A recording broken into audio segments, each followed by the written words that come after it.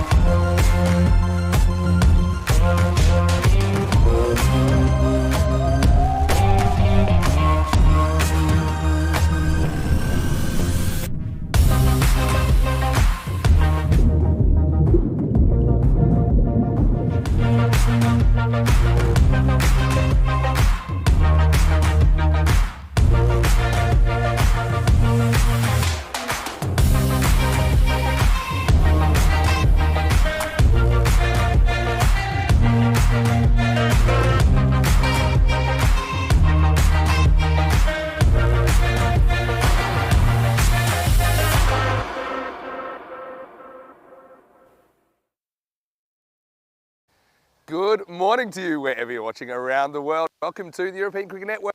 It is a terrific Tuesday. Well, it's kind of the morning after the night before, isn't it? Because it was Halloween last night, but nothing too spooky about what we're bringing you today. We have 4 T10 matches on the way as we continue into day 8 here in Malta. The sun is out, another beautiful day for cricket. We are going to start with match 29, and this is an interesting clash between the Southern Crusaders and Overseas Cricket Club. Let's go over to Stefan Gooch. He's with 2 captains for the coin toss. Overseas to call. Heads. Heads is a call. It is heads. We'll take the bet. Okay. Thank you very much. The best one. By you. So it is Overseas Cricket Club that win the toss, and they've elected to bat, and you see that was Heinrich Gericke. He is back and he is leading Overseas this morning. We're likely to see him at the top of the order, and one thing that Overseas lacked on the weekend when we did see them, they lost both their matches in quite bad fashion, in fact, to the Knights, but one thing they were missing out on was runs. So Gericke at the top of the order, he is a difference maker, and we're likely to see him at the opening position along with Kivian Johnson, I'd imagine, but also nice to see that Christian Viljoen is back. He's recovered from that injury. He was forced to retire hurt when he banged his head on the ground the other day, but he is back. Also Aaron Alton into the side for Overseas. No Clyde Palmer though, so they lose a little bit, but I think Gericke, he makes a big difference to the prospects of Overseas in this game. Let's talk about the Southern Crusaders though. They probably, just talking to them, they wouldn't have minded batting first for a change because they have chased in their previous 4 matches. 2 successful, 2 they haven't been, but they'll get the chance to chase again here. For me, it's all about can they neutralise the threats at the top of the order for Overseas Cricket Club. Again, Southern Crusaders, they've struggled a little bit for runs as well, but I think Gulfraz Masih, he was very impressive yesterday. And Michael Gunatilaka, the captain, he is a little bit of a key for them as well with the bat. He can adapt his game depending on the situation. Let's talk about the conditions today. Well, no surprises. We've got blue skies and sunshine once again here in Malta. Currently, a maximum temperature of 25 is forecast, and we've got about 21 at the moment. So I think it's beautiful for cricket. Bit of dew as usual this time of the day. That might slow things down a little bit, but it won't be too long before that burns away. And I think it'll be perfect conditions for cricket. Well, here is a guy. Well, I don't know if he got a trick or a treat last night, but he is in the commentary box. Rico Full is there, and I can tell you the news from the toss in match 29 is that we are going to see Overseas batting first after Heinrich Gericke. He's back and he wins the toss. It's over to you, and let's get the day started. Thank you very much, Mr. Maximo Vinny Sandu, on another beautiful sunny day here in Malta. Have a look at that, the Malta International Cricket Ground. Doesn't it look a pretty picture? And certainly looking forward to the matches that we've got today. Todos los Santos. Well, it's Feliz Dia de Santos, All Saints Day in a lot of parts around the world, or All Hallows Day. It's a day that we remember those loved ones that have passed away. So whatever you're doing on that front today, have a wonderful day. I know that in Spain, a lot of people will be going and laying flowers down next to their loved ones that have passed away. So it's a massive day, a big holiday around the world, All Saints Day. So enjoy your day, but more importantly, I hope you enjoy the cricket that we have coming up for you here today. And Southern Crusaders, they're back in action against the overseas. The Crusaders yesterday, well, they did what they do, and that's they end up losing the first match yesterday to the Knights, 111 to 54. The Knights winning that comfortably by 57 runs, but they always come back, and they did come back after restricting the Knights to 79 in the second match. They knocked them off, winning by 5 wickets. So they're coming into this match on the back of a win. The overseas, though, well, they've had not the best of starts. They lost both their matches to the Knights, and the Knights really, I think, blew them away. 100 to 45, Knights winning by 55 runs, and then also 61 to 62. The Knights knocking those off and winning by 9 wickets with 24 balls to go. So we're going to need something different from the overseas, and Heinrich Gerke, maybe he is the one to produce it. Well, I'll tell you what, that will be something if that turns out that way. 89 to 89 is what the bat versus ball wall is saying. So if that is correct, we could be starting with a golden ball and reset that counter, which is around about 121 now, if my memory serves me right. But getting ready for what will be a fine day of cricket. Andy Nowdy and is out there, and welcome also to Itisham Ishak. The umpires are match officials for this one, with led brilliantly by Stefan Gooch, the tournament referee. So the batters are out, and we'll wait for our official timekeeper, Federica Constant, to be giving us the thumbs up to start. I can tell you the batters. So it will be Kivian Johnson, who's going to be facing the first delivery, and it will be Gerke, who is at the non-strikers and the captain for this match in the absence of Clyde Palmer. Let's see if he can make an automatic boost to the runs that overseas have been failed to get. Yusuf is the bowler. It starts well, not trying to do too much, Yusuf here, just a couple of steps, just concentrating and keeping the ball right up there. Very good morning to our cricket lovers around the world, our global cricket family. Namaste, salam alaikum, sasri akal, eyeball one. Slightly shorter this time. It's another dot. It's a good start. So Zishan, not really putting any real effort into a big run-up. It's just coming from the edge of the artificial strip, and then just letting the ball do the talking. That's another one that goes through Johnson. So joining up the dots here.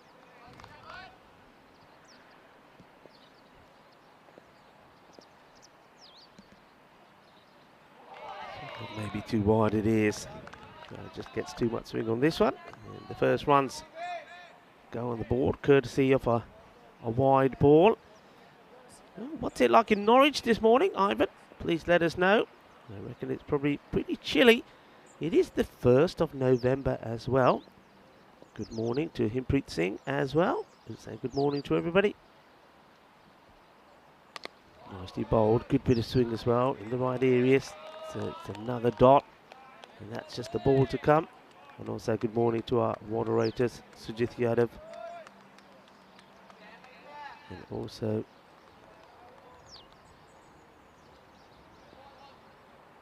to Binge Watcher.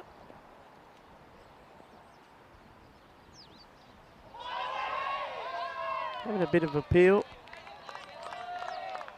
and that will be the end of the over. So not a lot happening there, just the one run, courtesy of the extras.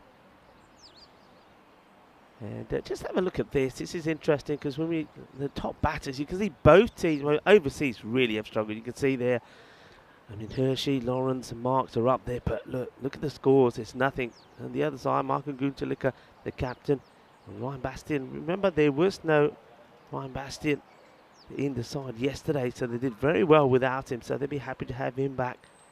And then Marcia has also put some runs on the ball. But with bowlers, I mean, you can see that Rashmika, Rahman, and Avishka, they have been the top performers. So look forward to them. And on the side for the overseas, only David Marks and Lawrence. So overseas really have to get their campaign started. And the key players really have to make their mark in this one.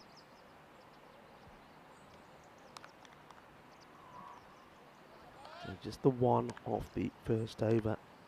And Sachin Hussain starts next. And oh no, don't do it, don't do it, don't do it. Oh, that's a tough call. That's a tough call from the umpire. And he thought about it and I thought, no, you're not going to call that, are you? Interesting signal as well. So all umpires had their own sort of signal, so he just like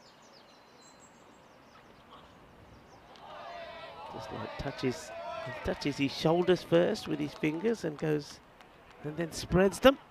But that's better, a little bit closer.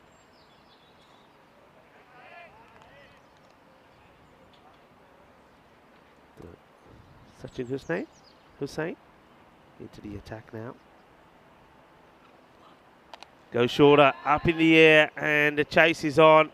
And well, don't bother, because that one is going to go all the way. Boom! Shakalagya. Well, that's one way to get the first runs from the bat. They do it with 6 runs, and the captain, Heinrich Gericke, is looking to get things moving. That ball raced away. I didn't know if he got enough of that to send it all the way. You know, it looked like I thought for a moment maybe he's topped edge at it. But a fine shot. So gets things rolling. First Maximo off the day as well. And now he's going in that direction again. This could be back-to-back boundaries. It will be. So 6 and a 4, and hungry for more is Gericke. This is exactly the boost that the overseas needed. I like the way he just waits for this and then executes it beautifully. So nice bit of timing and placement. I'm just wondering here whether that's going to force a field change from Michael Guntalika. He's got 2 men now back on the leg side. Ryan Bastian's just having a little word there with Hussain. Maybe just giving some words of encouragement. Better delivery, better areas. Gets this one back outside the off. We'll take the single.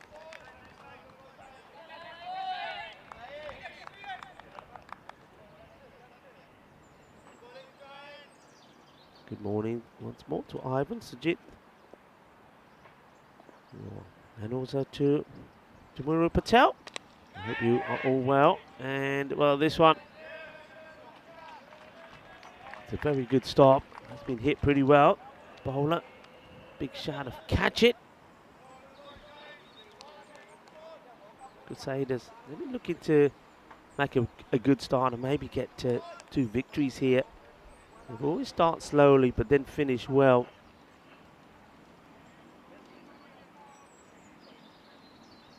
Patel saying he's looking forward to seeing Gericke play. He's a good player. Yeah, you're right. And he's made a good start, hasn't he? Maya. Full toss, and it's been thumped, and it will be 4 more. So though there's 2 men back there, this is placed right in the gap. So not a good over from Hussain. The first one was fantastic from Yusuf, but this one is a little bit of all sorts. And, well, Maya Patel, just as we're talking about Gericke, you see he's a great player. I'm not sure about the fielder there. I'm pretty sure he jumps over that one as the ball goes to the boundary. Yeah, very good over. And the score moves on to 18, courtesy of that one. 17 coming off that over, so it was an expensive one. Well, here we go. This is what we were looking at before. So the Southern Crusaders versus the overseas. So we have got the right people up here now. So Ryan Bastian's here in the side.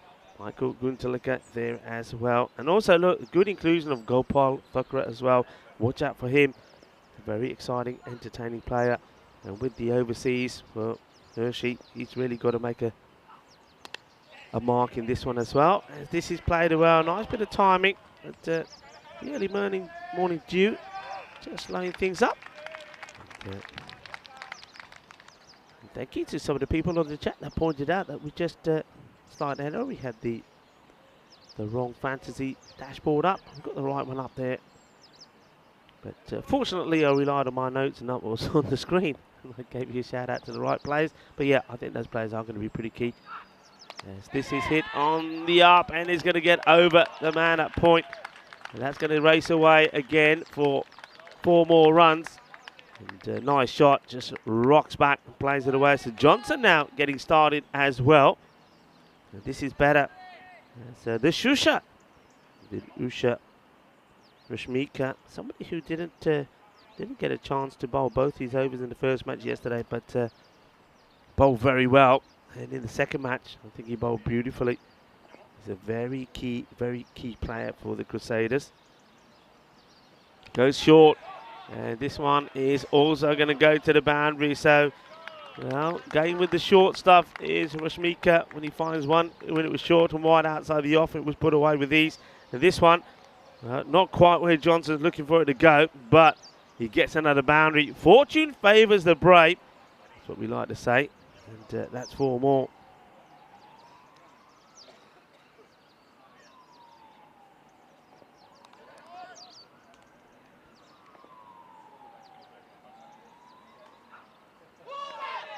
Asking the question here.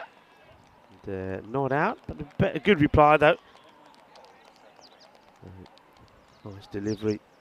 Vidusha the Shusha. He likes to give the shh celebration. So there we go, just have another look at that. So also we've got Christian, who, well, nice to see him back. Villian, because he took a nasty injury the other day. Up in the air, and it's the same result. Just got to say that the Southern Crusaders, other than that first over from Yusuf, I think Hussein and Rashmika have just been too short. That's another one too short, too much width, and gets put away. And good morning to Luke Belgium as well. Hello, Luke. Hope you are well. The ILMF is saying his good mornings as well. Both batters now on 15, and I'm motoring. This one tries to get it through the cover, so one-hand pickup, just takes a single. And that will be, I think, the end of the over. It will be end of the power play. And it's a very good recovery, you have to say. 33, they move on to without loss. Just remember that first over from T10 Yusuf was one. Sometimes I wonder here whether that is a good tactic. When you're going to bowl at the post, a very good first over like Yusuf did. I mean, no wickets, but just 1 run. I'd be tempted just to say, look, have another, get him in to bowl that third over in the power play. Keep the power play nice and quiet. And if you can do the same again, even though Saints over went for 18, close the power play up with the score on about 22-23. And you're on top. But they've just allowed overseas now to these 2 batters to get on top. So you need something good. And one man who's provided something good is Mahbub Rahman. I've liked this guy's bowling, and I think it's the right time to bring him on once the power play is complete. It's a nice looking off drive. Just gets a single to Ryan Bastians. Well, Southern Crusaders will be happy to have him back in the side as well. Yeah. No, Villion, he banged his head quite nicely when he was trying to take a single and had to have some treatment. This is again too short, and this one sails away.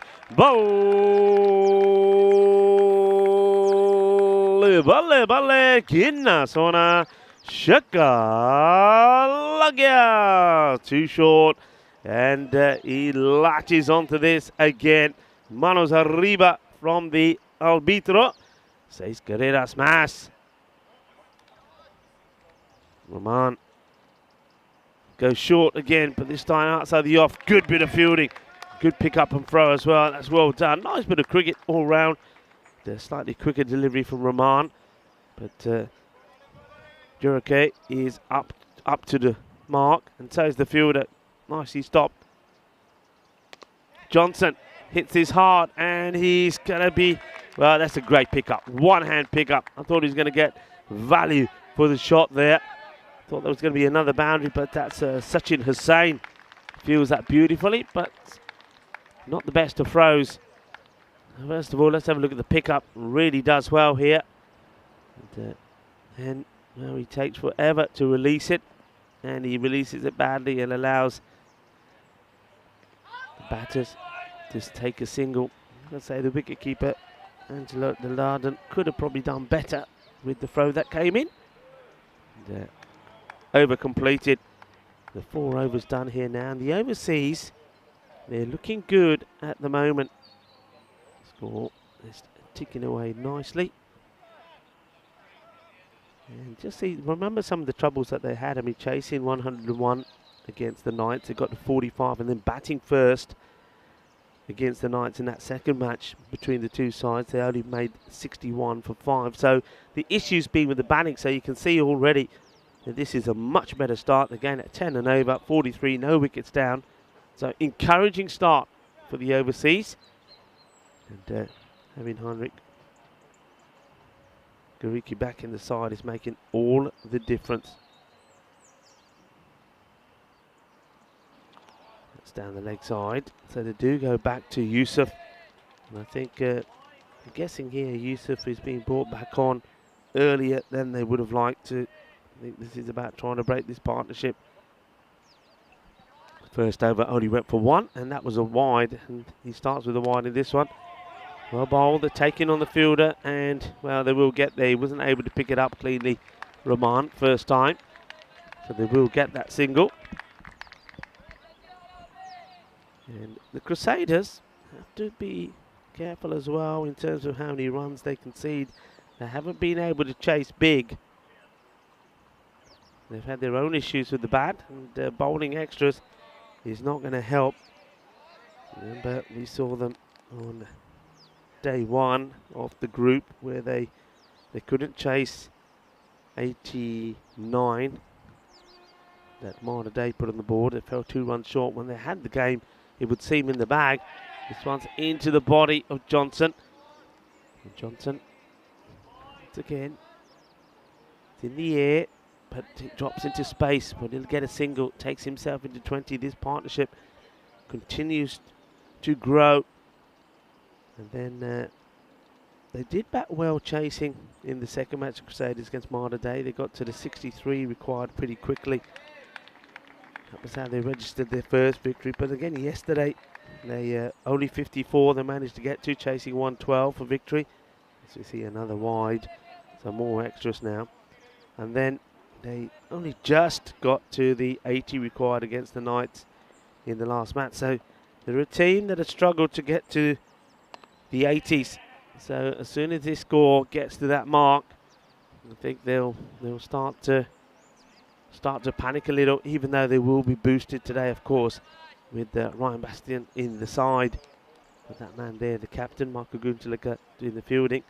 I think he's going to be pretty key as well.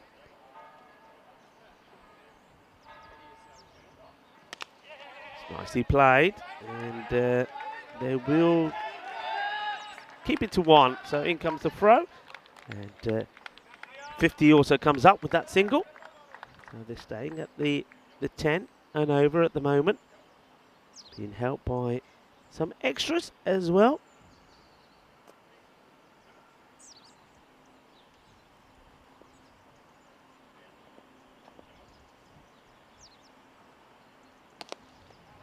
Oh, well, it was a good delivery. It wasn't a good bit of fielding though from Yusuf. Just relied on stopping this with his foot, and yeah, not good. That's not the way to do it. Get your hands down, bend your back. Otherwise, you're going to pick up a nasty injury. Ball to go in. This the 5th over, and once again, this time I think he pulls his foot away from this one. So 2 singles there, which could have been avoided. And that is the end of the over. The score moves on to 53, and then fine time to welcome back into our commentary position is Mr. Maximo, looking very dashing. Thank you very much. Yeah, thanks, Rico. I like this. You've got a bit of the G.I. Joe about you today. I like that. But yeah, you're ready for action. Yeah, it's great to be here. Another excellent day for cricket, no doubt about that. Players will just have a quick drink. What a difference one player can make. And Garricky, his injection into this overseas side has made them look a completely different unit. I mean, they put 50 on the board in quick time. They needed a spark. I think he can provide it. And when you think that Palmer's not playing today, he's another guy you can bring back into this team. They look completely different. Remember, they were runners-up in the June Series last year. Yeah, I mean, you're absolutely right. I think it's not just bringing him into the side and his own performance. I think it's the confidence that he's then injecting into the other players. I mean, for example, Johnson, his partnership between him and Johnson, over 50 runs now. They're both looking good. They play positively. And remember, those runs, most of those runs, or apart from one, have just come off 4 overs. The first over was just 1 run. So a very good positive start from the overseas. And I think Southern Crusaders, they've had the issues with the bat. So once this score gets into the 90s, they're going to start to think, hang on a minute, maybe start to panic a little bit. Yeah, that's true. Now, look, there's so much cricket coming your way this week. Obviously, we're going to ride out the ECS here in Malta, but it's only, how many days is this? Probably 3 days, I'm guessing, because it's Tuesday today. Happy New Month, by the way. Yeah. But on Friday, we have the Grizzly Bear ECI T20 International Tri-Series from Spain in Desert Springs, and this is going to see Germany, Italy, and Spain going head-to-head, double round-robin format. So 6 T20 international matches, 2 each on Friday, Saturday, and Sunday. You can catch that also on this channel, ECN European Cricket Network, on YouTube or on FanCode in India. So that'll be very interesting. And obviously, our colleague Corey Ruckers, he'll be coaching Spain. But we have so many friends in all of those teams, part of our ECN community. And it should be very interesting to see those teams, which are fairly evenly ranked, I think, between 29 and 36, I think. And Germany and Spain are right next to each other. So those matches could have a big bearing on whether teams are heading north or south on that T20 International rankings table. Yeah, that's going to be a very exciting little mini-series there, that tri-series. I think 3 teams very evenly poised, and a lot of names that we know will be featuring. So, yeah, keep your eye on that. I think that's going to be an exciting one. Back to the action here. Rahman will continue. Yeah, Charlie Hunt will be bringing you the action from Desert Springs, but we'll be keeping a close eye on that, no doubt about that. Also want to say a quick hello to everyone who's in the chat. Yeah, good morning to Luke. Hope you're well. And Ashful Alam watching from Bangladesh. Good to have you joining us, and to everyone else, like Sundori in there as well. Hope you're having a lovely morning so far. Goes for the big one, and oh well, it doesn't quite carry, and then the ball will go to the boundary. So that's a bit of a double blooper there from the fielder, Sachin Hussain. I think he's got to make a call on this early. Do you go for it or not? And once you decide, you've got to commit to one or the other. I don't think he commits to either. Yeah, I think he tries to catch it, but to be honest, I think it just goes straight through his hands. I think he decides he wants a wicket, and that's the correct call, because I mean, there's no. It wasn't for sure it would go for 4 anyway. This slower outfield first thing in the morning. But yeah, Garricky, that's a life for me that he gets. And so you need a bit of luck. And overseas, they were disappointing, weren't they, against the EDX Knights? But it's just 2 matches. Remember, overseas, they actually finished 5th in their group last time, didn't make the finals on net run rate. That's when we were here at the end of 2021. They want to do better. Well, it's a better delivery. Just gone for a little bit more pace up, hasn't he, Rahman here? Hasn't got the floaters gained as much today, which is surprising. It's not that he's been taken on. They haven't hit him down the ground. But once again, you see, it's an opportunity to go short, and it's not been that productive for him. I think both these batters are quite happy playing the short stuff. They've got a fair bit of it from all the bowlers. I mean, Hussain and even Vidusha bowled too short. And then Rahman and Yusuf came on to bowl his second. They've just tidied things up slightly, but the worry will be is who's going to continue with the bowling once Rahman's done, and that is the end of a Rahman spell. So he does well. So they do contain a little after the overseas. Well, they made it only 1 of the first, and then they really got going with 18 coming off that, or 17 coming off Hussein's over. So they got the acceleration going. Yusuf bowling the 5th, slowed it down slightly. Rahman, that's a good over from him as well. Score 59 now without loss, finishing with a dot. Just have a look at the bowling figures there. But of course, that's the worry, because Hussain and Ramishka will have to come back on to bowl again, you would think. And both their overs were expensive. And when they do come back, they're bowling at the same batters. And slight change here now. We've seen a player that we haven't seen before. This is Jawadadana, who comes on. It starts with the dot straight away. Yeah, so, yeah, Ranga Jawadana, he's a guy who He'll just try and slide the ball across the right-hander. Yeah, probably Johnson eating a few dots here at this stage. If you look at the proportion of balls faced, Gerecki hasn't faced too many compared to how many have been bowled. That's why you start looking at taking runs here. Probably there isn't one, but you have a look, that's 24 to 15 now. So one thing that Johnson needs to do is find a way to get off strikes. Obviously, with Heinrich there in the side, you want him facing as often as possible. He is a boundary hitter.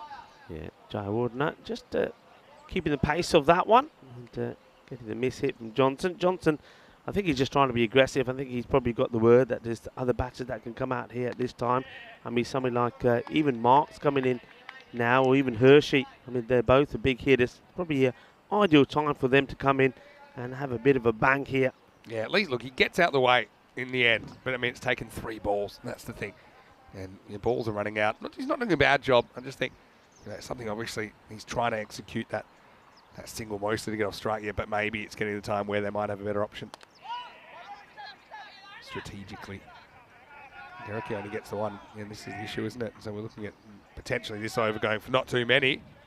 Guess we'll have to see. Yeah, need to up the tempo here now. You've got wickets in hand. Attack. Be prepared to attack. And if that means you come dancing down the wicket and you can be a victim of being stumped, then so be it. But I like to see both batters now really start to go. You've got batters to come who can make a big difference.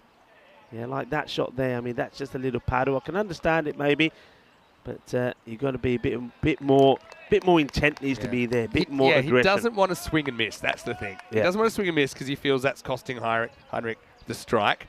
But let's see if Heinrich can make him pay. He's got 1 ball. That Jai Wardana here.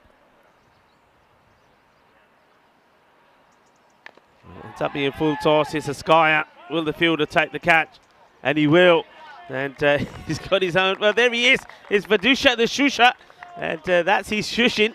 He takes the catch and does a little celebration. And then he shushes everybody up, saying, shh, no talking. Shh. He's in the house. Heinrich will be annoyed with this. It's just a filthy full toss, really. Probably the worst ball Jai Warden has bowled in this over. But he mistimes it. And, yeah, Vidusha the Shusha, he's happy. And he's telling everyone else to keep quiet. He lets his hands do the talking. Heinrich, well, he has made a difference, though, hasn't he? As he bats through the first 7 overs. But he has to go for 31 off 16. The score is 62 for 1. Our first wicket of the day here on day 8. Here comes Babes. Jörg Hershey to come out at number 3.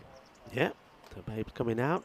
And, no doubt what's on his mind. We'll see that catch once again from Rashmishka. There he is. There's the delight. And there he goes. Shh. It comes down to house, he says. Comes down to what might be enough runs here. These are 2 teams that have struggled for runs for the most part so far in this tournament. So, yeah, just you don't want to fall in a heap here. You want to make sure you get that 80 plus. So, run a ball even takes you to 80, and you're probably really wanting more like 90s, I think, from here, realistically. Full toss, and this is just powerfully hit away. That's great timing. What a lovely shot that is from Johnson. And, I mean, he's tried to hit hard sometimes and not really got the power. But this time, he just timed it beautiful. That has come sweet out of the middle of that bat. That is sweeter than a bowl of rasmalai. Lovely shot. Yeah, and cashes in on the mistake, doesn't he, from Avishka. That's really nice timing by Johnson. This time goes down the ground, long on. We'll stop it. Listen, I said sweeter than a bowl of rasmalai. Well, maybe it's sweeter than a bowl of glove jambu. We talked about glove jambu. Didn't we enjoy our glove jambus and our meal last night? We sure did, yes. Those of you who've been paying attention to the broadcast will know my parents actually in Europe at the moment. They've come and made a visit to Malta for 3 nights. So I actually got to meet you for the first time, Rico. Almost felt like I had another brother, actually, because they knew you so well. It was a lovely evening. It really was. And maybe we'll see him a bit later here. I hope they do come down to this cricket ground and have a venture. It's a nice little cutter there. Just changes the pace and the angle. So Vishka, nice delivery from him. It was a lot of food, though. It was an absolute feast. So I'm definitely, I'm not eating until got to say, Thursday. thanks to Zishan for organising the venue as well. It was a lovely restaurant. The food was beautiful. And a lot of it, like you said. Yeah, probably too much. And I know that you thought that I kept over-ordering, but I was just kept changing my mind. I wasn't ordering more stuff. Well, not just me and your father, we're thinking, all right, Vinny, slow down. There's too much food. All we kept saying, it's too much food, too much food. We ate most of it. There was a lot. Yeah, actually we did. We did eat most of it, I must admit. There wasn't too much left. Maybe more, just more bread and rice, but all of the meaty bits went super spicy as well. Yeah. Just went for the one that had the most chilies. That was nice. Anyway, let's see if they can get moving here again. They had a 6 earlier in the over. This is pretty much straight up though, and this should be gone. And it is. So now Johnson, well, he's going to have to watch and lose another one. And unfortunately for Hershey, he just can't get going, and he goes second ball. He can't be good, be quick though, and just wasn't the timing or really the shape that Jörg was looking for. So overseas loses the second wicket. Just after a good start to the over, losing their way, it's a good comeback from Vishka as well, who has a wicket in match 29. The score is 72 for 2. Yeah, and unfortunately, it's going to be a duck for Hershey. He's going to have to go for the first one of the day. As we see the new batter come in. And well, I think this is our man without the lid, I think. And I think the love affair between him and the helmet is over. He decides, I don't need the helmet. Well, maybe he's just decided because of the pace here. But it was that helmet that caused him the trouble. That's what happened the other day. He dived and he knocked his head into the ground. It was actually, I think, the grill which caused him to have I think it was a couple of stitches, actually. So I don't know if they're still in for Christian Villian. But, yeah, unfortunately for him, that was his very first ball that he faced. He was turned around and had to retire hurt on 0 off 1. But, yeah, hopefully this ball's a bit more successful for him. It's the last ball of the 8th over from Ivishka. Well, this is just catches a little bit of gloves, but a very clever, slower delivery. And when that comes out of the hand, I don't know about you, Vin, but I'm thinking, oh, no ball. And it dips viciously. And, well, it's down the leg side anyway. But if that was straight, I think that would have caused a few issues, because I think that would have been straight on the pad. I think so. It was very well disguised from Ivishka. So, yeah, 72 for 2 after a strong start to the over. Like I said, in the end, how many did they get off that one? We'll have a look. And, yeah, 10 off the over in the end. So, yeah, 6 of them coming off the first ball. It's a good comeback. And so 9th over coming up. And, yeah, they're going to go back to Orangajaya Wadada. And let's see if Johnson can do something here. It all happens in the 9th. Starts with a single. Gets a single. So they really have put the squeeze on so well here. The Crusaders. And intelligent, I think, from the captain, Baku Guntalika. He saw that Ramishka and Hussain just didn't get going, but he had other bowlers that could call upon. I think Jaya Wardana bowled really well. And Vishka, well, he'll finish things off. And remember, he was in fine form yesterday with the ball. And that's that full sauce, but this one doesn't dip, and this will get the treatment. So this will go all the way. Manos arriba, arbitro, porque eso es 6 carreras. Lovely jubbly. That's what they need. Good hit. It's 2 full tosses he's received in 2 balls. Now Villian, he wasn't going to miss out on this one. That's just asking for trouble, because no deep mid-wicket either. There's like a deep square leg. There's a very short mid-wicket. Get it over him. There's open space. That one went all the way. Oranga changes his strategy now. He's going to push across Villian. I think this might be a bit more successful, but he's got to get it in the right area. Firmly hit. Chance. And that goes down. Chance goes down. Yusuf looks like he's hurt himself in the process. And, well, I suppose the good thing is he does save the boundary, but he needs to be taking this one. Yeah, He's a little bit slow moving, wasn't he? It was actually a pretty good shot. He just hit it too well and hit it straight to the fielder. But it was a tough one for Yusuf, who had to come forward. And see, he meets it with kind of hard hands. The way he felt, they were looking for a second. In the end, they just settled for 1. This one will be more than 1. This will go all the way. Balle.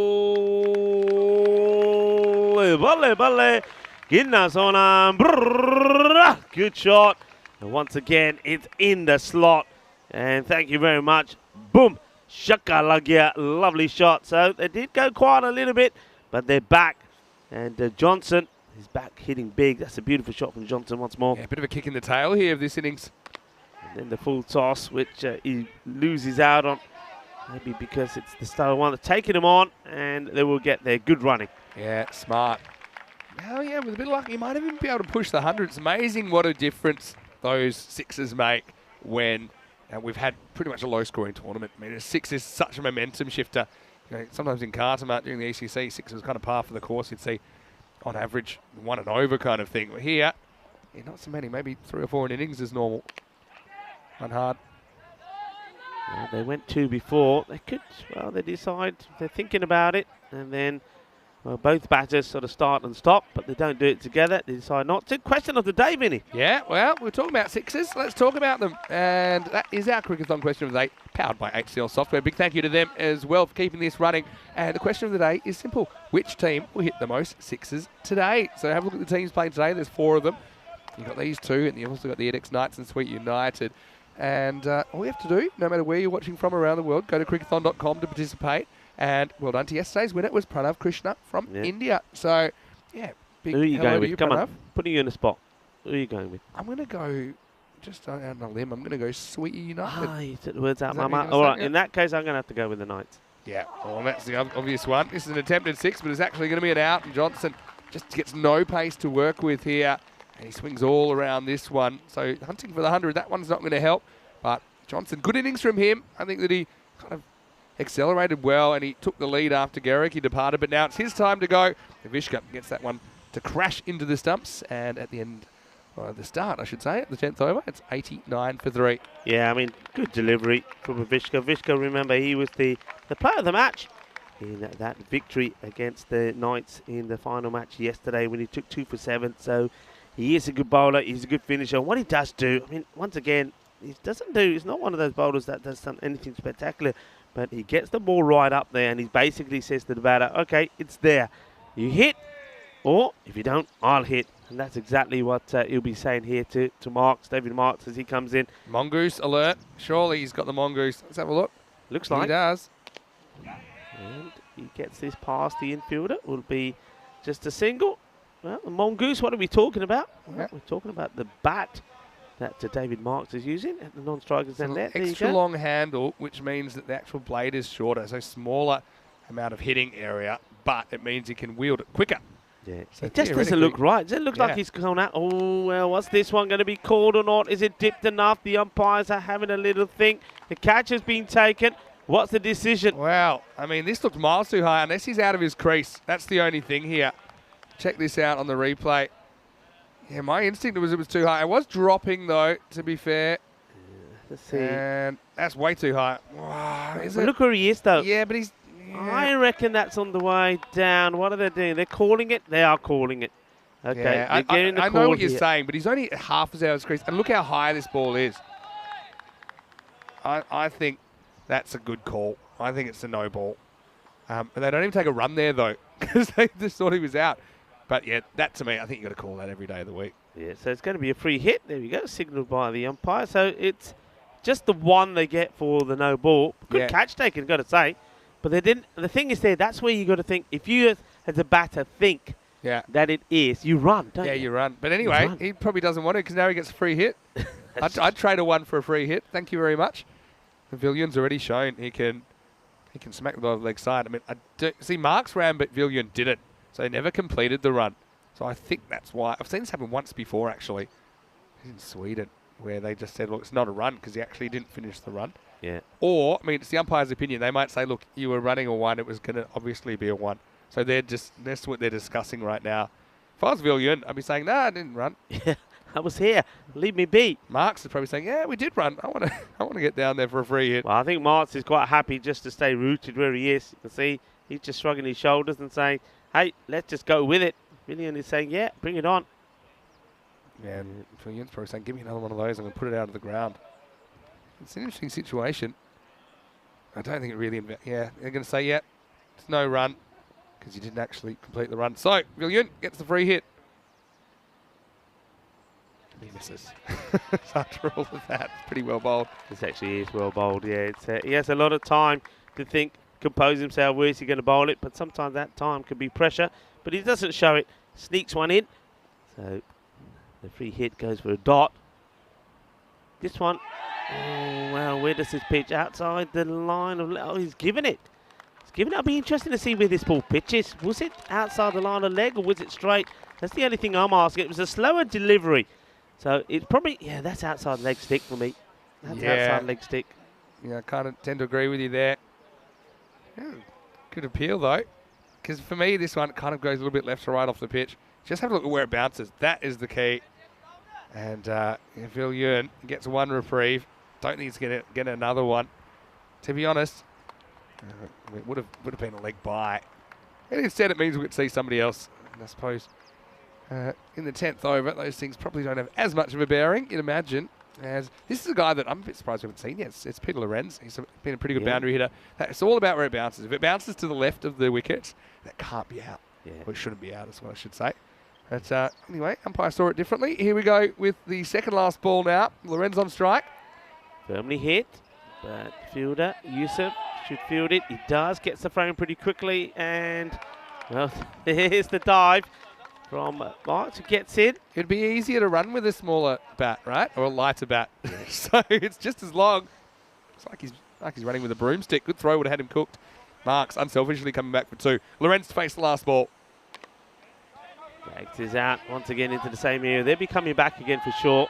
And very good running. And they don't get to the 100, but they will take the score to 95. And, well, 95 has quite easily won matches for teams. And it's a score that, well, the Southern Crusaders have struggled. They've struggled to get into the 80s. So overseas here will back themselves here because they've got a good bowling attack. They're probably another team that are probably better and stronger in the field and with the ball than they are with the bat. So I reckon that they'd be more than happy with these runs on the board. Yeah, I think they will. And look, a bit of chat about the decision last over, but in the end, probably doesn't make too much of a difference because Lorenz comes out and he gets 4 valuable runs as well. So who would have known what would have happened if it had gone the other way? But yeah, 95, I think it's above par based on what we've seen so far in this FanCode European Cricket Series. But early on, Garricky, his injection made a big difference to the batting lineup of Overseas Cricket Club. Yeah, it was very positive. And Garricky and Johnson played some really nice shots. I mean, this one was the catch. They got the wicket, and there he is. He's the shusher. And nicely done by him. And that was Garricky going for 31 of the 16 deliveries that he faced. But Johnson was still there. This was an amazing shot. Just the perfect timing from Kevian Johnson. And he got to 43 before he had to depart. And that was a nice catch as well. It was well judged. And that was the end of Hershey. That was Gopal who took the catch. And this one was well struck. An opportunity for Yusuf. He wasn't able to take it. I suppose he does save the boundary. And that's all important, but nobody stopping that one. That was big again from Johnson. Really did like his introduction into the opening position here. I think he made a good start, played some good shots, and unfortunate there, going for 43 of 34, but that was a time when they had to get going. And then we saw the Mongoose come out. This one was well caught, but it was a no ball called in the end because of height, so that ended up just being just the one for the no ball. This one, it's a wicket there towards the end. I think the bowler Vishka getting just a little bit fortunate, though the ball was definitely going to go on to hit the stump. It's where it pitched, and for me, it pitched outside leg stick, so theoretically it should be not out, but I don't think it had too much of an impact on the way that the match went. I mean, the innings went, I should say. They do get to a good score. They'll be happy with that score, the overseas, 95. They'll be maybe a little disappointed because they were on course really to bring the 100 up, because at the halfway point they were on 53, so only 42 coming off the last 5. They'd be pretty satisfied with that if you just have a look at that scorecard.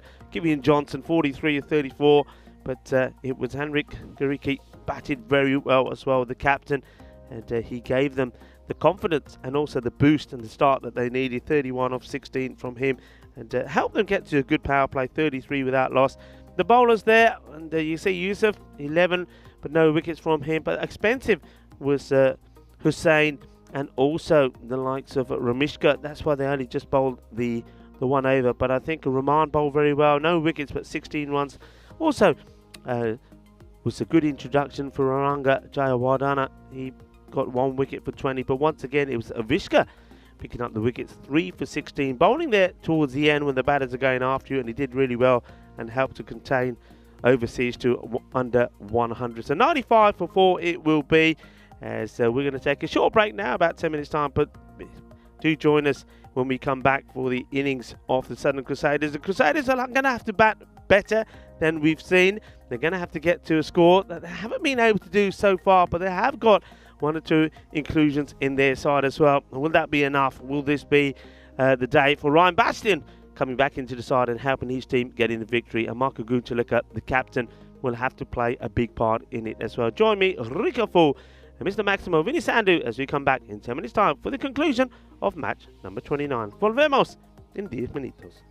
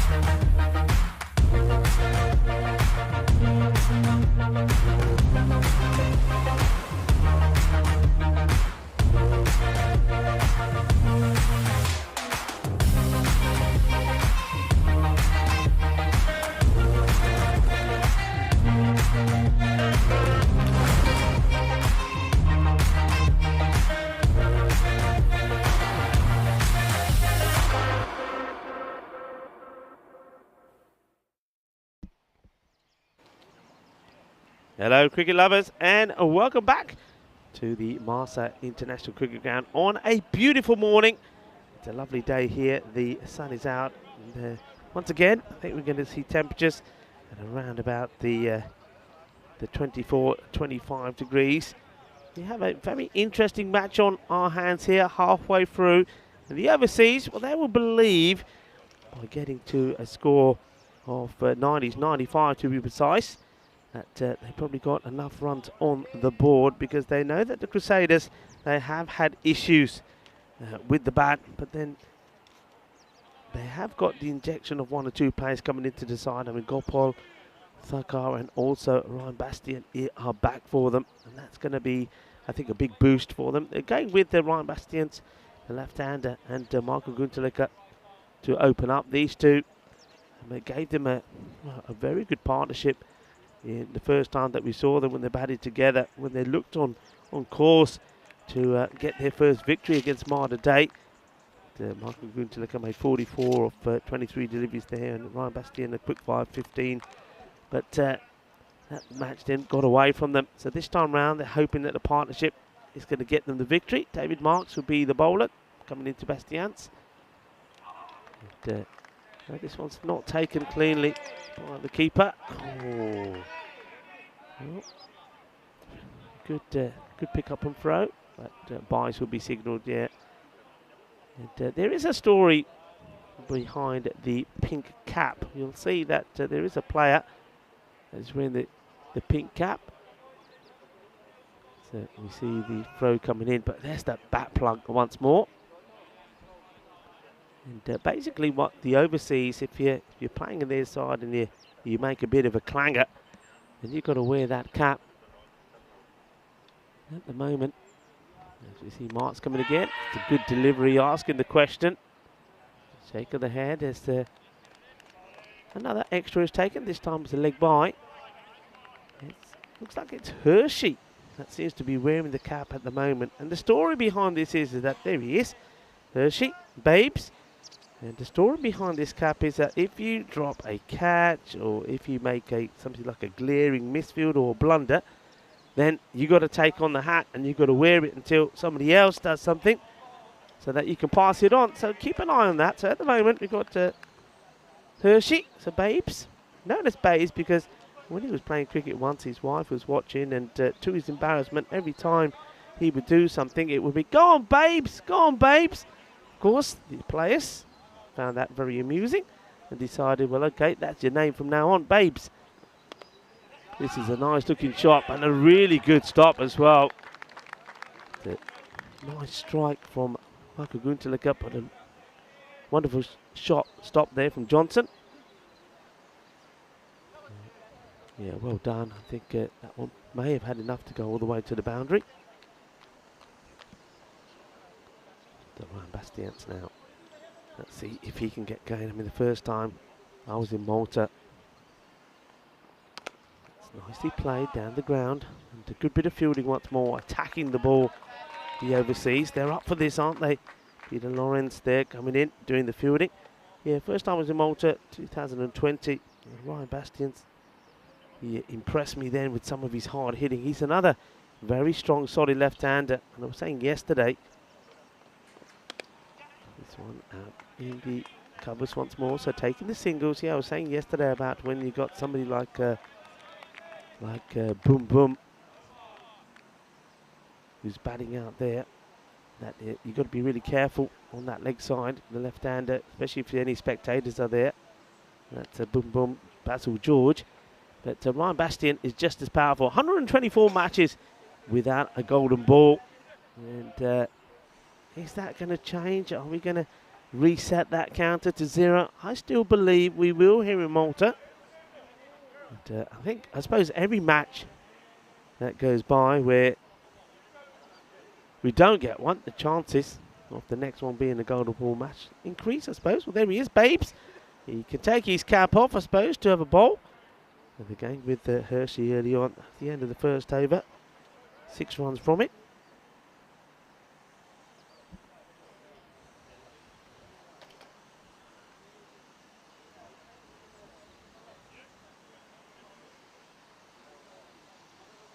Babe's just going through a few warm-ups. As you can see that Michael Gunther just having a good look round where the field is set. This one is floated right up there, and it's a bit of a free hit. And Michael, he was looking in that area, and that's exactly where he sends this. Nicely played, and just over-pitched from Hershey. Michael plants the foot down and plays the sweep shot all along the ground as well. That's what I like about that. No chance for the fielders. As that Kookaburra goes past the boundary line and crashes into the boundary wall. 4 runs and immediate change in the field. So mid-wicket gets pushed out. Mid-wicket and long on are back. That's all he can afford at the moment. Only 2 men allowed out, and that's the danger, I suppose, of something like Hershey bowling in the power play. This time, to opt to take a single. That's what these two, I think, will be looking to do. Is to get the boundary, rotate the strike. I think it's if you get a left and a right-hand partnership going, it really does make it difficult for the fielding side. The bowler has to keep changing his line. The fielders have to be in the right places. The captain needs to be alert. So now Bastian's. This may be just a little bit too wide. It is. Wide is signalled by the umpire. Shout out to the umpires once more. Andy Nowdy, and there at the bowler's hand, Itishami Shak, our men in black.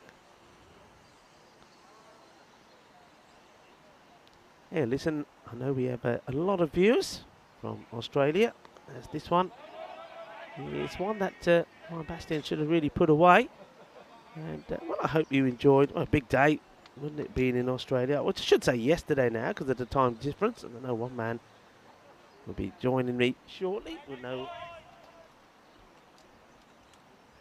know all about this, and that's Mr. Maximo. Big day. Maybe we should get Maximo in, and you can tell us more about the big day. All to do with, well, a small race. Sort of, what shall I say, horse race. Yeah, really? they call it the race that stops the nation. Yeah, the Melbourne Cup. First Tuesday in November. This, of course, is November. Well, this just keeps going from Babes. This is that little slider. Luckily, it's not that quick that it goes to the boundary, so it'll just be 2 wides. I see Garrick didn't really pick that down leg side. Yeah, so if anyone was celebrating that today, I hope you had a good day. It's more of a festival. It's yes, it's based around the race, but it's a lot of people dress up, and a lot of people actually go to the racecourse in Melbourne or across Australia. It's a very big day. Yeah. So is it the area is Flemington? Is that right? Flemington is the racecourse. Okay. So yeah, that's it's the area in Melbourne where it is held. It's a pretty long race actually. It's 5 or 6 minutes, I think, because it's a 2-mile race. So 3,200 metres now, I think is what they call it. But yeah, I mean, this is one day that people would have no idea about racing. They follow it anyway. Well, a lot of people do. Yeah. It's called a wide. Well, they say 100,000 people flock into Flemington to watch it, but over 650 million people worldwide watch the. So it's as many as you could hold in the MCG. That's how many go. Yeah. Sometimes it results in people, let's just say, overindulging a little bit. But people get dressed up, and it's a real thing. And officers will have sweeps, for example, and you'll pick a horse often, and it's just a bit of a tradition. It's been going a long time. Did you ever flutter? I did it because it already happened before I realised that it was the 1st of November. See, normally it becomes November, then I realise I should watch out for it. But yeah, because it's the first Tuesday in November, it's just a tradition. Then it's, of course, today being the 1st, didn't really give us a lot of time. Anyway, let's have a look at the score here. Yeah, pretty much on the money at the moment. Southern Crusaders, we saw them winning a tight one against the Knights yesterday, and that was a good win for them, wasn't it? Yeah, so anyway, I hope that if you are enjoying it, and it still is Tuesday in Australia on the West Coast. Then we're 7 hours to the West Coast. It'll be 4:30 on the West Coast. It'll be 7:30 on the East Coast. Big day for the overseas. You can see they're sitting at the foot of the table. They played before this 2 matches and lost both those matches. They're looking to get themselves started against the overseas. So can they get their first points on the board? Digs this out for one. Marks was on the marksman. Hits the stumps. Not sure if the bails came off there. That's the second time we've seen this. There's a moment that bounced off the bowler line and would have been run out. at the non-striker's end. Hits the base, so an interesting one, wasn't it? I think the bat was already in, right? But yeah, have a look. It I don't know if it was. Does it plug just? It plugs. Oh, look at there. this. This would have been. Oh, and I think his foot's His just foot down. was in. Yeah. But have a look at it. It gives him a good shake. It actually changes the angle of the stumps, but it doesn't actually knock the veils off. Wow. I want to say hello to Sam Downs. Hopefully you're enjoying the day so far. See you in the chat. Saying hello to Rico. Where are you watching from, Sam? Let us know. But yeah, I mean, these days you've got to be a bit more responsible. You know, you're not meant to overindulge. Yeah, hello to do Sam. silly things. And hello to everybody else that's tuning in as well. A lot of activity on the chat. We like that. A lot of conversation. As Marks comes in again. It's well bowled. Well played as well. Ryan Bastian's playing with a very straight, correct bat. It's almost like you just feel the determination to perform well here. Yeah, I think he's probably had a look at himself and says, you know, I can actually play a few more cricket shots. He's pretty strong throughout the off-area cover area. But, you know, speaking of people that might have had a bit too much to drink, come on, a second. Marks almost gets his one through. Grabs a little bit of the edge onto the back leg of Gunatilaka. You know, it's one thing, and I'm not saying it's a good idea, because it definitely isn't with the kind of fines these days of, you know, take all your clothes off and run on a cricket ground, something like that. But, yeah, and a horse race, you know, people have a bit to drink, really not a good idea. Is that a thing, is it? It's happened from time to time. Yeah. Not too smart. Nice looking shot, gets through the field. That should just be one. There's, it looks like Peter Ritzkowski out there that does the fielding. Yeah, so, yeah, Marks is a bit of a key, isn't he? I think he's probably the quickest of the overseas bowlers. Marksman on his back. Got to say, I really like these new kits for both teams this year. Have a lot of pride in their appearance. Here's the last ball of the power play. So nicely played away, and this will be 4 runs. The delightful shot. Cuatro carreras. And this is all timing. And you can just see there that he just very, very focused at the moment. Ryan Bastians hasn't played his... sometimes he gets a little bit carried away, gets a bit overexcited and wants to go for the big hit. But he hasn't played any sort of loose shot so far. He's been focused. You can see that. The two batters there having a conversation together, a bit of a fist pump, and that's all about the captain, Michael Gunatilaka, and Ryan Bastian talking to each other, saying, hey, come on, you and me, we're going to see this through. If we want this, me and you can do it. 25 without loss at the halfway point. Yeah, it was an important boundary, really, because it kind of gets them back to approximately the rate. You're thinking 10 and over is what you're thinking here. And just a handful behind that. This is going to be Peter Lorenz, who's going to bowl over number 4. Yeah, what a good win this would be for overseas if they could hold on here, because otherwise they're staring down the barrel, aren't they? They're 0-3. Yes, I know they've got games in hand on teams like the Crusaders because they had the day off yesterday, but I just feel like it's very important that they grab the 2 points here. A team that just missed out due to weather, basically. Yeah. They didn't get the chance to play the last 2 matches in the group stage last time. They missed out on net run rate. Here's Lorenz in over number 4. Oh, that's a good delivery. Gets this to cut back into Michael Gunatilaka. Looking to play the cut shot, but a little bit too close to it. Yeah, it's that rolling the fingers down the right-hand side of the ball, creating that movement. Yeah, Gunatilaka wants to bat through. You know, that's what he's thinking. He gets this away. He backs himself to play this shot. I think this was a little bit premeditated. I think he decided, right, this one, I'm going for it. And he gets it and gets it right. Nicely put away. Nobody that part of the ground. And, good control also, keeping the ball. Rolls his wrist right on top of it. And 4 runs. It's a little bit of a risk, but he's going with the movement there, isn't he? So just has to judge the bounce correctly. And there's a fair few gaps in that area of the field. Gunatilaka, bit of a key to this chase for me. Well, this one could have gone anywhere. It wasn't the best of shots. He gets a bit lucky actually this time. I think Lawrence just takes a little bit off the pace of it to see if he could get through the defences of Michael Gunatilaka. And I don't think Michael had too much of an idea where this was going. Yeah, this is just his stock ball. His quickish kind of off-cutters or fast off-spinners, basically. And, yeah, doesn't judge the bounce on occasion. That could have quite easily gone straight up in the air to the keeper, but had enough to get it over him for a single. Only hit straight to the fielder. And well fielded, no run. Yeah, it's a lot different game when you have runs on the board. Overseas, they just struggled to get a competitive score with the bat against the Knights. So, yeah, certainly you can see their fielding and their bowling's picked up a bit. General enthusiasm. Nicely bowled. Gets this a little bit closer, no width. Change of the length as well. Doesn't go fuller. Ball before. Ryan Bastion is trying to play the ball through the covers. Hitting it on the full. This one a bit shorter and a bit straighter. And, that's a good delivery of his. Last ball of the over. It's been good so far, Lorenz. And he beats him outside the off, so very, very good over. Just the 5 runs from it. Nice and tidy. And the score at the end of 4 is 30. So they're just falling a little bit behind here. Keep an eye on that rate.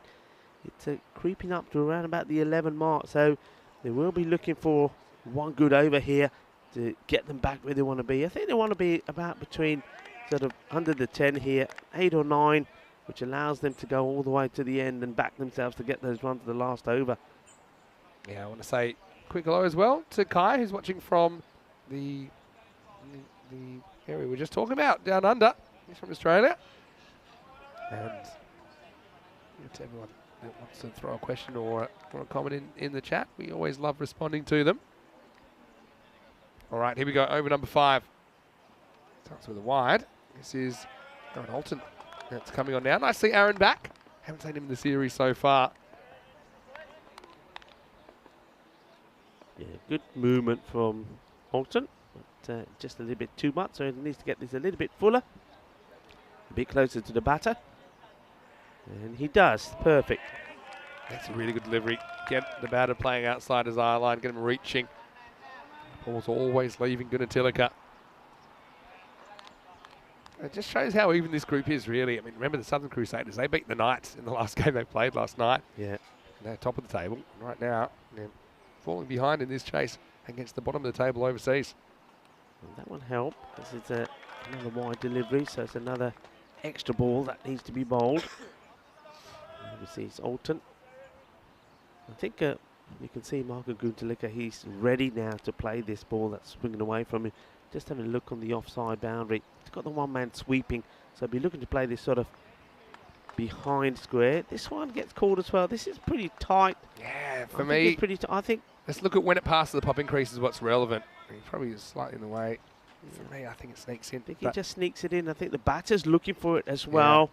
So, tight one. It's a tight one, but they've been pretty consistent on being harsh on those today. See, that one I reckon's the same because they were both 50-50s. He's like, okay, I gave you one side, but I didn't give it to you. This time I'm giving it to you. And he's certainly getting the movement. But yeah, for me, that was about 1 millimetre wider, but it was fine. I like to see Marco just put that foot across and just hit through the ball. And when he does that, look, there's nobody in that extra cover part of the ground. It's a safe hit for me. This one will be called wide. So you see what I mean? He's making that initial movement to that side. So just make the movement, get the one foot, your left foot right across and hit through the ball and hit on the up. For me, I'd actually be having my toes on the off stump. Yeah. I'd be sneaking It's across. another way to do it, kind of daring Alton to bowl at the stumps because at the moment he doesn't want to. Like that. Yeah, this one is a full toss and we've seen Michael Gunatilaka put this away once before. It's a shot he plays really well. It's slightly over pitched and he's onto it like a flash. Doesn't try to hit it too hard. That's the key here. He knows that the shot's on. He knows there's nobody down there. And once he makes contact, that's 4 runs. So that's valuable runs.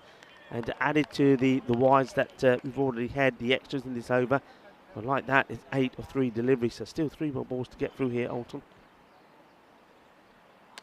And he does go up in the air, but he doesn't get it right. And the catch goes down. Well, that's a bit of a disaster. And I get the feeling that the Caps are going to change heads here now. Kevian Johnson, he was the one that was originally wearing the hat. And now, I think the end of the over, I think he'll be wearing it. The dunce cap. I mean, he actually has this for quite a long time. Not as long as I thought the first time. No, it hung in the air because it hit his shoulder. So that's why it took a while to hit the ground. But yeah, they led off, no doubt. Phil Gunatilica dropped on 20. This is a delightful shot. It really is. Watch the eyes of Ryan Bastian. The eyes tell you where he's hitting this ball. It's just beautifully played. He knows exactly where he wants it. And look at that. He holds the poles as he goes down on one knee. Delightful hit. Beautiful stroke. He was pretty confident he got it well because he wasn't that interested in running, was he? That wasn't that far away from the fielder. Yeah, you don't run those, Vin. Just hit that so well. I mean, the head was so still. Yeah. So this ended up being quite a good productive over for Crusaders. This one is worked away and it will be a boundary as well. It's not a bad delivery, this, you know. It's right up there. It's pretty full. But once again, Ryan Bastian had decided he's going for it. And look, it's swinging into him, but it's just a little bit foolish. Swinging into the legs. He backs himself, gets it. It's 4 more. It's the over that the Crusaders wanted. They finish now on 47 at the halfway point. Game on, Vinny. Yes, Game very much is. Very, very good morning, good afternoon, good evening, wherever you're watching from around the world. Great to have your company. Vinny Sander here, Mr. Maximo for the European Cricket Network. Rico Full with me. But you see sliding doors there. Johnson holds onto that catch. You got a new batter on strike. Instead, they get through for the single. Back-to-back boundaries. And Alton, you're having a couple of calls go against him in that over, which meant he had to bowl the extra deliveries. They get hit to the boundary. But I want to encourage everyone to join the conversation. Of course, our community is growing all the time. Yep. Why don't we do an early lurker call? Are you feeling I think we do it. All right, so come on. If you are out there, come at us, come at us, come at us, come at us, come at us, come at us. If you are watching and you can't normally get in the chat, get in the chat and just say hello. Say where you're watching from. Let us say hello to you. Because I want to say thanks for being a part of our community. It's growing all the time. I say it, but tell your family, tell your friends, tell your workmates, tell your teammates about the European Cricket Network. Yeah. And you can get and check out down the bottom, europeancricket.com, and that's the YouTube channel that you should subscribe to. And yeah, we've gone like 10% since the end of Italy when we got dunked, didn't we? We got ice bucketed.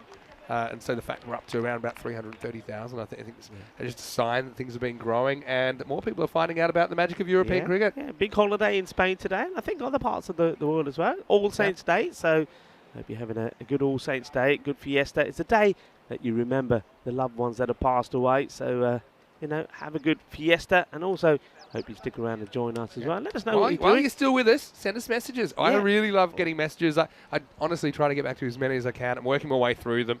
I want to say a big thank you. And a few of the people that ask for shout-outs if I can't quite manage. And let's just have a look. Yep, the dunce cap has been transferred. It's back on Johnson. He started with it as well. And he's still thinking, why am I wearing this thing? That's right. Looking good, Johnson. He's not happy wearing it, is he? He's shaking his head. Certainly wasn't a case of the sunglasses not being big enough. Because I think that was what he was doing. Look, Babes has got his cap back. There you go. He said, I can wear me cap again. He's got his name on his cap, you know. Yeah. His name's not going to mix up with anybody else. You don't want your name on the pink cap. That cap looks far better. Looks far better, Hershey. Johnson's the one that started with it as well at the start of the week. So he would have been so happy to get rid of it. Now he's got it back. Anyway, here we go. Close game. This actually hits Bastian's, I think. But either way, it was always going to be a single.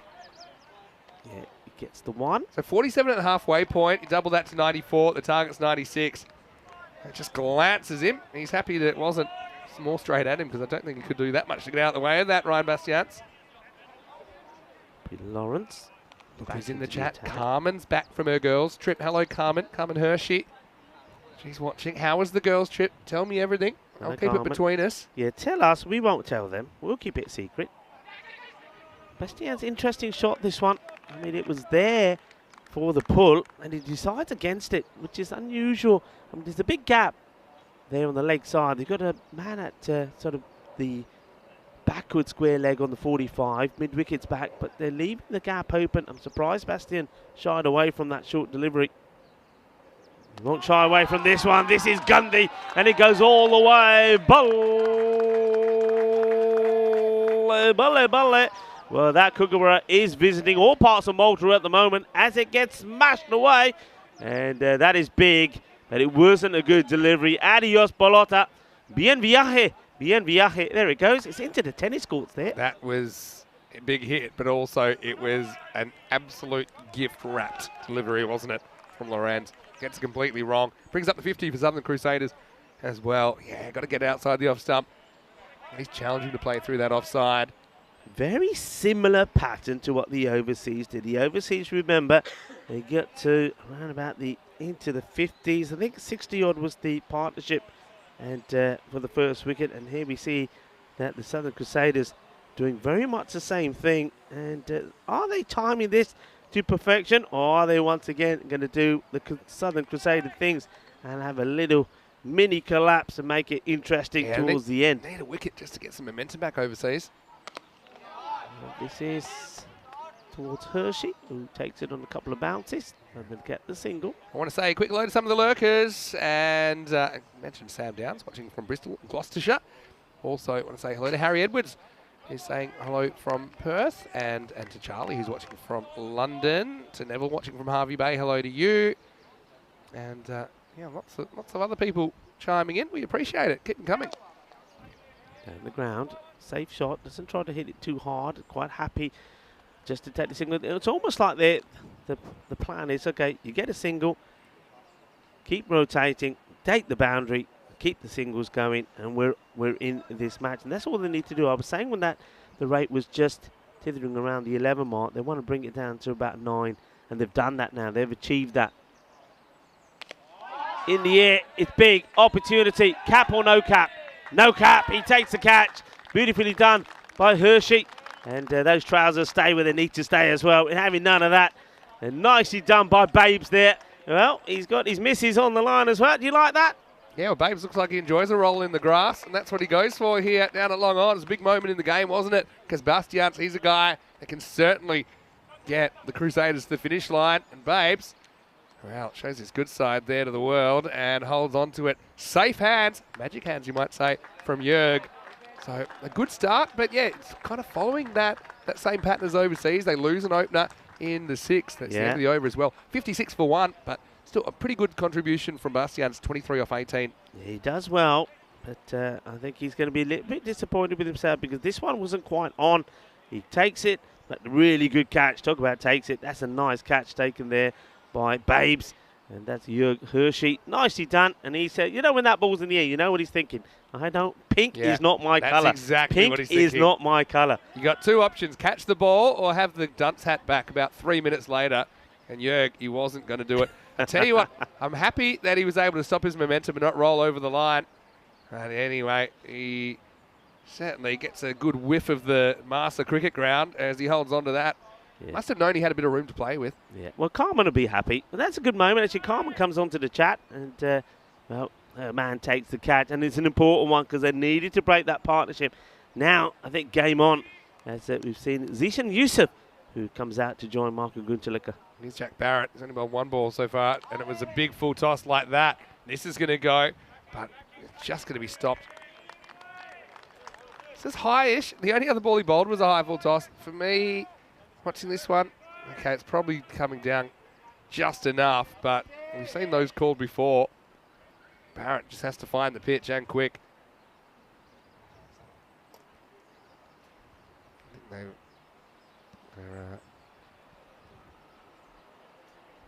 they've decided it's okay now. So next ball, get worked away for 1. Much better from Barrett. I mean, he just needs to settle in a little bit, doesn't he? Left arm spin is always dangerous. Turns away from the right-hander. Got a few more questions coming in. One from Kai. Oh, that's well bowled. He sneaks this one in. He doesn't with the flight. He thinks he's going to be a wide and then just comes back. So Marco Guntelika, he's disappointed with himself. Look at that one loop back. Bit of swing back and it drops just by his toes. That would mean he's going to be drawn to this one. He is. He hits it pretty well and he's going to get 4 runs. So he makes amends. He lets one go by. He allows overseas to get a dot ball in, but then he gets the attacking shot in as well. Nicely played. A nice shot there off the golf buggies there in the background as well. A few people on the golf courses as well around this beautiful complex at Malta. Rocket Man on the back of Jack Barrett. Good song. Good ball. Yeah, so I had a question from Kai about if you would like to help us out a little bit and to pay a little monthly contribution. There's a link in the chat. You can do that. It's really just if you feel like you'd like to contribute to help us keep producing what we're producing.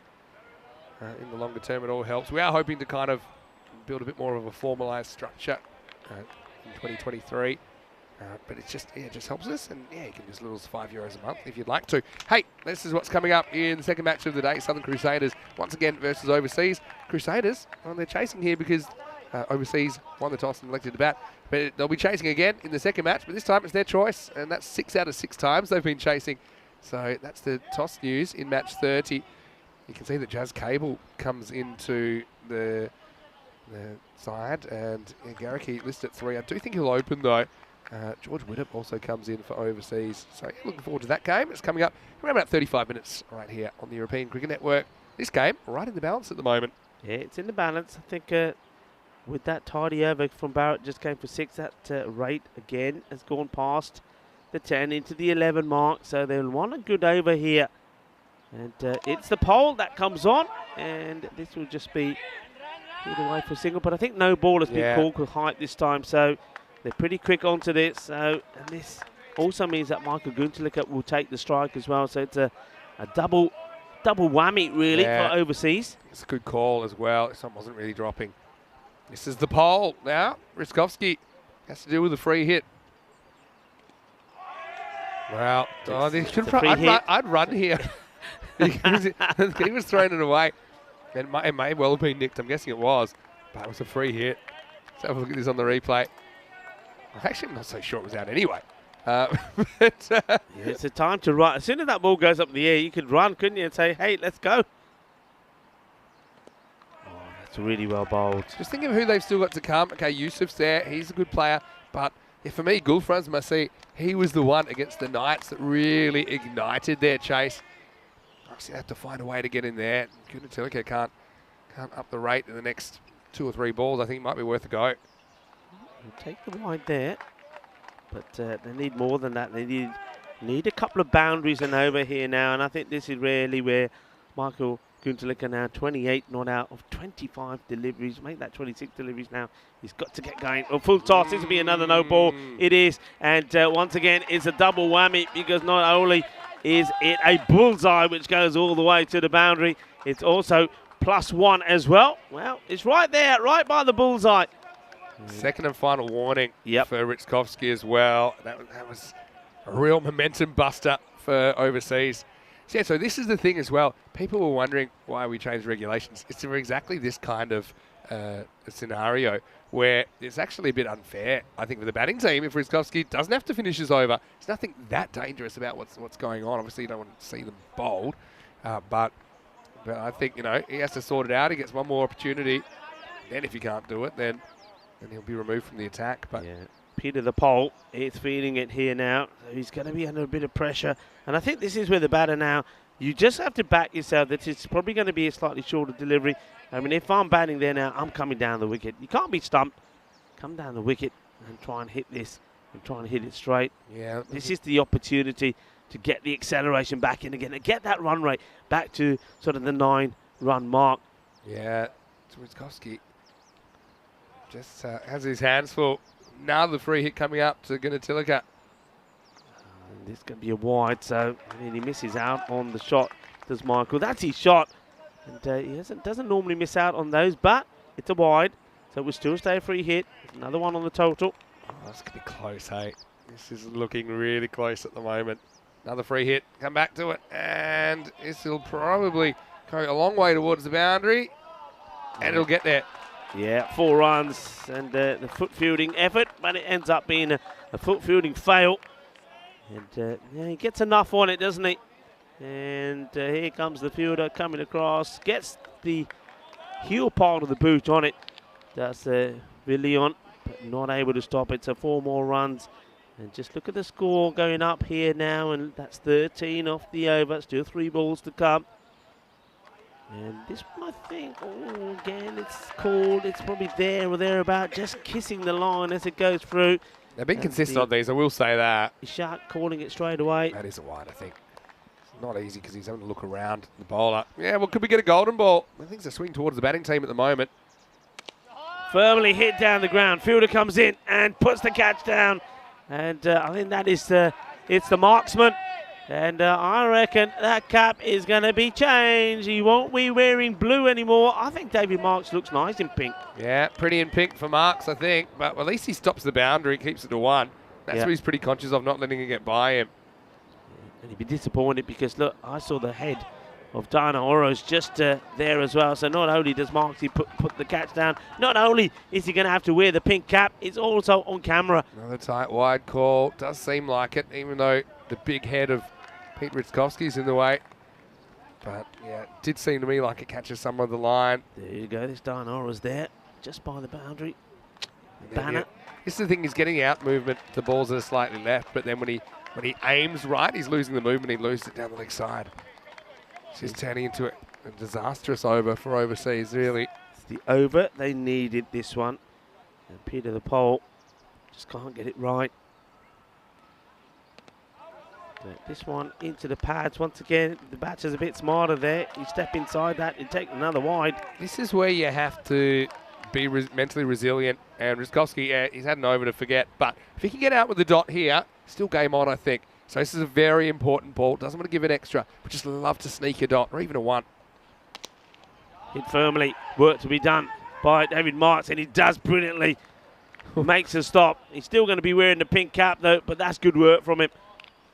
Right in front of Dana Oro as well. That'll be a nice shot.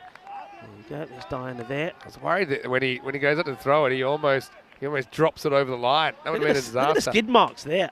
Well, that's how fast he's moving, Marks. Anyway.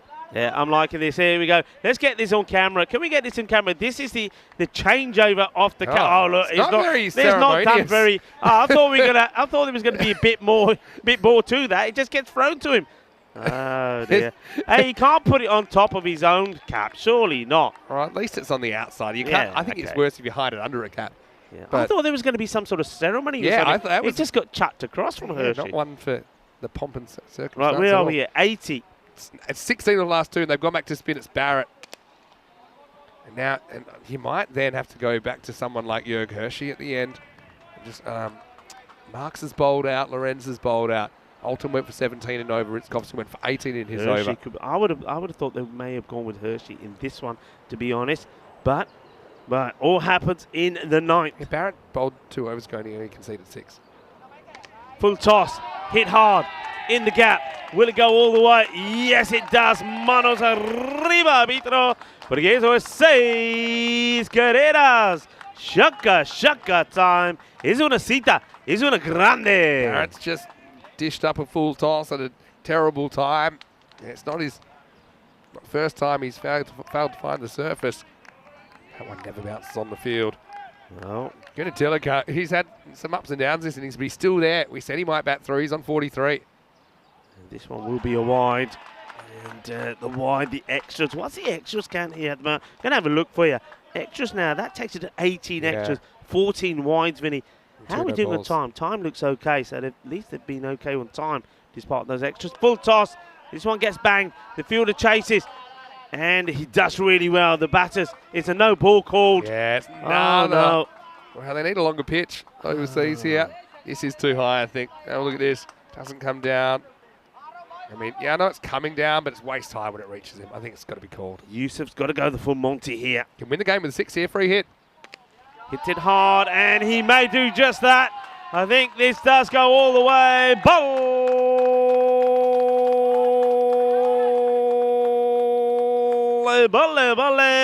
Brrr, and that should be that. I think they're just checking with the scorers, but that is 6 to win the match. And that's a biggie. It's a Gundy ball, though. And the Southern Crusaders complete the run chase. Well, they're happy. And, well, they got their captain, Michael Gunterlicker, to thank for it. He bats all the way through 44 not out of 30 deliveries. And Zishan Yusuf smashing that ball for 6. And that's a very good victory for the Crusaders. They now keep going up the table. But the overseas now, well, things not looking good for them. They stay planted to the bottom without a win, without any points. It really makes this next game very, very vital for them. It really does, and it just the bowling depth was tested in the end. You could see that 34 runs came off the last 9 balls.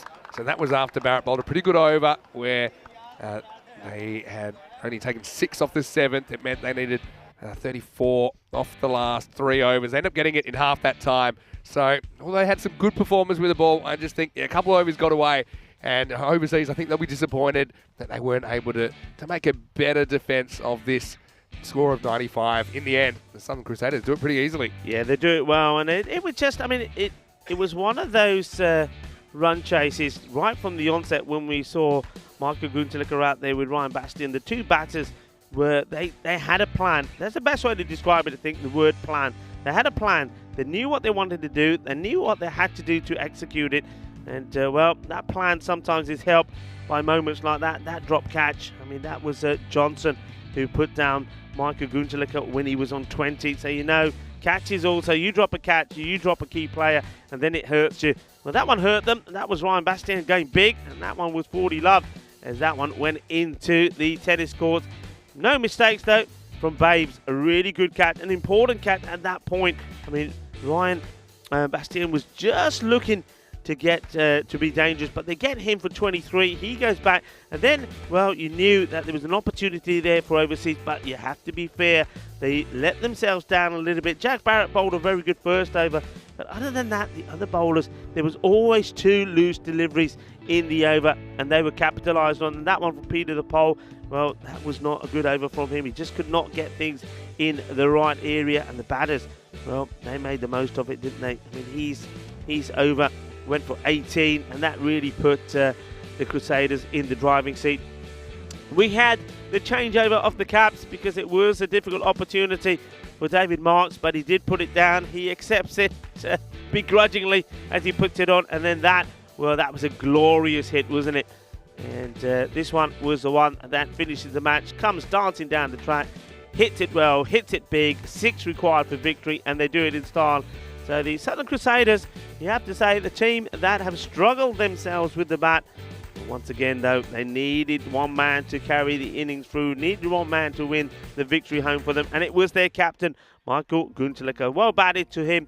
He ends up with a very fine not out, 44 of 30 delivery. So he bats all the way through the innings. And once again, I always say this, if you can get one batter that does bat all the way through the innings, bats half the amount of balls and gets you 44 to 50 runs, you're not going to lose too many matches. So well done to the Southern Crusaders. Another victory for them. So back-to-back victories for them. They win that one by 9 wickets, and they win it with 9 balls to go as well. Overseas, though, they need to get things started. So this next match coming up between them and the Southern Crusaders is absolutely crucial. Really, actually have a look at the score. Really is, and especially with the Crusaders pinching 2 points off the Knights, it means that now they're trailing the Crusaders by 6. Feels like a must-win, doesn't it, coming up? Let's have a look at what happened here. And yeah, they just couldn't get the wickets that they required to get into that middle order. And we didn't even see, batters like Avishka, like Gulfras Masih as well.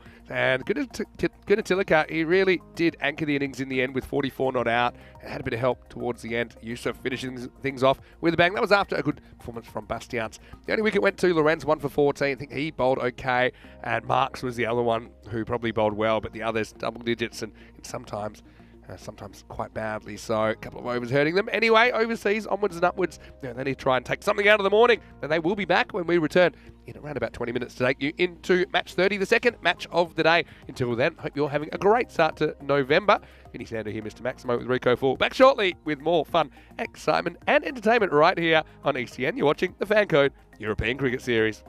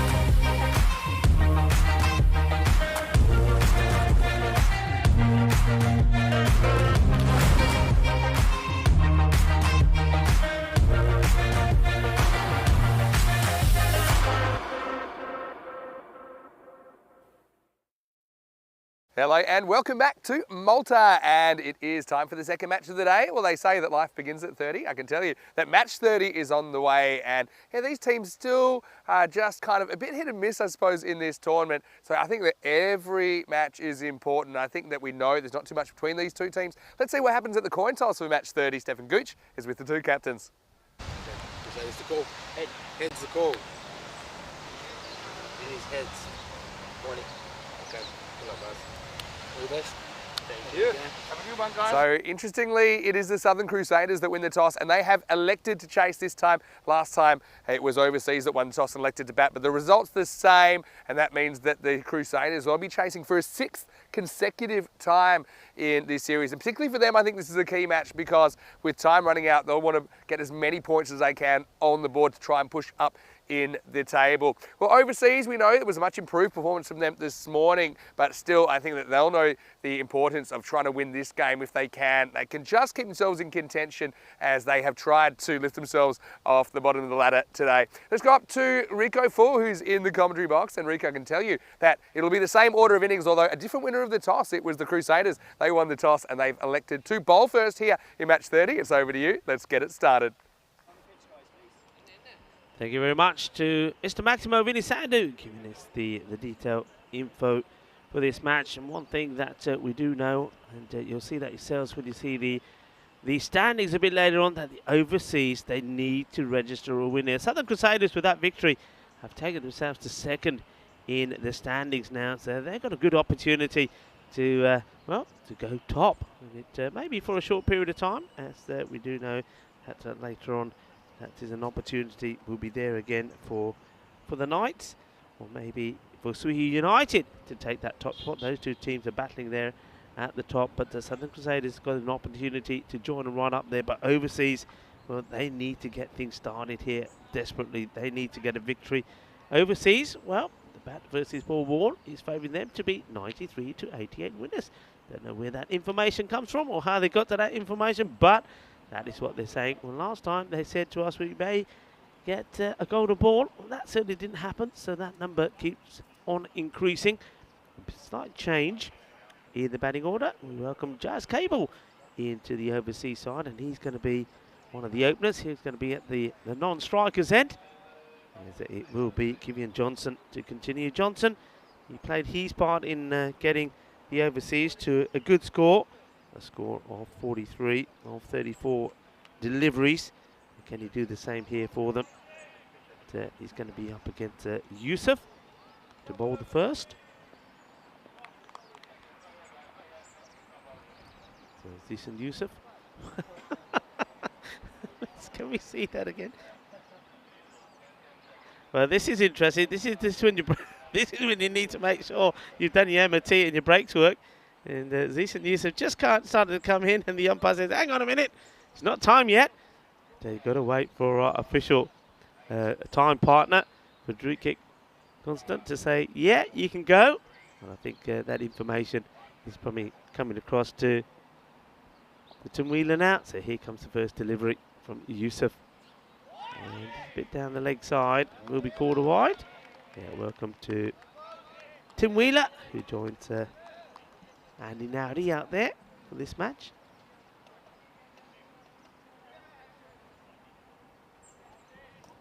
Yusuf starting with a wide bowl. Too many extras in the last match. Did the Crusaders. That's a better one, isn't it? Angles it in as it cuts away. Much better delivery. First over was very, very good actually. Only the one run came off it. That was a wide.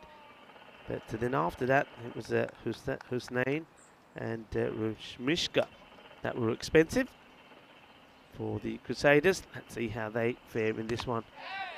Hit on the up, work to be done by the fielder. Nicely picked up by Marco Guntelika. Just the hero for overseas in that first match. With an unbroken 44 of 30 deliveries, which earns him the Player of the Match award as well, leading his side to victory. We're looking to make it back-to-back victories and keep this winning spell going. Away movement again as Cable faces his first delivery in the series. Sort of gets drawn to this, stops himself almost, doesn't he? He sort of still has a little lunge at it. Played out to Marco Guntelika once more, who will again do the fielding. So 2 singles and the wide of the over so far. Very warm welcome to everybody in the chat as well. Hello to Maya Patel and also to Liam Day. I hope you're both well. It's a nice shot. There's a fielder out there for it though. And then no mistakes from Izaz Masi. Nice cut shot though.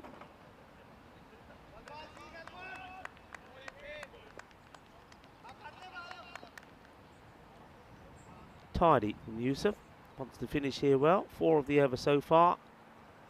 And this is on the up. More work to be done there for Messi. And it's not messy at all. It's nice and tidy as he gets the throw in. It'll just be another single. And over finishes with just 5 from it as we have a look at the schedule. So we're into our second week here in Malta, this beautiful complex, the Malta International Cricket Ground. And on Saturday, we will know who will be crowned the champions here. And then, well, we make our move back over to Spain, to Barcelona, where we've got a 5-week series. And that will be the end of our season as well, which finishes on Sunday, the 11th of December. And then there'll be a 7-week end of season break before we start again early in 2023. And look out for that schedule. It's been fine-tuned as we speak. But we'll be sharing that with you shortly, as this one has been smashed away. That's a thunderous shot from Cable. Beautifully stuck. So it's the Vidusha Ramishka, who comes on to bowl. And like in the first match between these two, he starts with the boundary being hit from him. They've just been a little bit too short as Vidusha. Let's see if you can get this right up there. Well, this time it would have been a Gundy wide. It really would have. He draws Cable to the shot and gets away with it. No run.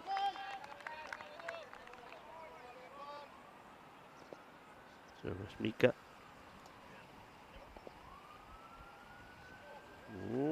don't know if he loses his footing there or if he's looking for the run out.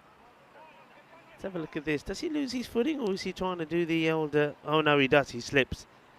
Yeah, he slips badly, and the batter has to then get himself back in. He does, and then he hits the next ball over the covers, and for 4 runs, a nice shot. It's there in the slot, gets down on one knee, lofts this over the infielders, gets 4 more. Ryan Bastian, the man doing the chasing there. It's a nice authoritative start from Cable, taking on the bowlers, backing himself to play the shots. This one will be called a wide, and he does leave this one alone. Rashmika just finding it difficult to get back into the sort of rhythm that he was in early on in the week. Full toss, will this get called? Yes, it will. So the issues continue. You've got to say for both teams, really, with the extras. The no balls, that one's, yeah, look, correctly called and called early by Tim Wheeler. Andy Nowdy just signalling the free hit. So the license to go the full Monty. And he hits this pretty well, and he doesn't go the full Monty, but 4 will do. Cuatro carreras más. And the troubles for Vidusha, the shusha, well, he's been the one who's being shushed at the moment. There's another boundary. Comes from the bat of Jazz Cable, who's made a very good, very promising and very encouraging start here overseas. Looking once again to get to that 100 mark. 95 wasn't enough for them last time, as the Crusaders did it with 9 balls to go. So how many do they need? Doesn't quite get this out the middle, but they should go back for 2, and they will. 16 off the over, still 1 ball to go. Rashmika now coming round the wicket, not sure how this is helping him with the line that he's bowling. It goes full toss, and this over will go magical, and this one goes all the way. Manos arriba, arbitro, porque eso es 6 carreras, una cita, 6 más, and it does go magical. So Vidusha Rashmika will go for 22 in the over, and the score will go up to 27 off 2 overs. So not a good one as we focus once more on the standings. Overseas, you can see they're desperate to get some points on the board, and if they can do, they'll be up there with the Malta Day. Malta Day, of course, they've got a day off today, and we see them tomorrow. It just means that those matches between Malta Day and overseas will really be the crunch matches coming up to later in the schedule. Here comes Masi, and he starts with a Gundy ball, and they're taking him on, risky, but get there. Yeah, that would have been close. I think Cable probably does just get there. Not a good delivery, not a good start. There's more extras. Yeah, maybe, I mean, if the throw was better than the direct hit, I think he may have just been short there. He says, Messi, this will be another wide because, yeah, I mean, unfortunately, he's probably thinking, well, it only just goes past, but look, we make it simple. It's easy. Anything that goes past the leg stick, no matter how close it is going to be called a wide. There's no debate, no conversation. But this is another one. He's just bowling extras at the moment. Hasn't bowled a legal delivery. 4 runs already off this over without a ball being bowled. Crusaders not helping their cause. What does this hit? Bat or pad? And the umpire thinks long and hard and decides it is the pad. And I get the feeling when you look at this again, it probably is the correct decision. It's straight. It's right the way back. It's hitting him on the back pad. So this one, yeah, look, that's it. He is going to go. Let's just see this again. It's, yeah, right on front. So yeah, he will have to go. And LBW in front.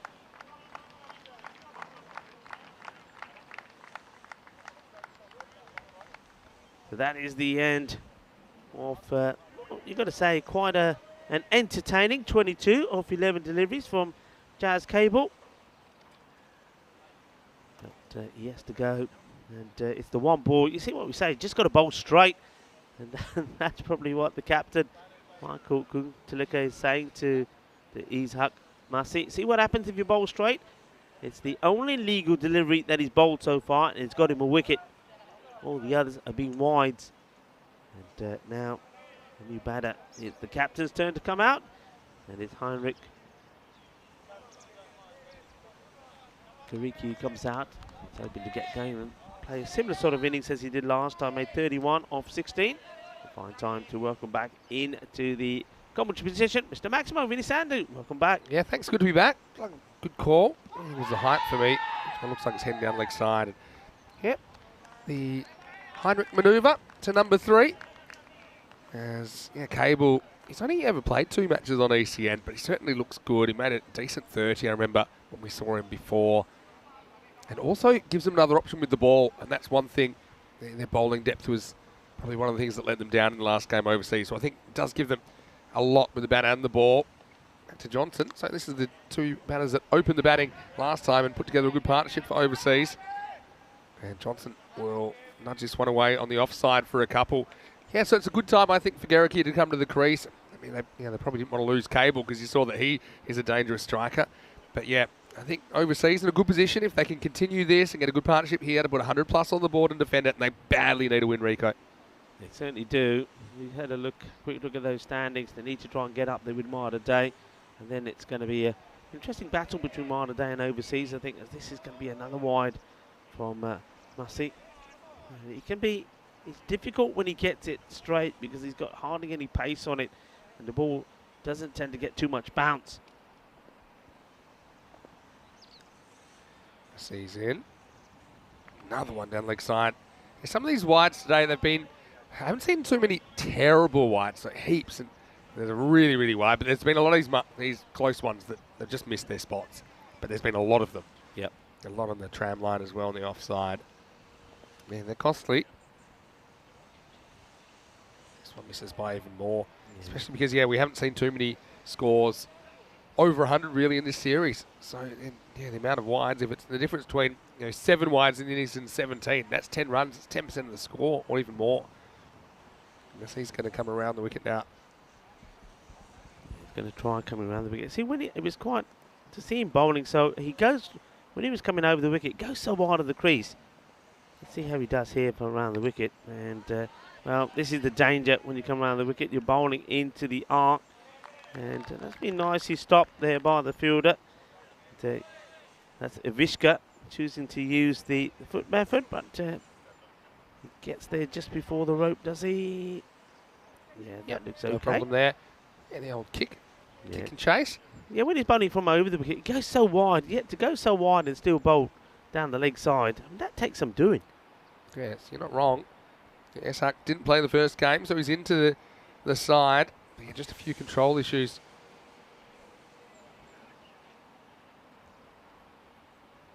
You see, don't think there's any evidence there that he ever touches the rope. You can see the rope doesn't move. Seems to have a clean foot down. You can see the rope behind, no problem. Yeah, that should be fine. So that's okay. Just at the moment there, no movement off the rope at all. So looks like we're okay to continue. Might be some other issue here, I'm guessing. I think they're looking to see if the rope is moving at all. I don't think it is. Looks like we're ready to continue. And anyway, if there was doubt, it would go to the fielding side anyway. You definitely couldn't see anything conclusive there. And Johnson saying, hey, do you want to give me some extra runs? Say, no, just the 2. Okay, ready for action. Couple to go in this power play. Yeah, clever batting. There's no fine leg. And this will probably go all the way this time. It does. Smart batting. Gets what he wants as well. He knows he's not an LBW risk because of the angle that Ishak Masih is approaching. So he's saying, look, I'm not trying to hit this hard. I'm just concentrating on hitting it. And Clever little bit of manipulation there from Kivian Johnson, gets him 4 runs. Yeah, that's nicely played. But again, this is the issue Massey has now when he's coming around the wicket. He just decided to block this out. But again, another expensive over. I saw that the last one from Rashmika went for 22. This one has gone for 15. So just like that, overseas, it's a very good power play. 43. Just the 1 wicket that's gone. So heading to the middle overs now. Beautiful, bright, blue sky and sunny day here in Malta. Have a look at these 3 overs, and you can see that one magical one. It wasn't part of the plan. It was 5, 22 and 16, the 3 overs in the power play. So very good one from overseas, but can they build? I mean, they made a good start last time, kind of lost their way a little bit and didn't put the 100 on the board. And then they bowled badly at the end of the innings, which cost them the points. This is going to be a bit of a challenge, though. Mahabub Rahman, he's a pretty clever, multi-faceted spinner. This isn't a good ball first up, though. He puts a bit of pace on, he's going to disappear. Garricky, he likes what he sees. Short, Gundy, 4. Yeah, I'm not sure what's happened to the likes of the, what I would say the key bowlers of Southern Crusaders today. I mean, we've seen that Rashmika, he's been bowling too short. Rahman, who's been very good up until today, he's bowling too short. He's not getting any flight in the deliveries. It seems to be that we're just watching a different bowling attack. Needs to get back to basics, Rahman. Yeah, he bowls his best when he takes a bit of pace off. It seems like he's scared to bowl slower. Garricky hustled through for second on the misfield here. So he goes 4 and 2 to start the over. Yeah, so Rahman, he can bowl kind of finger spin and wrist spin. So, but he can also bowl this quicker ball. But if he over bowls it, then it kind of takes away his weapon, which is the art of deception. Another one he kind of just rolls through into the gap, and this will be 4. Yeah. So Garricky getting going, and he joins Johnson on 10. That also brings up the 50 in pretty quick time for overseas. Yeah, they're motoring along here. But once again, look, it's just too short. That's just easy hitting. And when we saw him bowling earlier, he was getting the ball flighted up there, and he was causing issues with the batters. Do I come out the crease? Do I stay in the crease? You can see here, just too short, and that's easy. It's just rocking back and picking where they want to hit the ball. So nicely played away, and it's going to be 4 more. This is a delightful shot. So, well, hitting to all parts of the ground as well. And he's onto this pretty quickly. This is a beauty. Yeah, absolutely beautiful. Yeah, he executes it perfectly. You need to be brave, and you need to be able to toss the ball up to Garricky here. You need to get him kind of just disrupted.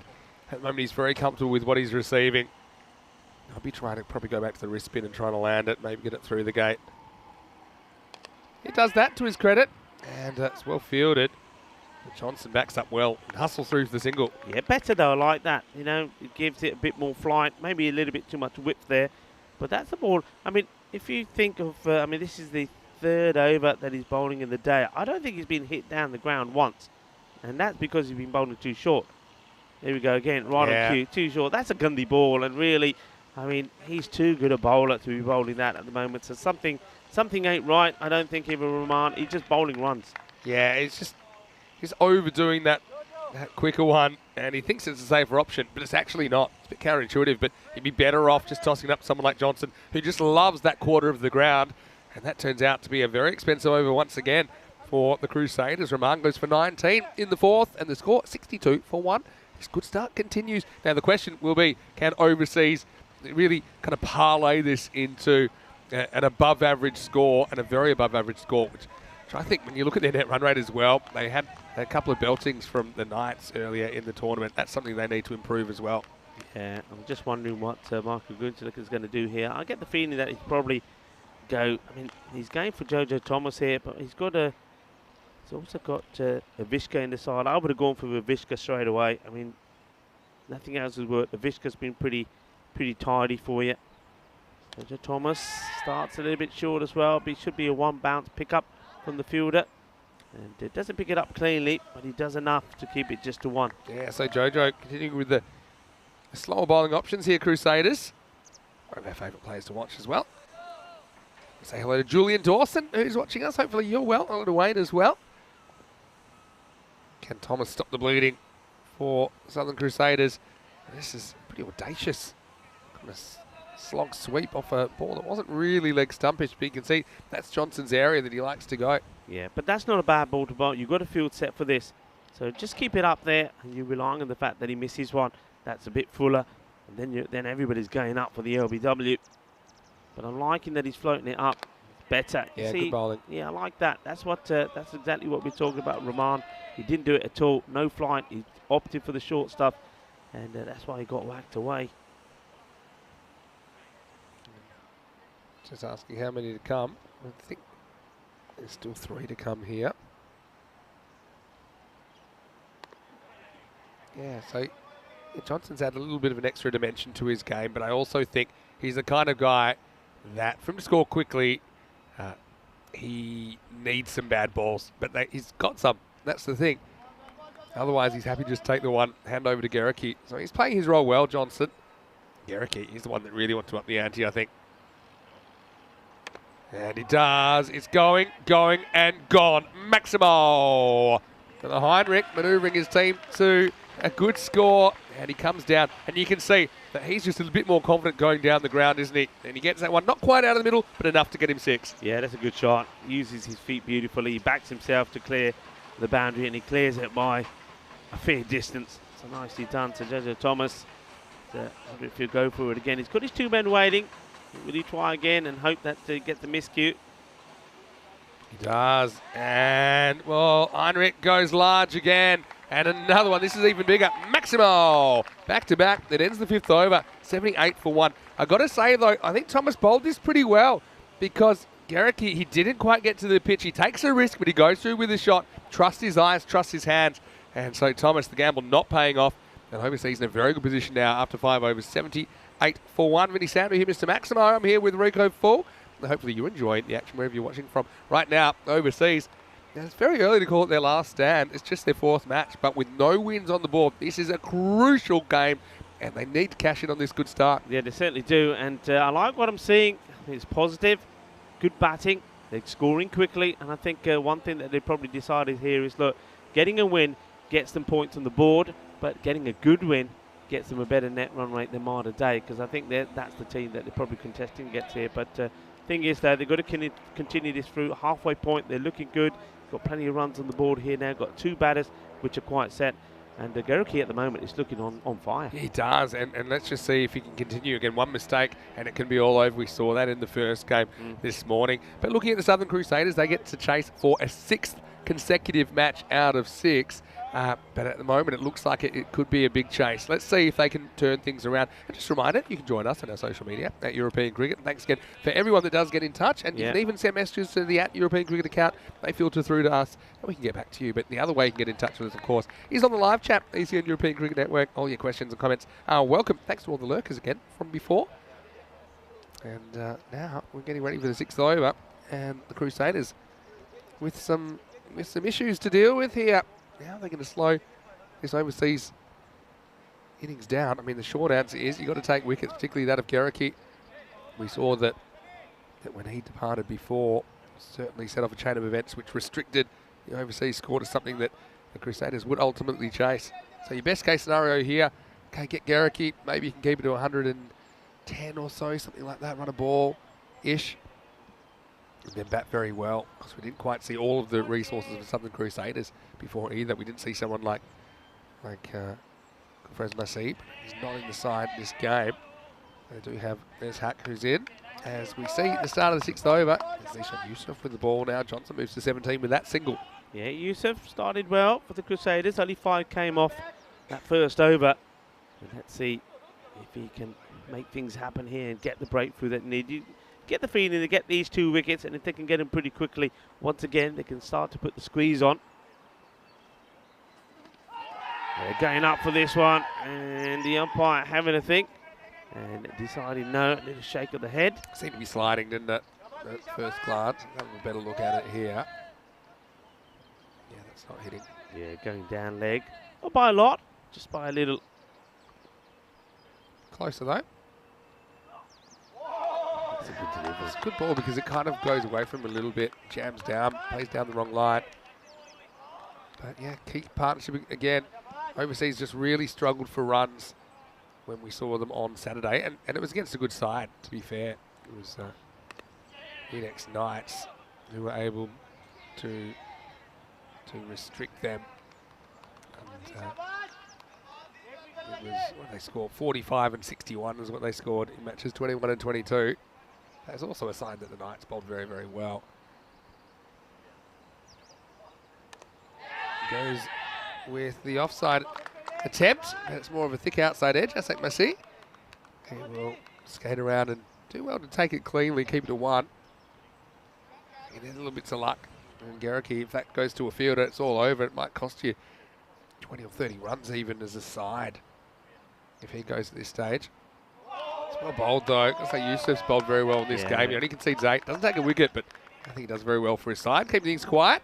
At the end of 6 overs, it's 82 for 1. Yeah, fantastic over. When you think that the overs before, look, 22, 15, 19, 16, needed a good one, and he does. Only 3 off that one.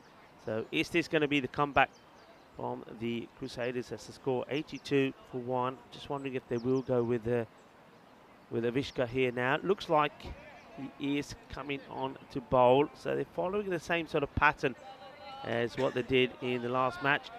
It's another guy who can bowl pretty tidily. He creates issues, doesn't he? But I don't think they are. They're going to go with Ramishka once more. This one is, well, this is risky. He went for 22 in his first over. So I'm not quite understanding why they're not going to Avishka here. This is a surprise. Cable that got the better of him. He's gone. And they're going to the Shusha. And first one, a bit of a teaser for the fielder in the infield. Almost catchable, but it's away from Ely Chandra.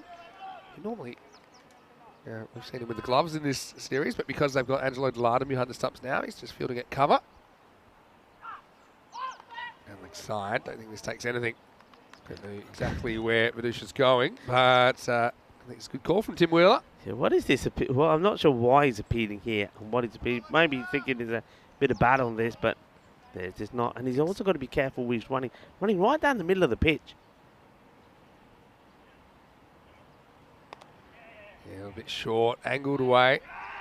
I'll just get a single. Yeah, you look at Garricky's strike rate today. I mean, it shows you how good a player he is. In the first game, he ended up being dismissed for 31 off 16, so pretty much 2 a ball there. Today, he's going even quicker, 31 off 13. Still almost 4 overs remaining. He's just got in trouble a couple of times when he's been cramped for room, sliding past the inside edge, taking that one on the leg. There's no signal from the umpire, so feeling there was a little inside edge there. Garrick will be happy with that decision because he gets an extra run. Can't say I was convinced. I love the appealing, though, of Rashmika. There's nothing shush about him when he's appealing, is there? Yeah, that's true. I think when he says shush, he means everybody else. Yeah, just listen to me. But he's a character. We love our characters here on the European Cricket Network. It's this one past the outside edge of Johnson. Let's see who's to come. Yeah, see Johnson. Can't put away the bad ball. And this one's a bit too short, and he will put it away. That's a good bit of batting. That's bullseye territory. Maximo. Oh, Kivian. Bit of the old Special K about this one as he swings overseas into the 90s. He's a long way out of his crease.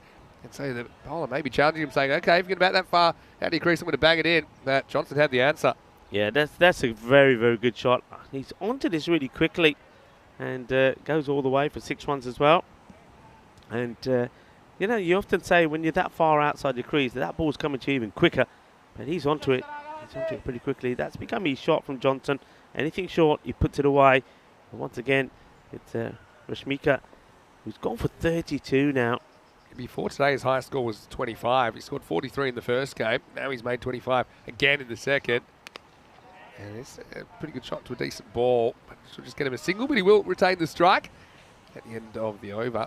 It is 93 for 1 off 7. Let's have a look at the scoring rates here. And you can see yesterday was reasonably high scoring as far as this year's tournament has gone. But you'll go all the way back to 2020. I know you were here back late in the year, and the scoring rate just seemed a lot higher. It was closer to 10 and over. Now it's closer to 8 and over. I think partly that's the bowling's been better. That's one theory at least. But you can see that yesterday was reasonably high scoring. The day before, that was actually when overseas just couldn't get anything going with the bat. It wasn't even 8 and over. Yeah. But you see that something in the 80s does seem like a pass score. So the fact that overseas are 93 here with 3 overs remaining shows you they're in a really good position. But yeah, they can't really take anything for granted.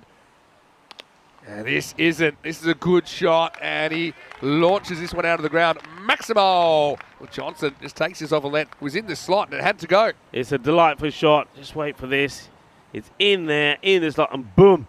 Shaka-lugya. There's no need to run for those. That is sweet out of the middle. A bit like those glove jumbos that we had last night. What a lovely shot that was. Very good. I was pretty full by the time we ate them. But you know what I like about this? He's not concerned about getting out anymore. Yeah. He takes on the outfielder, says, look, I don't really care. If I don't quite get him out, we've got plenty of batting to come. He does the same thing again. This time the fielder comes around and he holds the catch. Well, that's a brilliant catch by Jojo Thomas. So Johnson takes on the fielder once and wins. The second time he's not so lucky. That would have gone for 6, Rico. And Avishka has his wicket in the end. You can see that he takes it on fairly straight. And a little bit more, it's out of the ground, but instead Jojo takes a wonderful catch. But nice innings from Johnson as well. He's got to go and score 99 for 2. Yeah, very good catch. That is Jojo Thomas, I should say. He's patrolling that boundary really well. Good boundary awareness as well. A nice catch. And yeah, the man I've been calling upon. I can't believe that Avishka is coming on to bowl so late. He is a wicket taker. We've got to use him earlier. Him coming on to bowl the 8th over here. But he does get hit for 1 big 6. But what he does is what we're saying, that he just takes a little bit of the pace off it. He backs himself as well. And he says, you know what? Okay, that one's gone for a 6. It was big. It was a biggie. But he said, I'm going to back myself. And he just floats this one up there in the right slot. And the next one is being well caught. Yeah, the thing is, I get that they want to use Avishka as a death bowling option, maybe 8 and 10. But if the game's running away from you, I think you have to bring him on earlier just to try and slow things down. He looked at these overs 2, 3, 4, 5. Went for 22, 16, 19 and 16. Anyway, Villian is the new batter. And he'll get off the mark. A little bit of a rough LBW decision earlier in the last over. He gets another chance to bat towards the end of the innings. Yeah, Vishka's got the other thing. He's the guy that comes to the ball when the ball leaves his hand. You think it's going to be a dirty full toss. And then he ends up dipping Just viciously. Drops. Yeah, pulls the chain on it. Yeah, but that's a good adjustment from Garrick. He was kind of banking on that, and so he doesn't get carried away. Because earlier, he just missed time to full toss. That's how he got out. I still think full tosses, you can hit them with a straight bat and try to hit them correctly. 100 up now for overseas in the 8th over. Villian, can he get moving? He gets in a bit of trouble as far as these balls that are angled in his body. We've seen this a couple of times where just can't quite get the bat through the ball. He's a bit late on it. I mean, it's not a great LBW appeal, but it doesn't come up and hit him on the chin, does it? Wow, that might. But this is the best case scenario. Well, Villian, well, he's had some issues with his face getting a battering. And instead, he knows what to do with this one. Maximo, a 7 from heaven and a free hit coming up for Christian. Well, this one doesn't dip, does it? It just goes up. It's at his head. He does really well to put it away, actually. He backs himself to smash it to the boundary. And then he's going to get the lighter to go the full Monty. That one probably could be out, but it won't be because it was a free hit. There was no probably about this being LBW if this wasn't a free hit. Have a look at this. That's what you got the license for. Yeah, that's absolutely plumb, isn't it? But there's no point appealing. It'd be interesting if you appealed and the umpire gave it out, you know. Yeah, it's a matter of time till we get that happen. But anyway, it's the end of the over. 109 for 2 off 8. Vishka's over goes for 16 in the end. So yeah, they really got moving in the 4 overs, 2, 3, 4, 5. Just trying to add up what they got in those overs. They got 73 runs in just 4 overs. Yeah. So that's over. Oh, geez, what's that?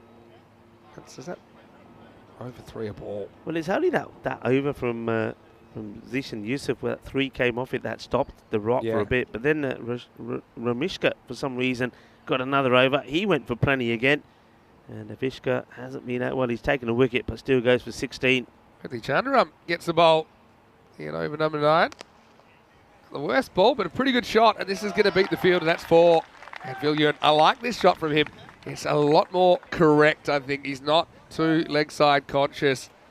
And he sees there's a big gap straight down the ground. The fielder could have done better, maybe. But it was just hit too well. Villian gets 4. That's one of the shots of the day. It really is. It's a beautiful shot. Keeps his shape. And hits it through the line as well. So Chandiram comes into attack and gets the welcome. Now, oh well. This is his blind spot. I don't know what this appeals for. But, yeah, it's a bit of a blind spot Villiard has just outside the leg stump, you see. Because the bat, so instead of coming through straight, he's trying to go leg side and just kind of loses his head. Let's have a look. The head just not quite the right position again. Gets tied up. This time Garricky hustles through. So I think, yeah, Garricky, he's the man that can really take them to something like 130 and beyond from here. Yeah, he's batted very well, isn't he, for that 33 of 15. So you can see the rate that he's going on well over 200. Wayne makes a good point about when you're trying to hit a full toss, often you'll get a bit lazy and try to hit across the line, which means you can actually get yourself into problems with a full toss. Don't play it correctly. This isn't a full toss, but it will go, and it is out of here. Maximo! Chandrap just gives Garricky a little bit of length, and he's ready to deal with it. And overseas, looking at a completely different cricket team with the bat this morning. Yeah, completely different. And you can see that the intent is there. They're probably thinking, okay, we did bat well in the first one, but 95 wasn't enough. We need more. Well, they did it with 9 balls to go. So look at that, the 120 on the board here now. And pitches up, and now he might be gone. And it's a good adjustment from Chandraram. Garricky, he was hoping for something a bit more pitched up, but it was always leaving him, wasn't it? So a little edge, but still very good contribution from Heinrich. He'll go for 39. The score, 120 for 3. Yeah, just gets a little feather on this. It's a safe catch taken by the keeper, Angelo Delarden. Hasn't had too many to take behind there. There's not been too many going into his gloves. There's not really been too many dot balls at all in this innings. So 120 on the board. They lose the 3rd wicket, and it is the captain, Garricky, has to go, but after a very fine 39 of 16. So this is going to be Jörg Hershey coming out in over number 9. Still just 1 ball to go in it. Yeah, let's see if Jörg can recapture some of the magic. That was a simple catch for Delarden. So the 2 wicket keepers kind of combined, I suppose, to take that wicket. Still, you want that 130 plus. You feel then you really have done a number on the Crusaders. And then if you can make it a big win, yeah, they need a big win to kind of even out. But they got thrashed themselves on Saturday. This is the opportunity for them to do that. And you can see it's still 7 balls left in the innings. And there's every opportunity, if they go big, they can be even putting the 140 on the board. I think that's the idea. This has been hit out. They should be looking to go for 2 here. Yeah. You've got to go for 2. Oh, they don't. I think Hershey the puts the stop sign fielder out. didn't exactly sprint to it. I thought maybe it was worth going for it. And Hershey will retain the strike then. It's 121 for 3 after 9. Yeah, having said that, I'm just looking at this score. If the Crusaders can keep it in the 120s, you know, you've got batters there like Ryan Bastians, who certainly looked to me like he had his game worked out this morning. Yeah. He gets going and gets himself out, doesn't he? He doesn't go big that often. He finds a way to get out. And you just get he's a bit like maybe at the moment, a bit like Basil George. Basil George is very much the same. He takes his time to get going, then he gets going, but always then plays the wrong shot at the wrong time and loses his wicket. And this sort of score, this is where Ryan Bastian can't make that mistake. You need him to go big. Talking about big, this is hit pretty hard, but this time the fielder, Chandiram, is a lot straighter. That's a good field position, I well. think. We've seen a lot of balls being hit in that area, and they push the long on a bit wider towards team wicket. So it's a very straight long on and another long on that's a bit wider. I think that's smart. Villiard, another full toss. This time he gets it wrong and it should be caught. And it is caught eventually. Don't know about the splits attempt though from the keeper, Delarden, but he does hold on. Villiard goes to a full toss in the last. It's 122 for 4. He does really well to get there, doesn't he? I think for a moment he thinks that maybe it's a fielder's catch, but look, at this point, as soon as it goes up, he wants it. The fielder comes charging in and has to put his brakes on, and that is Vidusha the Shusha, and he's pretty happy that the keepers take that. But a good catch. As we see, it's time for the Mongoose. Yeah, and he's also looking good in the dunce cap because he did drop a catch, Marks, in the last game. So he comes out sporting it. Yeah, so the Mongoose, it's a longer handle bat with a shorter blade, but it means, in theory, you can swing it faster. We saw him hit one Maximo with it earlier in the week. So yeah, Marks, You get to see the bat there. Bit of a throwback already, actually, the Mongoose. 4 to come. Misses it. So yeah, that's the issue. And, in high levels of cricket, kind of seen it go out of favour because then bowlers just started banging it in because a lot of those horizontal bat shots are pretty difficult to play with this kind of a bat. Not enough wood. Oh, this one's hit pretty well though. This will do. He'll get 4. And so the Mongoose is in session. Well, dunce cap or no dunce cap, Marks is off to the races with the boundary. Yeah, good shot. He knows where Vishka's going to be bowling this, so he's very quick to get outside the off stump, and then he just basically helps this along the way. Yeah, that comes off pretty nicely off the Mongoose. That's been Mongoose for 4. So Vishka. He's happy with that as well, Marks. Yeah. He's a little smug look on his face. Can't really blame him. Hit that one well. Couple to come. Can they get to 130? Wants to do the same. This time he almost hits it straight to the keeper, but he misses it completely. I'd like to see him stand still and just try to launch one straight here. He hit one over along off the other day. You know where it's going to be. It's going to be outside the off stump. Let me try and play a cricket shot. Last ball. Well, it charges, so it won't be a no ball. They might as well run here. Marks needs a little bit of a hurry up, and in the end he gets it. So just get the 2. And so they're going to finish 128 for 4.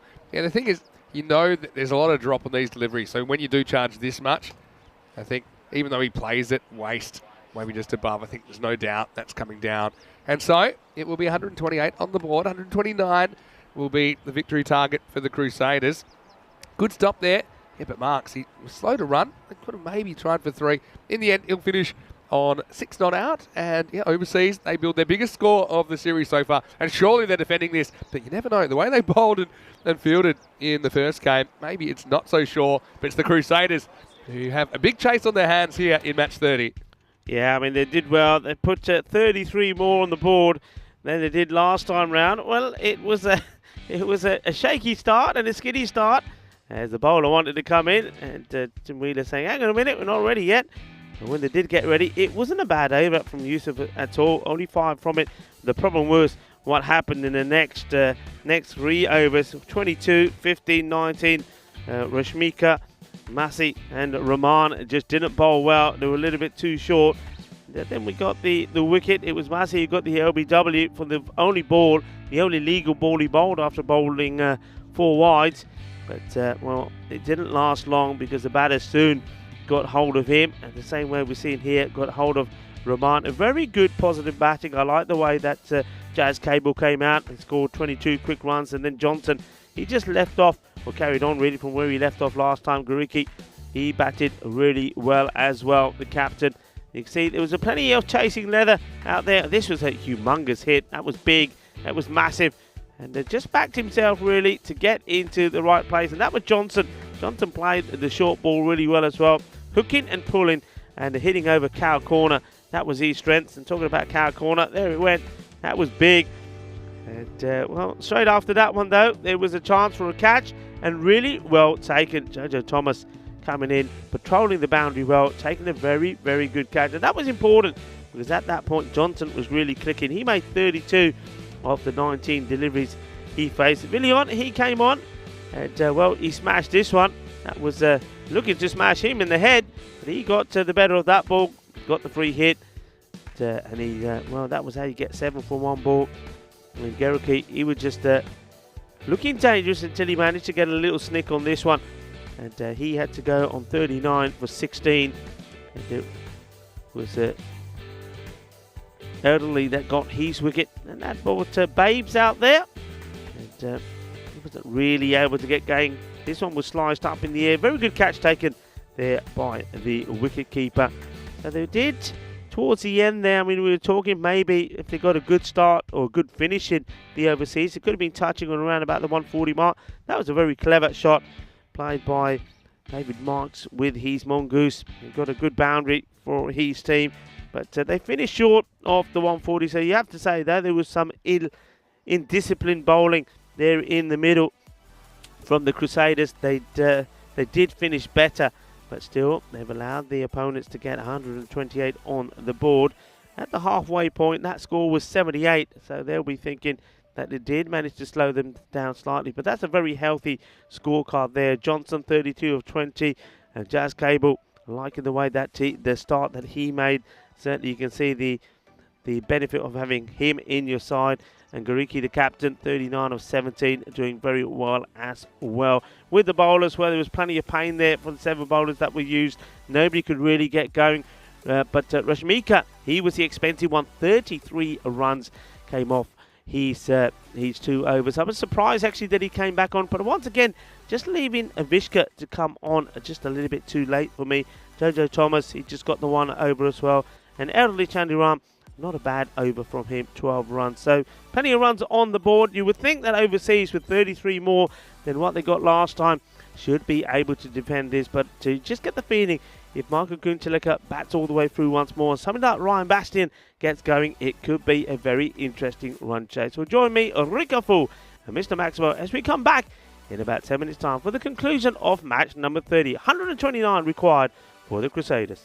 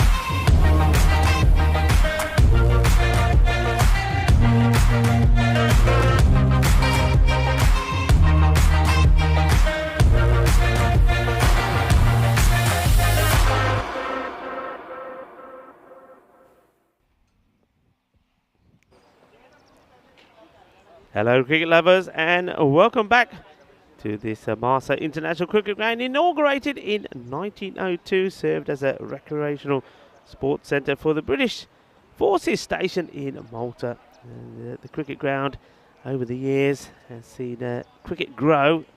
More and more teams playing here. T20 is being played here as well, and Malta also hosting between 30 and 40 touring teams coming here all year round. And well, the ground at the moment is looking absolutely fantastic as well. A new pitch, which is played brilliantly, and the outfit looking sensational. Big shout out to Les White, the groundsman, who's well, he's done an outstanding job here as we get ready for the conclusion of this match number 30 overseas. Once again, they've got the runs on the board, healthy runs as well, 128. But, is it going to be enough this time? You would imagine that it is. 95 wasn't last time round, and it was knocked off with 9 balls to go by the Crusaders. Not a good start for Marks. It's quick, but down the leg side. A very good take by Guriki there on the leg side.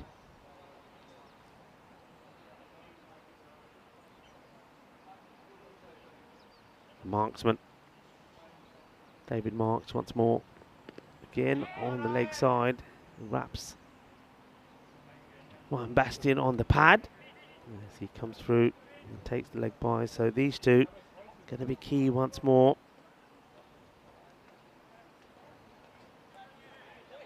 Juan Bastian out there with his captain, Michael Guntelika. We now go on strike. Batted very well in the first match, but can he keep it going in this one as well? Got a very fine 44 not out of 30 deliveries. Well bowled, right in the block hole. Michael gets a single. David Marks looks like he goes down quite heavily, just holding his ankle a little bit there. I'm just wondering whether he's just catches the side of the pitch. Sometimes can happen. And yeah, just maybe there. As he's trying to get to that ball, his foot seems to get stuck maybe in the well a little bit. It seems to be okay. Just doing a bit of stretching. Going to come round the wicket now to the left-hander, Juan Bastians. Oh, this one, how does it miss? Marks can't believe it's missed. And the wicketkeeper, Cherokee's got a smile on his face as well. Oh, well, that is so close. So very close. These are the two that can hurt them. Powerful hit and a really nice shot as well. That's 4 runs. Beautifully played. 4 carreras. And it just backs himself, doesn't he? Look, takes a couple of steps down. 1, 2, 3, y bang. Nicely hit. Powerful man when he gets going. Juan Bastians, and he needs to get going. This is the thing here. You see that they need to be going at around about 13 and over. Every time you don't get that, that rate will spiral up pretty quickly. This one was there for the shot. Just a little bit late on this. Maybe just beaten by the pace slightly. And by the time I think he gets to play the shot, the ball, yeah, already sort of threw him. Good comeback. David Marks bowled very well in the first match as well, didn't he? Slower delivery, thumped, and that one has gone like a rocket. Really, absolutely mullet. Nice to see some of the Knights there. That's Nitin Babu, who comes out of the shade where the boys are sitting, getting ready to prepare themselves for their battles to come later. The Knights taking on Swee United, a battle. The two teams started the day 1 and 2. And it's a swing and a miss. And that will be the end of the over. It's 11 off the first. 125 matches now without that golden ball. If this ends up being a golden ball match, it will be an absolute cracker. 128 to 128. Oh, you never know. But there's a lot to do, and you can see there that rate now goes to exactly 13, 117 required in 54 balls, that's the equation. And they don't go for Hershey here, they go for Lawrence. Peter Lawrence to bowl the next.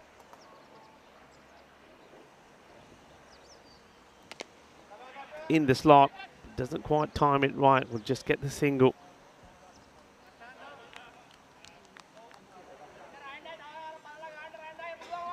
Just get the feeling that every time the ball is not going to the boundary or it's only a one, that it's a big win for the overseas. First to come over the wicket to Bastian, who leans into this but doesn't quite get the timing on it. There is nobody out there on the boundary, so you can see why he's looking for it. Field now has to change from right to left. Combination can be tricky. 3 men on the leg side, so 6 and 3 field. Gets a bit on this. Not sure whether this bat or just a bit of pad. Sounded like a bit of bat, but in fact leg bites are what signalled. So once again, you can see the intent just starts to come down, and well, that sort of nutmegs him. It goes in between the legs.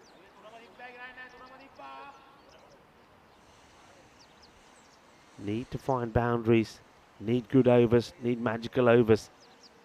Stay in this contest. Just stops the shot there. Surprised he doesn't follow through with that. There's nobody there in the mid-wicket area. So he just stops the shot, which is interesting. Normally when he does this, the next delivery we see him come down the wicket to go for the shot. It's almost like he thinks, okay, that's where it's going to be again because I've played a defensive shot. Let's see if that is the key. Will he come down the wicket here? No, he doesn't. And that's well bowled from Lawrence. I think this is where the battle commences between the bowler and the batter. The batter thinking one thing, the bowler thinking, well, you're thinking this, so I'll do this. And I don't think Ryan Bastians was looking for that one. There's a dot ball, gold dust. Lawrence once more. Gandhi down the leg side. Big swing and a miss. Misses out on a lot of these. That's Ryan Bastian. It's very unusual for me to see left-handers miss out on these because they're normally very strong on anything in that area. But I just get the feeling, you see there, he's trying to hit that so hard. One hand also coming off the bat. You get the wide. And this one will be another wide, so he tries to sneak this one in like he did once before. Just goes a little bit too wide this time. Trying to finish the over well. I mean, if you finish that over off there, I mean, it's only 3 runs from it. It goes to 4. Still a very, very good over. When the opposition's requiring 13, there's only 4 so far. This one has to go to the boundary, you would think. He goes for it, and he just gets it over the infielder. Just gets it over mid-on. 1 bounce as it goes to the boundary. So it doubles the score off the over. Score 8 of that one. It takes them into the 20s, 21. You would say that's not bad. 2 overs, 21, but they're behind as that rate starts to go up. As we welcome back into the commentary position of Vinny Sandhu as we have a look at the group standings. Yeah, thanks. It's good to be here. And Knights versus Sweetie will be interesting this afternoon. For me, they've been the 2 most impressive sides through the first stages of Group B. Yeah, you saw that over, just causing a bit of a hassle for Lorenz in the end. Couldn't get out of the over. The extra ball creates a boundary. It's something you talk about all the time. Yep. An extra ball. Unadelica, long way out of his crease to Marks. And then it's a bit of bat on it, but there's a fielder out here. There's 2 outfielders allowed in the first 3 overs. Yeah, so you saw on that table as well the importance of overseas just registering some points. Yeah. And they've gotten, I think this is the 2nd highest score now in this series, and they've turned it around with the bat. And they've kind of added personnel like Gericke, like Cable as well, that have improved their ability to hit scores. But yeah, their bowling still let them down earlier. This is hit by Bastians and hit just for 1. So I think the Crusaders, not fancy if they're top order, particularly Bastians for me, if he can stay in and be very, very capable of chasing this down position. Yusuf finished very strongly as well. Yeah, but for me, got to get through the top 3. If you do, I think you run stand up. If you don't, we might have a contest on here. Bastian's has got to be the key. Michael Gunther, he knows he's got to play his part as well. And at the moment, he's just joining up the dots. Hasn't been able to get any boundary through. They should be thinking about a second They here. would have if they'd gone it. And Bastian's was ready for it. Gunther just ran through and went to sleep a little bit. So just be the one. Maybe it's not a bad thing. Means Bastian's back on strike with a couple of balls of the power play to go. And we talked about that sliding stop from David Marks earlier, and you referenced Skid Marks. Well, that's what Wayne thinks his nickname should be. Definitely Skid. I used to play with a guy called Sam Hunt, and we had all kinds of ideas of what his nickname should be. I won't read them out. This is a close one. I feel like if I'm batting, I'm disappointed I don't get this call. No, maybe not though. I think maybe it's a good call. I don't know how we can see it with Mark straight in the way. Probably did just sneak in. Remember, if any of the ball hits that line, they typically will call it a wide. Yeah, gets him on the hook, and he gets it good. Maximo. Challenge was down there by Marks, who was shooting to kill. But Bastian turns on it and gets 6. And big moment in this chase, really, because that could have quite easily gone straight up in the air. But Bastian's, he timed it nicely. Well-executed hook shot. Yeah, that's a wonderful shot. But, I'm liking it from Marks as well. He's thinking, okay, I'm going to give you a bit of chin music. And Marks, well, he has a few words to say to Ryan Bastians, but Bastian says, well, okay, well, I win that battle, buddy. What do you got next for me? But at the moment, see the need. That takes the score to 30. Another one of those will be handy. And he hits this hard, but he's not going to get it past the fielder. Another perfectly executed roll from Hershey. Yep. He's been spending a bit of time on the grass today. Anyway, 31 off the power play, 31 without loss. Probably typically you want to be high 30s after the power play, maybe in early 40s to be on target. But well, it's not a terrible power play either. But you can just see that rate's crept now. It started at 12.9. It's now 14, so it's gone up a whole point. But with Bastian's there, he is capable of scoring those kinds of overs. And you go back to the first game, right, and overseas certainly gave up a fair few of those big overs towards the end of the innings. And overs of 18 and 16. In fact, that 16 was only half an over. They gave up 34 off the last 9 balls in that previous game. But yeah, I think the addition of Cable also gives them another option, another spin option that they can normally bowl 2 tidy overs. I think he's only played a couple of games. His economy is something like 4.5. So Bastian's having to deal with 5 outfielders now. And they've only elected to put 4 back at the moment. I think now they're talking about where should we put the other one back? No, they bring him in. That's pretty attacking. Yeah, they want him to go for it. They want him to, they're trying to entice him to go across the line. See, the fuller delivery. That's a bit of a tactical error for me, though. I just think that the singles don't hurt you at all here. Yeah. So I don't think it's really worth gambling for dots. I definitely have 5 out. There's not too many 2s out here either. So, yeah, there's times where I would say, yeah, it's worth having that extra fielder up in the circle to try and prevent any score. But I just think conceding boundaries is the only way you lose this. That's if you're overseas. Yeah. Here's Lorenz. Telica is right across the line. Umpire says no, but a dot ball. Yeah, this is the one that Michael normally puts away. You can see it's interesting, isn't it? In the first innings, I mentioned he made 44 of 30 deliveries, so he wasn't going at a fast rate, but those are the deliveries he was putting away. And yet here he is after that not-out innings when he batted all the way through, and he's just struggling. He's scratching around. You'd think he'd be in the form of his life, but he just can't get going. It's funny how your form can come and go. Yeah, that one's only just missing, by the way. Similar kind of ball. This one drops on him, and this misses the pad, and Michael. I think this might have caught him in the goalies. Well, it depends. I mean, it hit him pretty low, so if it did, it's impressive. Let's have a look on the replay. Do you think it hit him pretty low? I'm going to go inner thigh more than actual kind of meat and potatoes. You could think again. That's hit him in the cojones. That one hurts. I would like to change my answer. It's a good job, Michael. He's had his kids already, because I saw him here the other day with his kids and his wife. The wife will be a bit concerned. I was going to say, I mean, Malta's a beautiful place with lots of religious places of worship. That's a very religious pose that Gunatilic is is exhibiting at the moment. This is probably an appropriate time to say that it's World Vegan Day today. So don't worry about the meat. Let's talk about the vegan. So all your vegans out there. Sucking in the big ones, isn't he? It was a slower ball, to be fair. I mean, really, he should have put it away. It doesn't matter slow or not. Look where it's hit him. There's no point. You tell him it was a slower ball, he should be okay. Well, he is up and he's standing. And, yeah, these ones hurt. And look, Lorenzo's pretty happy with himself, and I would be too. I mean, that really should have been 4 or 6. Instead, start taking the wind out of Angelica, so to speak. Yeah, we got the archery on the right-hand side of the field. It was a proper bullseye from Lorenz. Yeah, I like it. I like that from Andy's as well.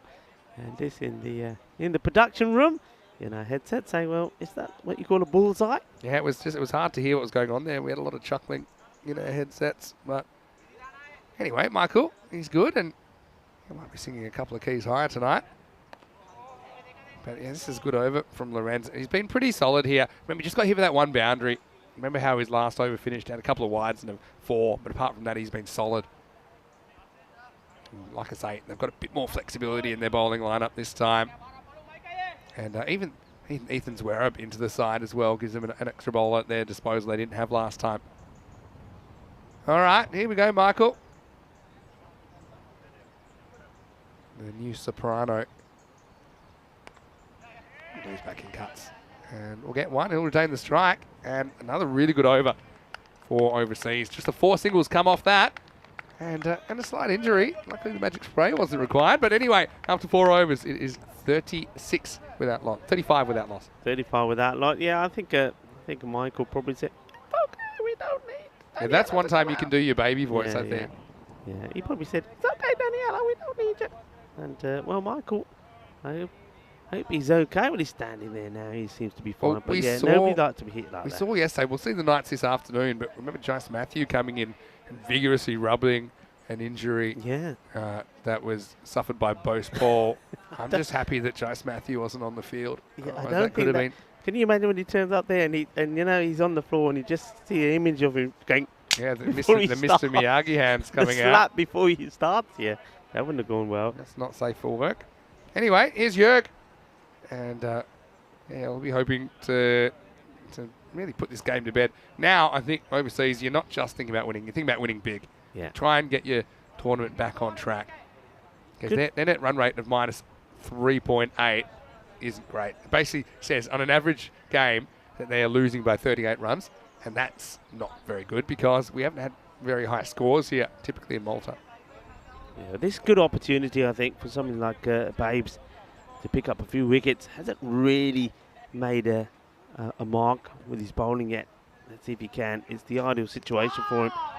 And it's up in the air, and they will just get the single. So once again, I mean, Michael, what's happened here? He was not out 40-odd in the first match, and now he's coming out there like he hasn't held a bat in months. It's just it's very interesting how this can happen.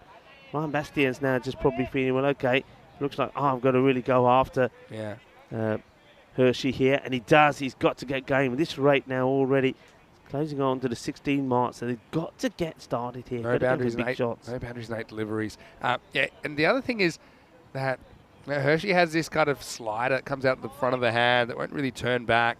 I think they're doing a few of those ones like that. If anything, it goes away. So that's really good bowling. So yeah, he's not really bowling too many of the traditional leg spinners. He's bowling these ones that they kind of float out the front of the hand. You can see that would normally turn right to left, but if anything, it just kind of swings away from Bastians. Good take from Cherokee as well. That's similar delivery. It's good bowling. Yeah, it's good. Yeah, just amazing what a few runs on the ball will do for your confidence. Yeah, she's bowling well. To me, yeah, it's not too slow. He's not afraid of bowling slow, but he's still rhythmic when he comes to the crease.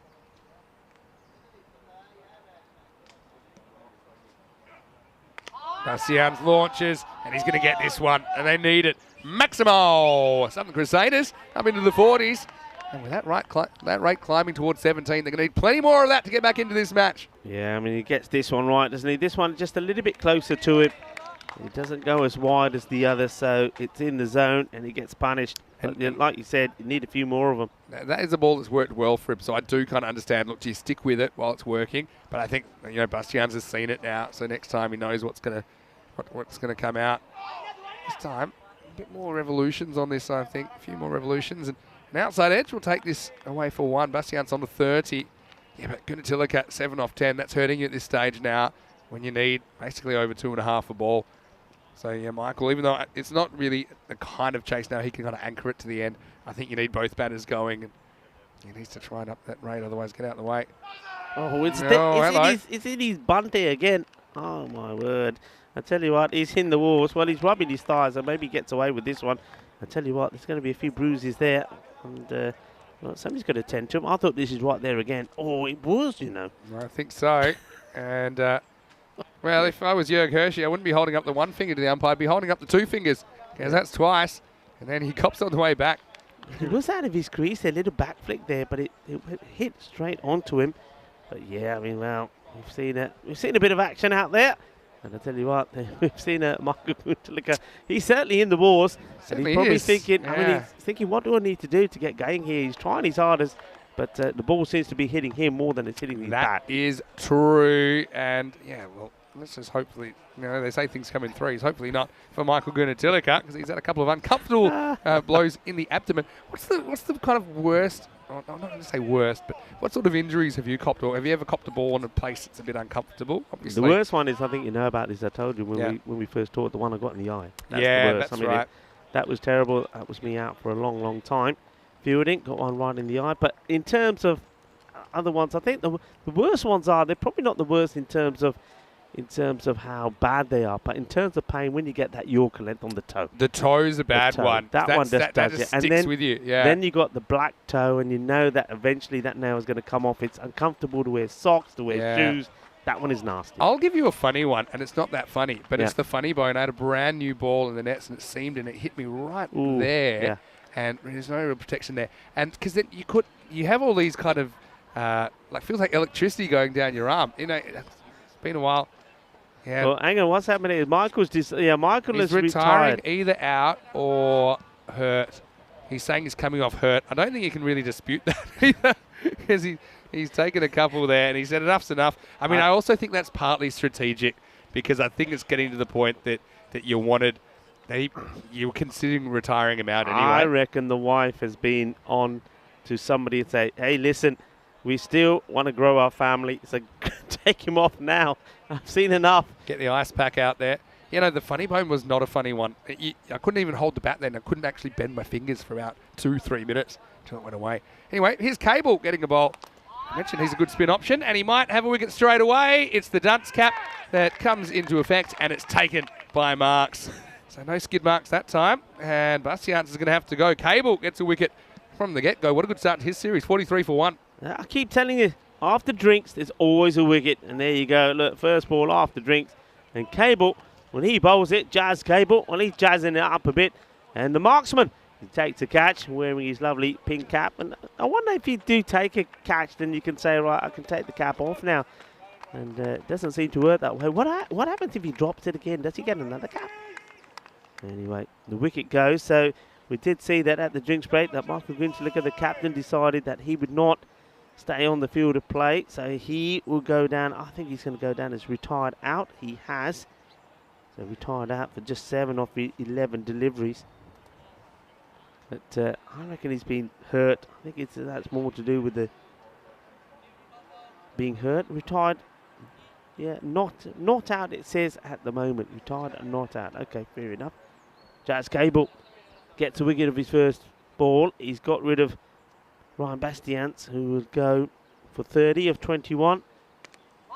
It's well hit. He's going to get it in the gap, is he? Yeah, he is. Nice shot, 4 runs. So Yusuf comes out, and he does straight away what Michael couldn't do, and let's get the boundary. So these two now, let's see what they can do. They've basically got to go out there and just try and bash the ball. Oh, that's a good delivery. They're going to take the bye.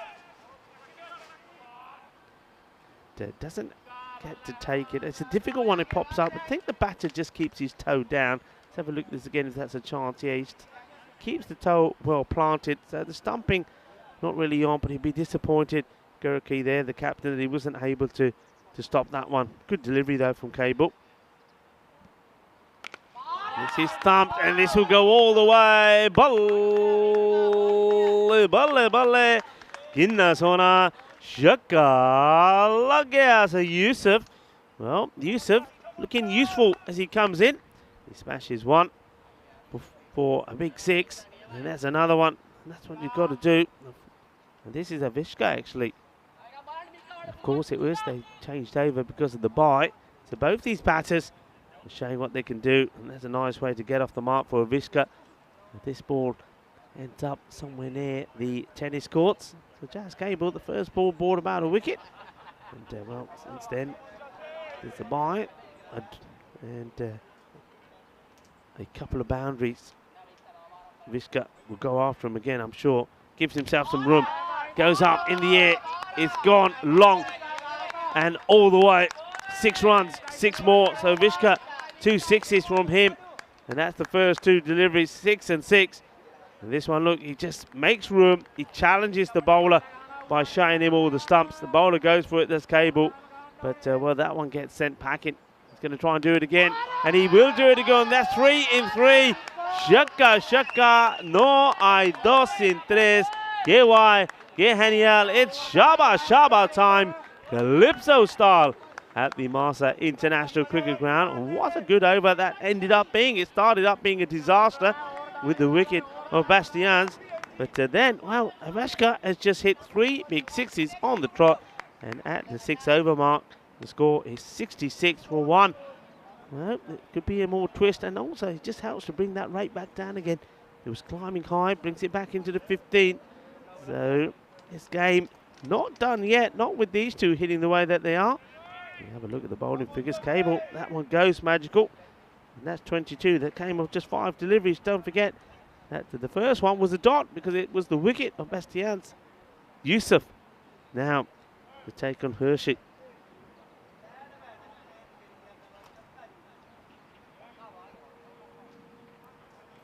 Waits.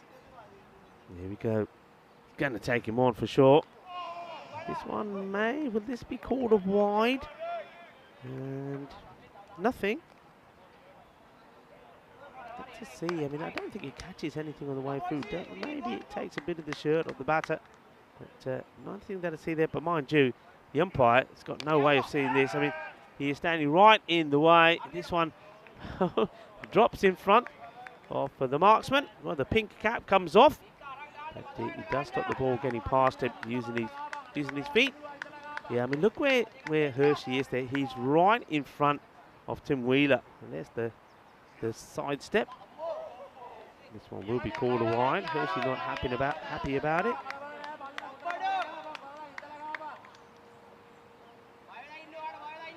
Yeah, it's a tight one. Oh, he goes, oh no. Oh, I think he just gets a bit of bat on this.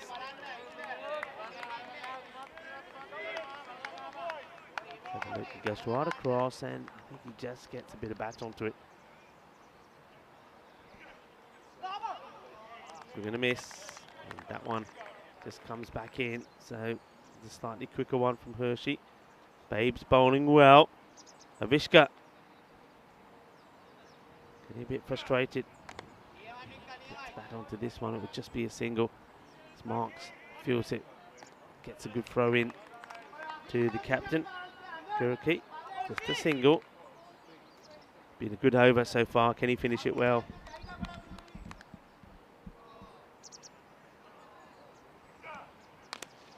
Smashed. Trying to get it in the gap, and he will get it in the gap.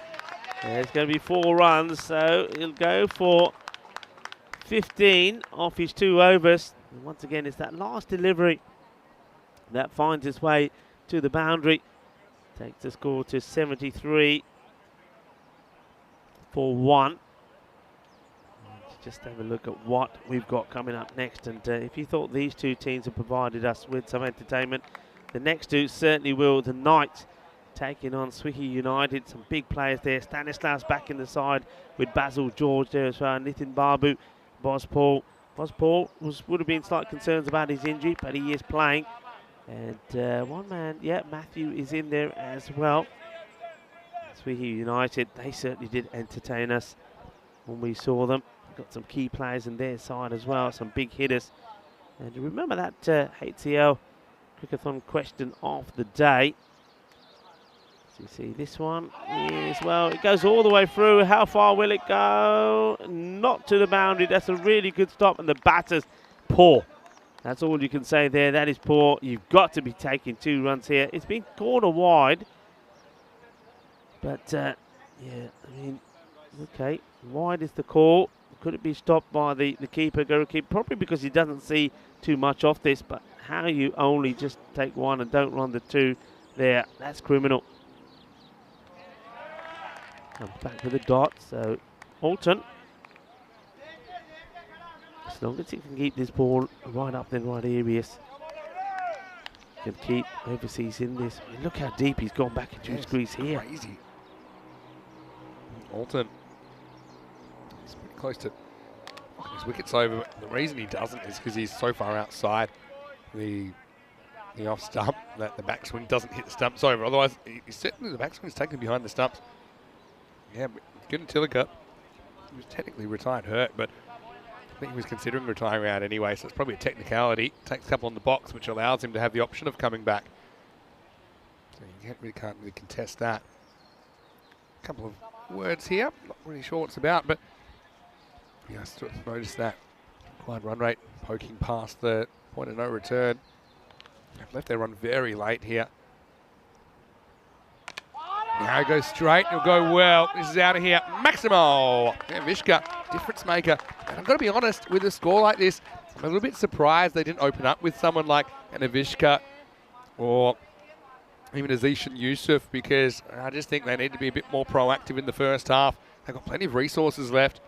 And they've got guys now that are able to hit these big shots. Alton gives Vishka some length and disappears. Now, slower ball. This is going to go even further. Well, he nails it. He picks it. But even more importantly, he smashes it. So back to max 6s. Maximo time. That off cutter. He sees it, takes a chance. He throws the sticks. Navishka knew straight away that one wasn't coming back. Wonderful shot.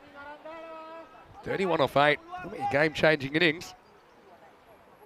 We know that Hershey, okay, went to the boundary last ball, but his over only went for 7. This one's gone for 15 so far. With 4 balls down. So he just messes himself up here. So I don't really know what the skip across achieves, to be honest. He says, okay, I'll bowl it there if you're going to stand there, but then he can't reach it anymore. So if you want to follow where he's going, you know, if you want the ball to follow you, you get your wish, but then you put yourself in a position where you can't hit it. So yeah, probably a bit too clever by half that time, Avishka. Now gets something he slightly mishits, but it's still going to be out of here. Maximo! Wow, that one goes magical. And bringing it back from the beyond. We're talking about the point of no return. And that one gets it back to the possible, because it'll be 35 required off the last 12 balls, 17 and a half and over.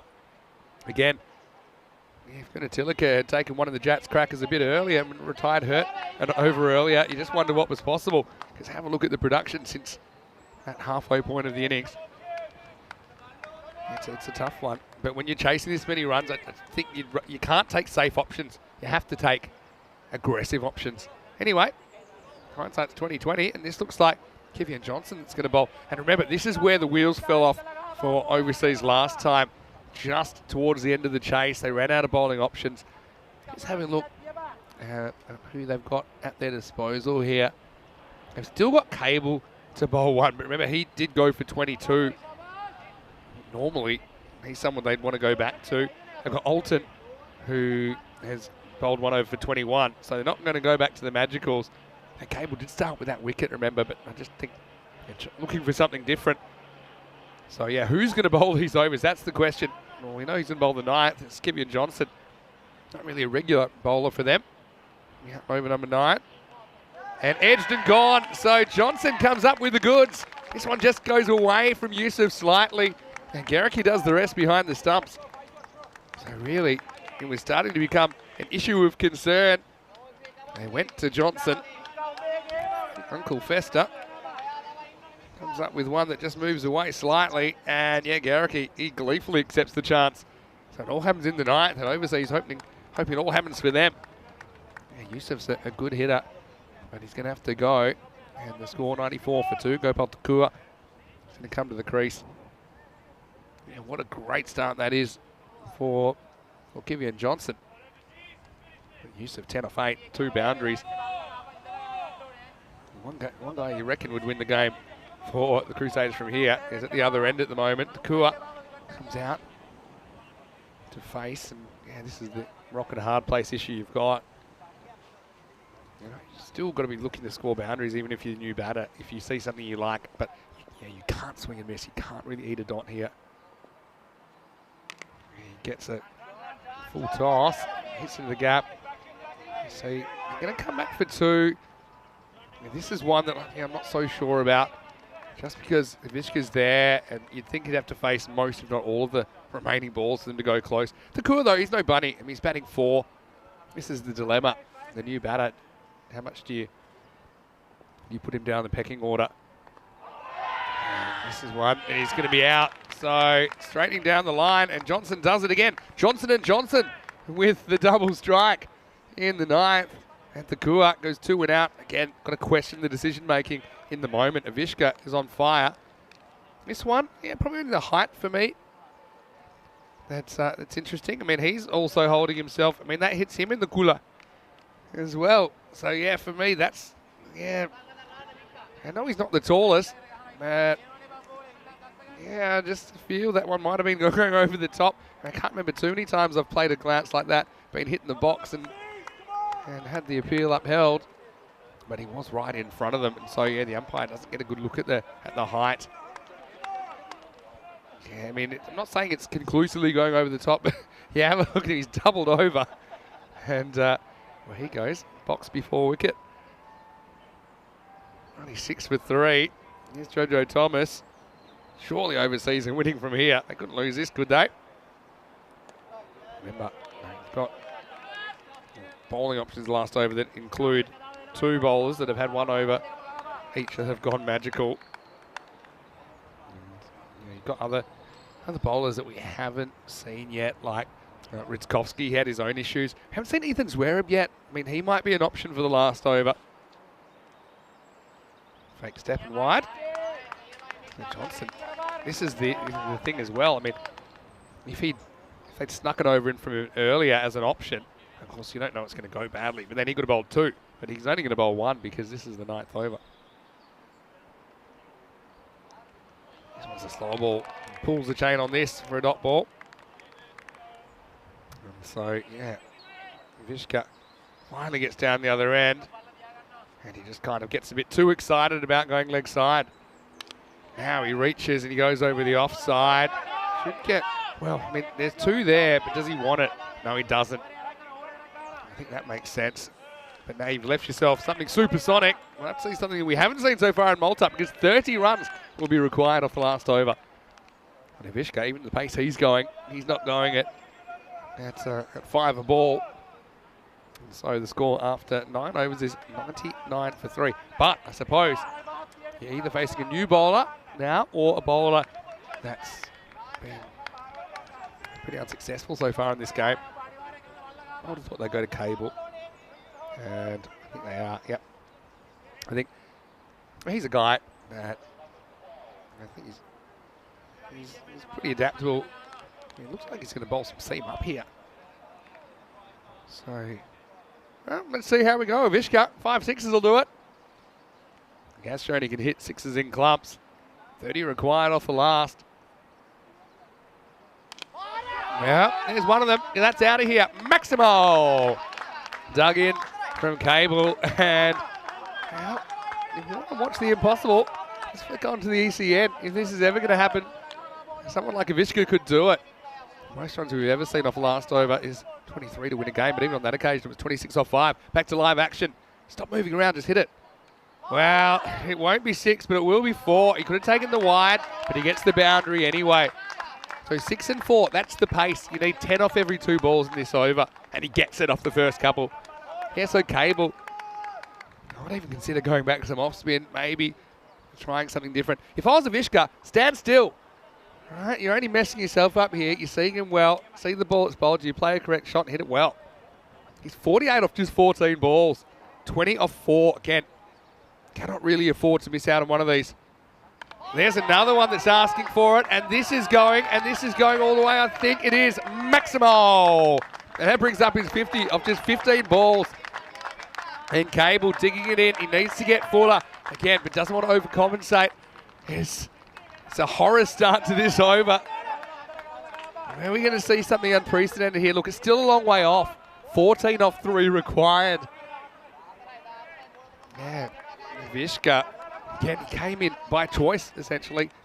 Gunatilaka retiring hurt, but strategically he's come in. And he's been a game changer. Needs another boundary, though. Gets another one. This is a top edge. How far, though? You've got to hustle back for 2 if it doesn't go. It will not go. So, yeah, I wonder how short this was. It'll make it 12 off 2. Puts the golden ball to bed, I think. Is that too high? It's very hard to tell even from that. It might have been, or might have been just below. So 2 sixes, simple as this. And we have seen this done before. All right, Rico, here we go. 12 on his back. 12 is what's required, and they're wide. And now 6 and a 4 will tie it. You got to be nervous. It's impossible not to be. Anything that stays inside the ballpark, and it's pretty much game over. Well, are we going to see something special here? Needs a boundary again, Avishka, and misses. And this one, well, for not the first time, I think it hits him in the protector. And what a fitting way for this contest effectively to be ended. He gets in trouble here, and it hits his bat. But this is a big wide. It takes a while, yeah. It's a huge wide. You said it. He moves around too much in the crease. Now he might be gone, or he might hit it for 6. He does hit it over marks Maximo, but it's all over. And I suppose Cable's a hero, even though his last over ends up going for 25, but he had it to play with. And late drama, not the net run rate boost that overseas want, but it is their first win of the series. The final score in a very entertaining match 30. Overseas Cricket Club 128, Southern Crusaders 124. Just 4 runs separate these two teams. Quite amazing, isn't it? You could say that Marco Gunatilaka was the man who was instrumental in them winning the first match when he scored 44 of 30 deliveries. You could also say that maybe he was the one that cost them this one, 11 balls for 7 before he lied. Straight away, the big hat comes off. Whoever was wearing it goes straight on. You can have it, buddy. Well, I suppose, how many did he go for? 40? Oh, a lot. 40 more. 47. 1 for 47. 47. And he started with a wicket, 50. remember? He did start. The first ball was a wicket, and after that, well, look, you know what? That comes down to one thing. Why did they take that 2 at that important moment when he would have gone on strike? That's true also, but then also, I mean, why didn't you get Avishka up? I mean, no one's got the crystal ball, but Gunatilaka, he's certainly a solid option, but he's not someone you'd think is going at 200 or more, and they decided to open with him. And there was a few interesting things that happened in this innings. But once again, overseas, you saw that their bowling depth was really tested, and they had only options that were, let's just say, problematic come the end of this innings. You see, that was the first one, not the last one. That was hit right on the end of the you know what? Yeah, I won't go further than that, but it wouldn't be the last time he was hit there either. So this is also a bit of a key with Bastiards. I think that he played some good shots today. Ow. Lightning striking twice, unfortunately. I reckon he's going to get a reinforced box now. I think after that he said, right, that's it. I'm getting a bigger one and a stronger one. He said, that's about enough. I've had enough of this. He's technically retired hurt. And with a smirk from Andy as well. But the thing is, that did bring some new blood to the crease. And, okay, Marks holds that. But, yeah, Avishka was a real game changer. And you just wonder, if he had a little bit more time to go about his work, he might have just gotten the Crusaders over the line. Yeah, I mean, there's little things, little moments since then. I was talking about when he decided to take the 2 with when Gopal was out there, and then that put Gopal back on strike. Gopal then got himself out. I think it was the very next ball, so it ends up being a dot ball. But then also there towards the end, I mean, he's hitting the ball big sixes, but then there's one that's going down the leg side, and it was a penultimate delivery. Yeah, just step inside it, take the wide. He had to play perfectly if he was going to get them over the line, and I think he gets he's almost perfect, is probably what I'd say from Avishka. Just made a couple of little errors. We'll come back to that in a second. We saw that Johnson, they needed someone to come on bowl a tight 9. I mean, that over becomes even more significant now because it only went for 5 and he took 2 wickets. This is the second one. Again, not totally convinced this one's hitting the bails. To me, it was still climbing. And well, the batter knew exactly where it hit him. And he just looked down saying, I don't remember that happening to me before. He was arched over in pain until the umpire gave him out, and then he just picked himself and but this is the one. This is the one we saw the 2. Then we saw that LBW. But then when it came down to it, 30 were required. You'd say that's impossible. But the way Avishka was batting, he felt the impossible was not just only possible, but also seemingly increasingly likely. And despite hitting 25 off the last over, Cable, well, you see this at the end. Yeah, off comes the hat, straight on Jazz. Yeah, almost did it, but, credit to him. He stepped up, he bowled the last over. And, I suppose, partly thanks to Avishka spoiling that wide, which hits him in the you-know-wheres. It is the first win for overseas. Let's see what's coming up this afternoon. And Edex Knights taking on Sweetie United. For me, these have been the 2 form teams in Group B so far. The first ball is 20 minutes away. We'll get to see some boom time with Basil George and Samuel Stanislaus. They're likely to open the batting. With Dilip, it's a pretty strong top 3. The Knights winning the toss and batting first. Sweet United, well, they won twice yesterday and they were impressive against Malta today, but they did that batting first. This time we'll see them chasing, but I've got to say, Waka Afridi, he was brilliant. Let's see if he can bring the magic again in match 31, and we'll be around 15 minutes away from taking you into the 3rd match of the day. Looking at this scorecard, it's a bit of a funny one. You look at, well, where could they have done better? Kinatilica batted through the first half, 7 off 11. Look, he has won them games before. This was just one of those occasions it didn't happen for him. Yeah. And Avishka, when he came in, 62 off 18. And Yusuf, again, we know he can move the game along. But it was close, but not quite enough. And actually look at overseas and their bowling. Okay, yeah, there were some expensive overs. They didn't give away too many. There were 8 wides. That seems about par for the course. And the bowlers were 2 for 5. Johnson was a really important cog of that in the end. I don't think they were planning to go to him, but he bowled the night, took 2 for 5. Cable with the other wicket, but he went for plenty, 1 for 47. Got to say, there were some good bowling performances in there.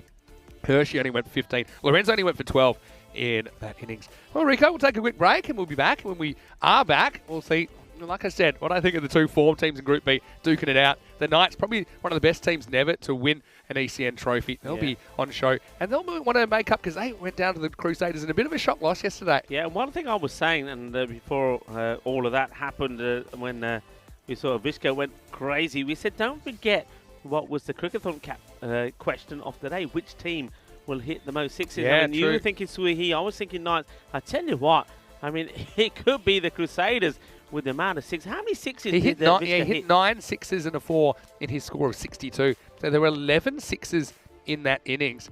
Yeah, and so the Crusaders, in their first game, they hit 3. So that's 14 6s. So they're setting the pace so far. So bear that in mind, folks. So maybe you want to get your answer in quickly. But look, I mean, one thing they did do there, the Crusaders, is that even though they ended up losing that game, at least they made sure that wasn't going to dent their net run rate. So that's pretty important. That could be quite key.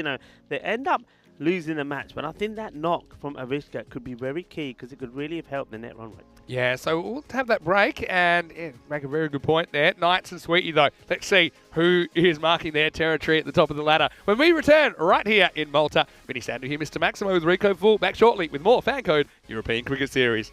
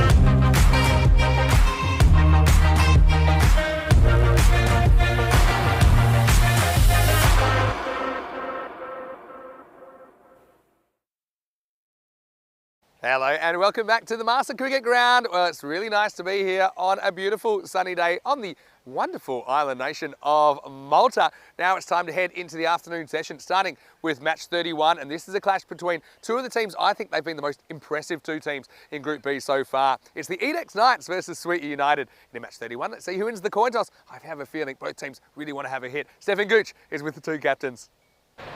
Sweetie call. Heads is a call. It's tails. He's on the back toss. On the back? That's how we go. Cheers. So it is the Knights that win the toss and they've elected to bat first. Look, the reason I think that both teams wanted to have a hit is because that's how they've been doing their work. I think that the Knights, we know they like to defend. They've got some really good bowling options. They've backed it up in the field. They're quite disciplined with the way they go about their defences. So they do get the opportunity to bat first. But for me, I think it could be won or lost in the first few overs. Let's see if the Knights' big hitters can get going and see if we see some boom boom from those men. But look, Sweetie United, we didn't see them on Saturday, but we saw them yesterday for the first time against Malta Day, and they won both their games batting first, putting 100 plus on the board and defending. They really did a number on Malta Day. I think their Waka batted very, very well in that game as well. Again, hold your catch. I think that's important. We saw Sweetie batters, key batters get away with some chances yesterday, and they really made the opposition pay. I think it'll be a really interesting afternoon of cricket, and we know that the Knights, well, they've never won an ECN trophy. They want to really mark their territory at the top of the table, but Sweetie, I think that they think they're on the rise and they could really, really push the Knights this afternoon. Let's go to Rico Full as we get ready for the start of match 31. The Knights winning the toss and batting first.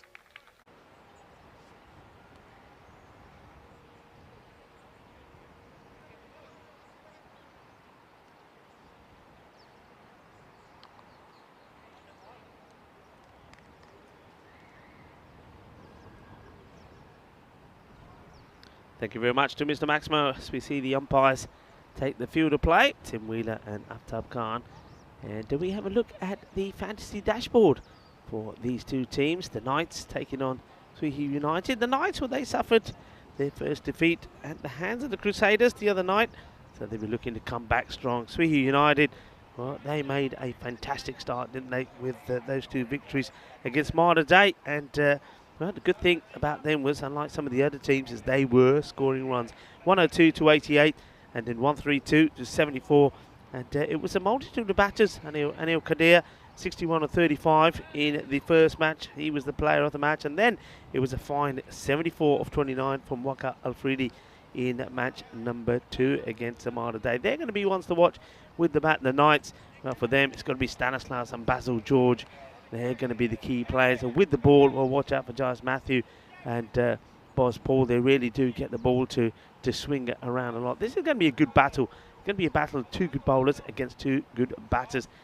And going to be very, very interesting. And you see and heard from Mr. Maximo there that the coin toss, that it is the Knights that won the toss and they're elected to have a bat first. Doesn't really surprise me.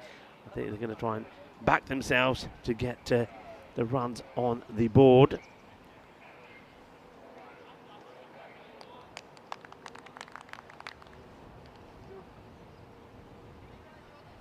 ready for the first delivery to Stanislaus. He plays this well, beautifully played. And, well bowled from Waka Afridi. Just get the feeling that this guy will just get better as this series goes along. Very good all-rounder. Going to come around the wicket to the lefty, to Basil George. Boom, boom, George. Or will it be boom, boom? Just have a look at the field. 2 men out on the leg side to Basil. Mid-wicket and long on. And he then goes for it outside the off. Wants to go for the quick single and he'll get it. Let's have a look at what the bat versus board wall had to say about this. The Knights favourite, 94 to 88. So expecting them to get the runs on the board and defend. They have been good defenders, you have to say. You can't take that away from them. The mishap happened when they were batted first against the Southern Crusaders. They only managed just to get to 79 though, and that was the issue. So again here, want to be looking to bring the 100 up, I think. 100, 110. That's a big, big appeal. And the umpire saying no, just going down the leg side. Afridi not convinced. It's a good shout this for me because he does shuffle right across, but I think also the umpire sees enough of this to suggest it is going down. You can see that both the bowler and the keeper, Anil Kadir, they're up. They're wanting this. I think that's a good call. I think it's a tight one. It's close. I have seen him give him. I'm going to say that. I think that's probably spot on. Stanislaus didn't play in that match that the Knights lost to the Crusaders, and maybe he was the missing cog. This one is a huge hit. Well, what a shot that is. That is absolutely massive. That's a Bizaway supersonic one from Stanislaus. Just gets himself in the slot and backs himself to play it, then holds the pose as well. Says, there you go, my name is Stanislaus. Take a picture if you will. I'll just stay here for a moment. What a delightful shot that is. Beautiful. Top draw. Freedy. No, we want to get the reply here. He waits.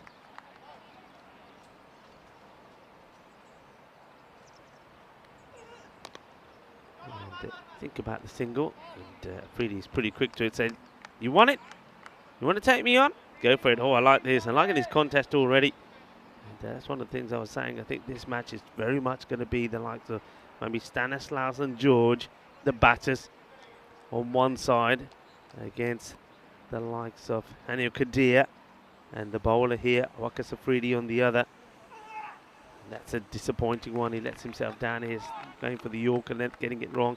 And then with the ball, well, again, you're going to have this man, Afridi, going to be causing some issues. And maybe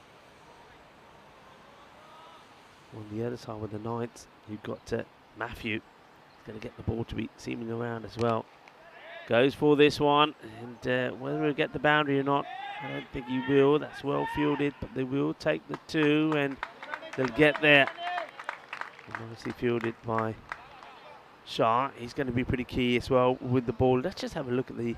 This is why these two teams are so evenly balanced. Just have a look at the scorers. George, Stanislaus, and Nitin Babu. George right up there, 135 runs. On the other side, Afridi, Kadir, Mohammed. Remember, haven't played as many matches. Only played 2 matches as opposed to the Knights that have played 4. And then the bowlers, who are top bowlers, George is right up there. 6 wickets for him and Matthew.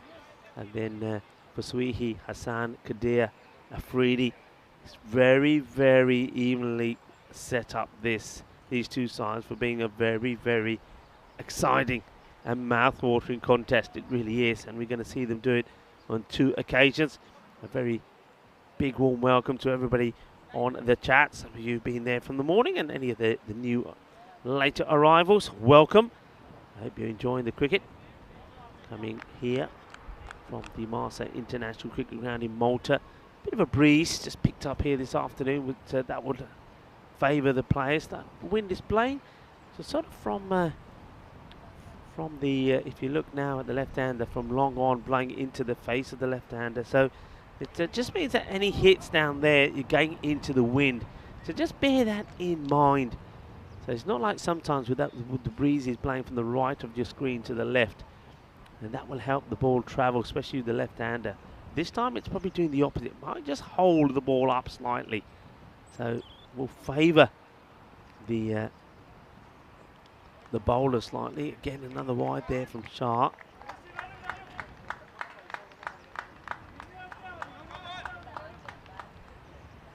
United. Let's have a look at when they were in the field against Malta Day.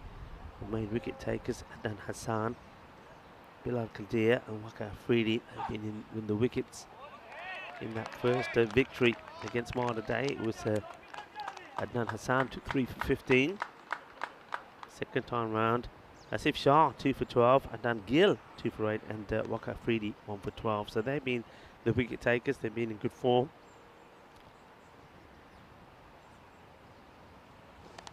Better from Shah, a little bit closer. Just played out for a single by George. So quite a start from George. That was only the 3rd delivery though that he faces. 2 of 3. Stanislaus Well, he's the man that's played one beautiful shot down the ground. What a lovely shot it was as well. Big 6. Shah.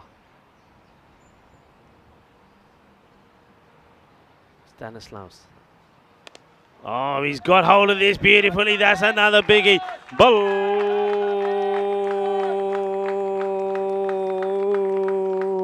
Balle, balle. Shaka. That is a beauty. A big hit. And that goes all the way as well. And, beautiful shot. Beautiful pickup. Well, Samuel Stanislaus, normally he's the one that likes to hang around a bit and wait before he launches the big shots, but not today, not this afternoon. He's up, he's running, and he's firing. Great shot. Now he cuts, and he's going to get 4 more. Beautifully played through the gap, and this is what it's all about. Stanislaus not just showing that he's got the might and the brute to hit over the top, and he can be brutal, but also that he's got the class and the technique to play technical finesse shots like that as well. Quality batting, top draw at the moment. I'm not sure what as if Shah is trying to say to his fielders, but nobody was stopping that, buddy. That was just too well placed. This time, just plays this out. The bowler wants the fielders to get onto it a bit quicker. They can't do nothing about that. It's another single taken. Liking the colour combination between these two teams. I said I really do like the blue of the Knights, the new kit from them as well. Like the design, the logo. The Sweden United, they've got a bit of the orangey peach colour with those grey bottoms. George hits hard. Will need stopping. And no mistakes from Afridi. Yeah, that's why he's out there. He's a top player who I think has played some quality cricket. It'll be interesting to catch up with him at some point and have a chat about where he's played his cricket, because I think he's somebody that's played a good standard. And I think he's going to continue. Yeah, he takes his cap off, so he will bowl himself out. First over went for 11. That one from Asif Shah goes for 15, 26 without loss. As we have a look at the tables there. So overseas, they stay at the foot of the table, but they're now on the same number of points as Malta Day, played the same amount of games as well. So you can see that there's going to be a bit of a contest developing between Malta Day and overseas. And just look out for the schedule when those teams clash together. And this one's played out when it was. It looked like before we went to the table, it did look like Afridi had taken his cap off and was going to do the bowling, but a late change. They decide to hold him back, and Bilal Qadir comes on to bowl. Well, Bilal Qadir, he had a personal highlight when he took a fantastic one-handed catch. And now at the moment he's been asked to do the bowling. Took 1 for 13 in the first win against Malta Day.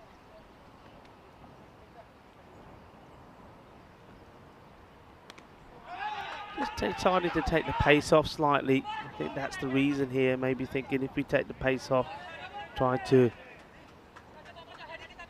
starve Stanislaus off the pace and not allow him to be hitting as freely as he has been using the pace from the bowlers. So I don't mind that idea at all.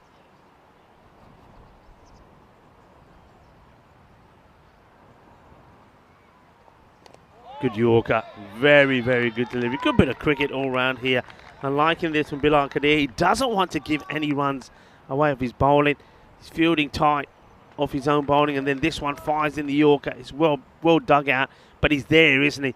He's there. He's in his face saying, you might have blocked it out, but you're not getting a run of that. Good contest. And the Stanislaus, he backs himself to go over the top once more. It's just all about the length, man. I just get the feeling that he already decided that he was going to go after this one. He said, okay, you've bogged me down a little. You've got a couple of good Yorker lengths deliveries in, but as soon as it's not there, I'm after it. Well, that has gone long, high and mighty. 6 more. And the umpire watches it sail over and says, okay, manos arriba from me. That's una cita. Top shot. Merhaba to everyone that's tuning in here. Merhaba is the way the Maltese say welcome. So merhaba to everybody. Welcome to the Malta International Cricket Ground, where I think we're going to finish with 2 cracking matches here today. It's day 8. And we're into the crux of things now here in Group B. Remember,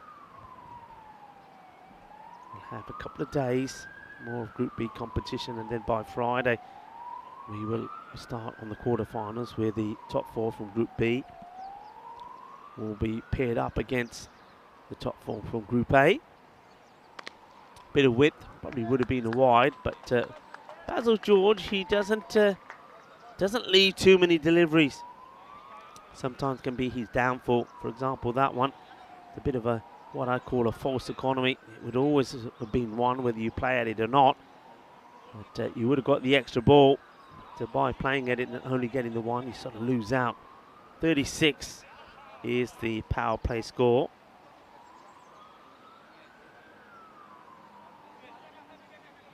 Once again, a lot of people are probably taking it or a day break, because it is a fiesta in a lot of parts of the world. It is the Dia de Todos los Santos, or translates to All Saints Day. So if you are on a holiday because of All Saints Day, welcome. Thank you for joining us. Thank you for watching the cricket.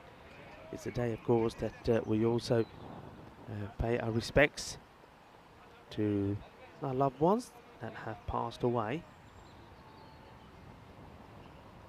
So, important holiday around the world it is.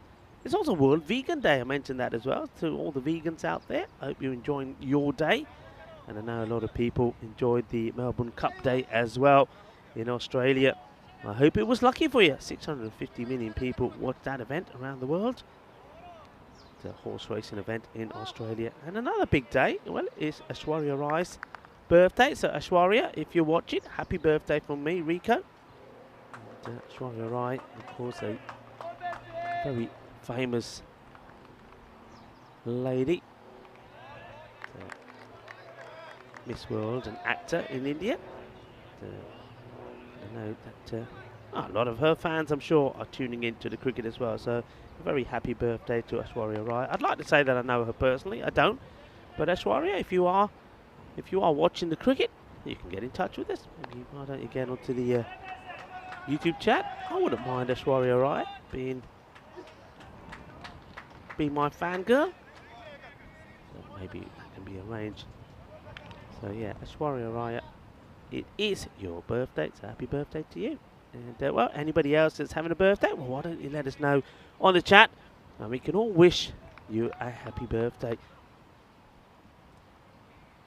Qasim Mohammed doing the bowling, keeping it nice and tidy so far. Bowling with the cap behind his trousers, which pretty soon will come out, I'm sure, as we take the single. If it stays there and doesn't get moved, well, he's feeling it. He's giving it a push back in. I tell you what, now he's put it in there. I don't think anybody will want to take it and put it on their head. That's the problem he's created now, you see. Basil waiting to launch. Hasn't really as yet. And it's another wide delivery, which will get called wide. The batters should be thinking there maybe of taking another, making it 2 wides. Yeah, I don't think I've ever known Basil George to, all right, that one won't go down as a face delivery because it's a wide. I don't think I've ever known him to face so many deliveries and not have hit a boundary as yet. And, well, there you go. That could be the end of it, and it will be because the fielder lets it go through his hands. He will get the boundary, but you got to say this is a chance. I don't know what the fielder's doing here. I think that's Adnan Gal. He's charging in here like a bull that's in red, and he could have done himself a nasty injury. He really could. I'm thankful that it's turned out that way. because, well, that may not have been good. That could have been a bullseye right on the forehead. Basil goes again, one bounce, stop, gets a single. Yeah, I think Basil just decided this time that he starts playing a few shots as well. Looks like this one ball to go in the over. Stanislaus, what will he do? I'm pretty sure if this is short of a length once more, Stanislaus will be onto it. 2 men waiting, but at the moment he's been clearing the boundary big. Goes for the cut shot. Straight to the fielder's hands this time though. And Basil gets to the other hand to finish off the run, the single. That takes it to 9 off the over. And the score at the end of the 4-over mark on 45. So they're going away quite nicely. Stanislaus is batting well, wasn't he? Takes his score to 29 of 14 deliveries. And Basil George, well, with that fortunate boundary, you have to say, he moves on to 11 of 10 balls.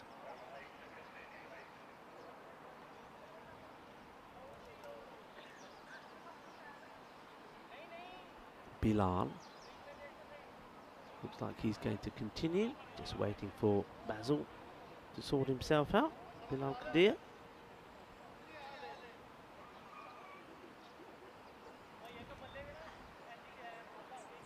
Stanislaus wants to keep going, wants to go big.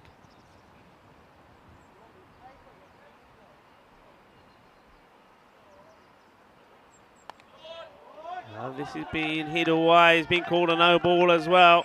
So it's going to be balle, pero eso no es 6. Eso es una 7. Because it's a no ball as well. But a beautiful shot, just rocks back, smashes it away. A no ball free hit is coming up. Well, we've got Shisendu Chowdhury saying, hi, I may not be Ashwarai, but it is my birthday. And well, happy birthday to you. And hope you have a very good, I hope you're having a very good day. I think it's Shisendu, is that how you say your name? Apologies if it's incorrect. Shisendu Chowdhury.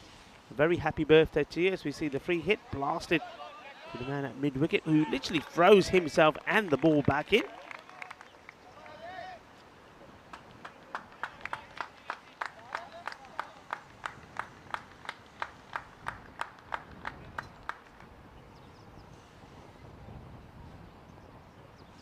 Qadir looking to get the breakthrough. Basil looking to get going. I think he's decided it's now or never.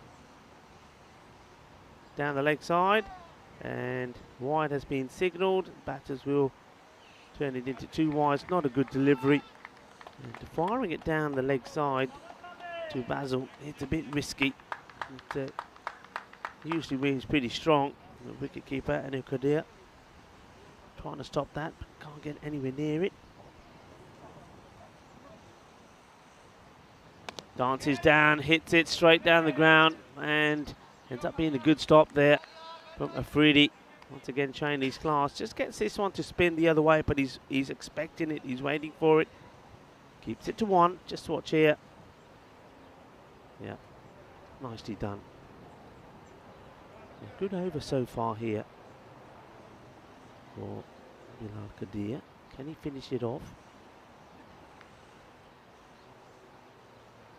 Waits as Basil once again taking a bit of time here. Basil, I think the umpires might just choose to have a bit of a word with him. He needs to be ready. Into the pads, will not be out. And the leg side and pitching outside the leg stick. Yeah, he gets a habit of just taking the glove off while he's at the non-striker's end, and then having to wait for him to get himself ready again. I just get the feeling that he needs to make sure he's ready. And the bowler here. The bowler here is really a bit naughty. I mean, there's no way he can be expecting this to be LB.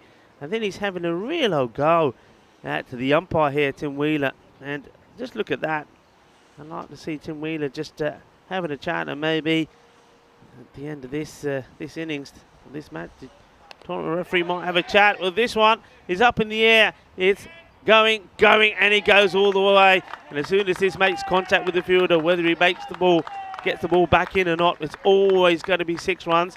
So that's another biggie. And Stanislaus, and this is the shot we've seen him play a number of times. This one just enough. The fielder, thing is here, you see he's already, well, no, maybe not, maybe I'm wrong. I thought maybe he's already left the field of play, but he hadn't. I think he was jumping up from inside. Hands to it, but can't stop it. And then this is nicely played, delicately. Is he gonna get 4 here? I think they just get the foot on this. And it's somebody I've never seen anybody put a face mask on. And before you play a game of cricket, well, surely that's going to get too hard before he takes it off. But mind you, his skin would be nice. Let's have a look. This is the stop, and here comes the fielder that's wearing the face mask. And who is that man? Who gets that one? No, that is surely a face mask, isn't it? Or is it a bit of sunblock? I don't know. It's good for your skin anyway.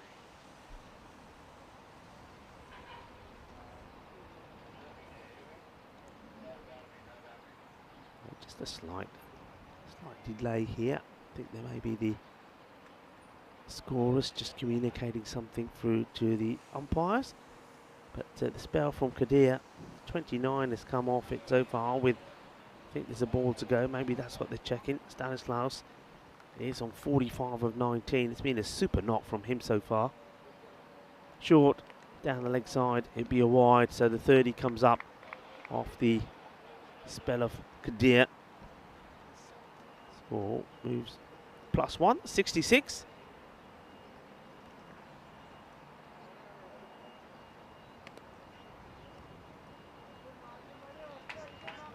Gets played away. And a single taken. And that will be the end of 5 overs. So 67 the score moves on to. Well, folks, what are your thoughts on the ECL 23? We've been having a look at some of the groups here. And one that, of course, interests me is Group E, being that I am from Spain. And Spain, that'll be decided, I believe, this month in November. Normally, the what we call the championships are played then, and we'll decide which team will be going through and representing Spain. Remember, Spain will have 2 representatives because the champions, Pack Ikea Badalona, will automatically qualify for Champions Week as they are the reigning champions. But Roma CC, of course, spent a fair bit of time in Italy, and I watched Roma perform at that lovely ground, the Roma CC cricket ground. And a big shout out, of course, to the likes of Lorena and Prabhath as well. Absolutely magical people that looked after us. I know Johnny G has been there recently. Johnny, I don't know if you're in the chat, but I'm sure you'll agree. They are wonderful people, wonderful ground. Be interesting to see them. I mean, they're a team that I'm pretty sure they'll pick up 1 or 2 players, and we'll see them again.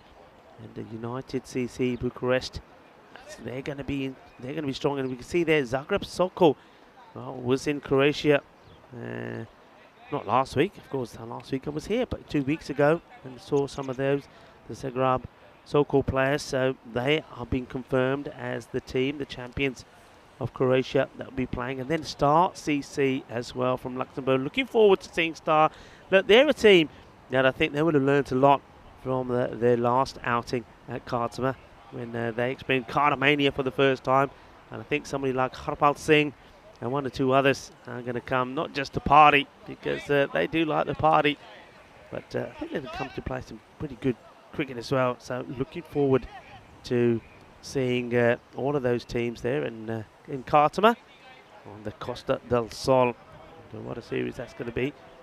Of course, a few changes as well. There'll be sort of 3 days of competition and then finals day in the week. So you're basically going to be seeing 2 groups per week. So a bit of a change. The teams will only play each other once. So basically what that tells me is you've got to be on song from the moment you start. You can't afford to have too many blips and then hope you can make up for it. This one is called a wide. It's a close call for me. I can understand the bowler being just a little bit disappointed. I think this maybe not. Does it catch a bit of that line or not? It's a tough call, but you've got to say the umpires, they've been very consistent. Kasim, I feel that maybe that one just got away from him. Good comeback though.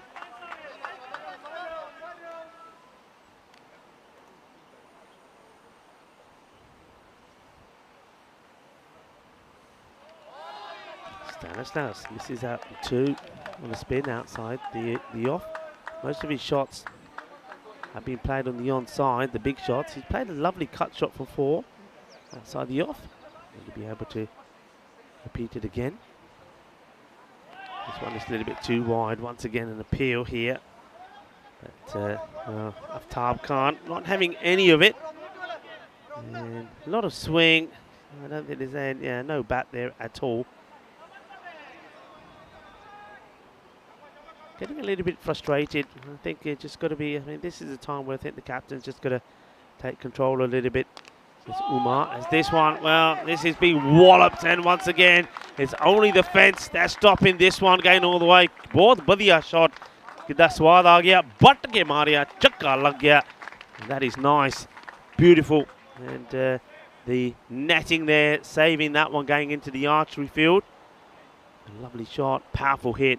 Stanislaus brings up his 50 in style. बहुत बढ़िया batting कीती अपने Stanislaus there, and well, that was an interesting one. He sort of plays at this one and then takes a step like he's ready to walk. I think, where's he going? Let's have a look at it again. But yeah, well batted to Stanislaus. It's been a really good innings, bringing that 50 up. Just 23 deliveries. Comes down. And just take the single. And I think now, you see, I mean, look at the difference there. I know he's had a lot more of the strike than Basil George, but George, he's got to get going himself here. I mean, he's only hit that one boundary, the 1-4, and he was lucky with that one as well. But it's time for him to go big. Oh, wait, fielder says, hang on a minute, I'm going to go back. So 2 men on the leg side. Okay, the name is Boom Boom George. Yeah, maybe this one is his brother, Tiki Taka George. There's no boom booms at the moment. And it's Stanislaus who's been doing the hitting.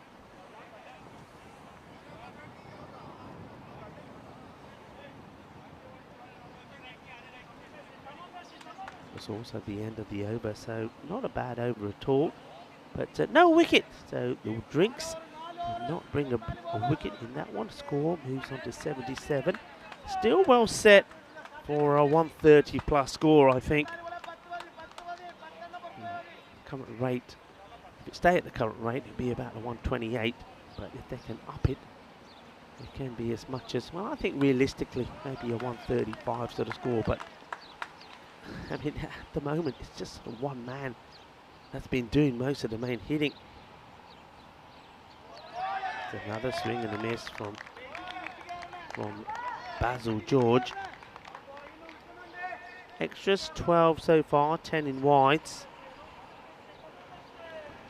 Swing and miss. Another dot. As we see Adnan Hassan into the attack.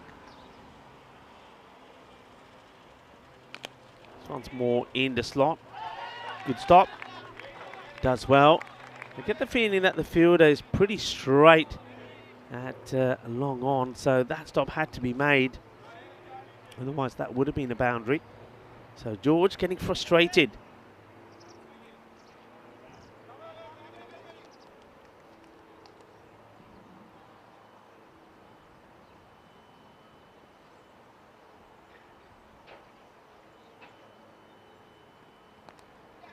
This one is going to go the distance. 1 bounce, 4 runs.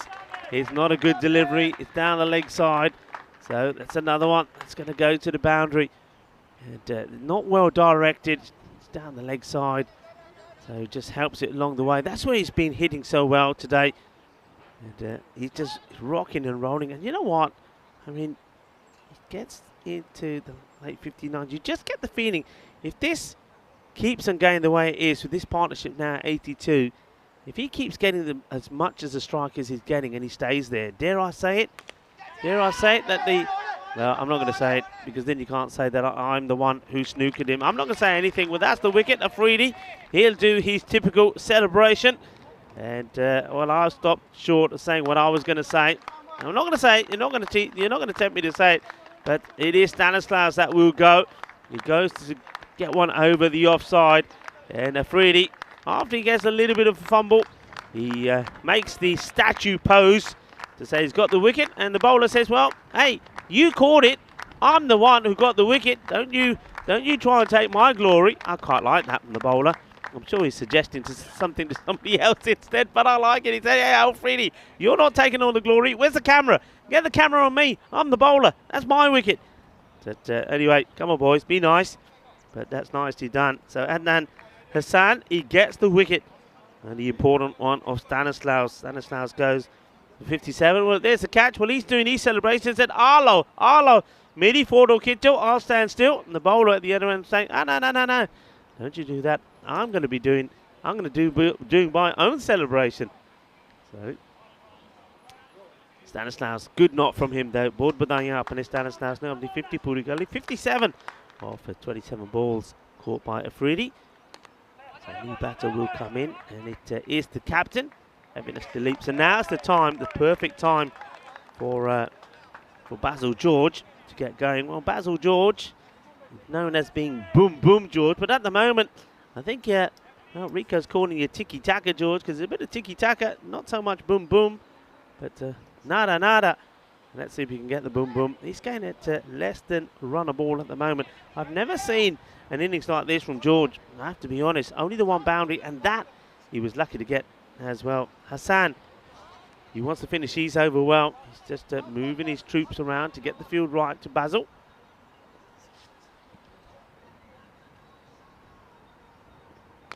George hits his hard, diving effort from the fielder, and it gets past him in a flash. It's 4 runs. Fielding the ball that she coaches Kitty Pachoka. This is a delightful shot. I mean, this is the power of the man. He's got his field to pinpoint accuracy, he thought, but, well, he didn't. Basil finally gets one out of here. He says, tiki-taka what, Rico? Tiki-taka what? And remember what we've got coming up this, this weekend, starting this Friday from the 4th of November, 5th of November, and the 6th. We've got this Grizzly Bear T20I series coming up in Spain at the beautiful ground there in Almeria, Desert Springs. It's an absolute oasis. What a cricket ground that is. And Italy, Germany, and of course the host Spain coming together. I tell you this now, that is going to be a sensational try series. And look forward to some of those results. This one has just gone up in the air. Will it go to hand? No, it doesn't. And he gets lucky. That's Evinas Dilip, the captain, but he does the right thing. He gets off the strike and he hands it back over to Basil George. Afridi is back into the attack, and I think this is all about just trying to get maybe the wicket here of Basil. Maybe get it early before it hurts you. I like this shot. Sometimes captains want to leave your main bowler to the end. This makes sense. Basil goes after this and he's going to get a boundary. And well, Diana Oros, she's there. She doesn't flinch, does not flinch. She takes a good shot of that though. And it was a little bit wide. It probably would have been a wide. And Diana Aurora, she goes click, click, click, click, click, click, click. Nah, I'm not moving. I'm not moving. As he watches that one go by. And as we watch that go by, and as you see Basil starting to get into the rhythm, let's welcome back the one, the only, the legendary Mr. Maximo back into the commentary position. Thanks, good to be back, as this one's hit back. And well, this had trouble written all over it. Once you see the little stutter steps come out. Not better. This is Adnan Hassan. He's nutmegged himself. A lot of steps, but not a lot of fielding from Hassan. Oh no, please don't show this again, Vinny, please. Well, that is a nasty one. That is bad. Well, he was doing the celebrations when he takes the wicket. Now, well, he's going to get moved. He's going to get dispatched from that area. And I think that's Alfredi's saying, I'm not bowling until you move him. He was concentrating so hard on getting there that he forgot the whole reason he was going there in the first place, which was to stop the ball. And he just didn't organise the bending down part. Oh, now, big swing and a miss.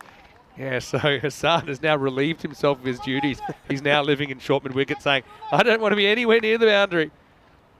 Well, Hassan wanted the camera time, didn't he, when he took the wicket? But he didn't want the camera time there. He wanted the camera off him. It's understandable, I guess.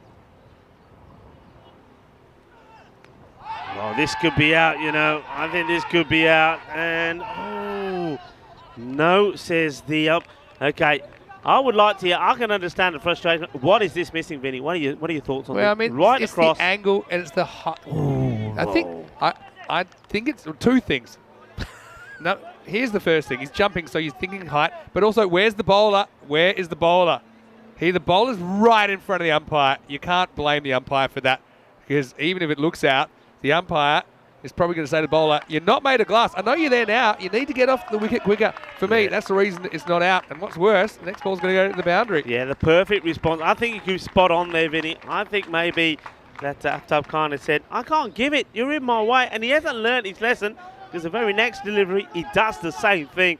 A good shot. And Basil George, well, he's doing what all good partners do. And once he sees Stanislaus go, he realises, right, it's my time to get going now. that boundary brings the 100 up. 100 on the board at the end of 8 overs. So 100 for 1. 12 deliveries to come. Can they get to that 125, 130 score? Well, that's a question. I think they should, considering how they were tracking in this chase. But, yeah, bowler's fault. And put it in the chat. A lot of people talking about the umpire. The umpire, he does the right thing. He can't call it out. Even if you think it might be out, if the bowler's blocking your view, you just cannot give that out. So, yeah, I think that Freddie learns the hard way. Anyway, here's Adnan. Oh, he's going to come on and he fields that one. Thinks about throwing. How about this? Oh, I like it. And he's saying, why didn't I throw? He dropped his bat, trying to go back. This is sensational. Have a look at the non-striker. Watch Basil George here. Yeah. He thinks he's going to get his bat in, but it comes out of him. And he's still out. And look at the bowlers. Look at the bowler's response. Oh, he said, oh, why didn't I just throw it?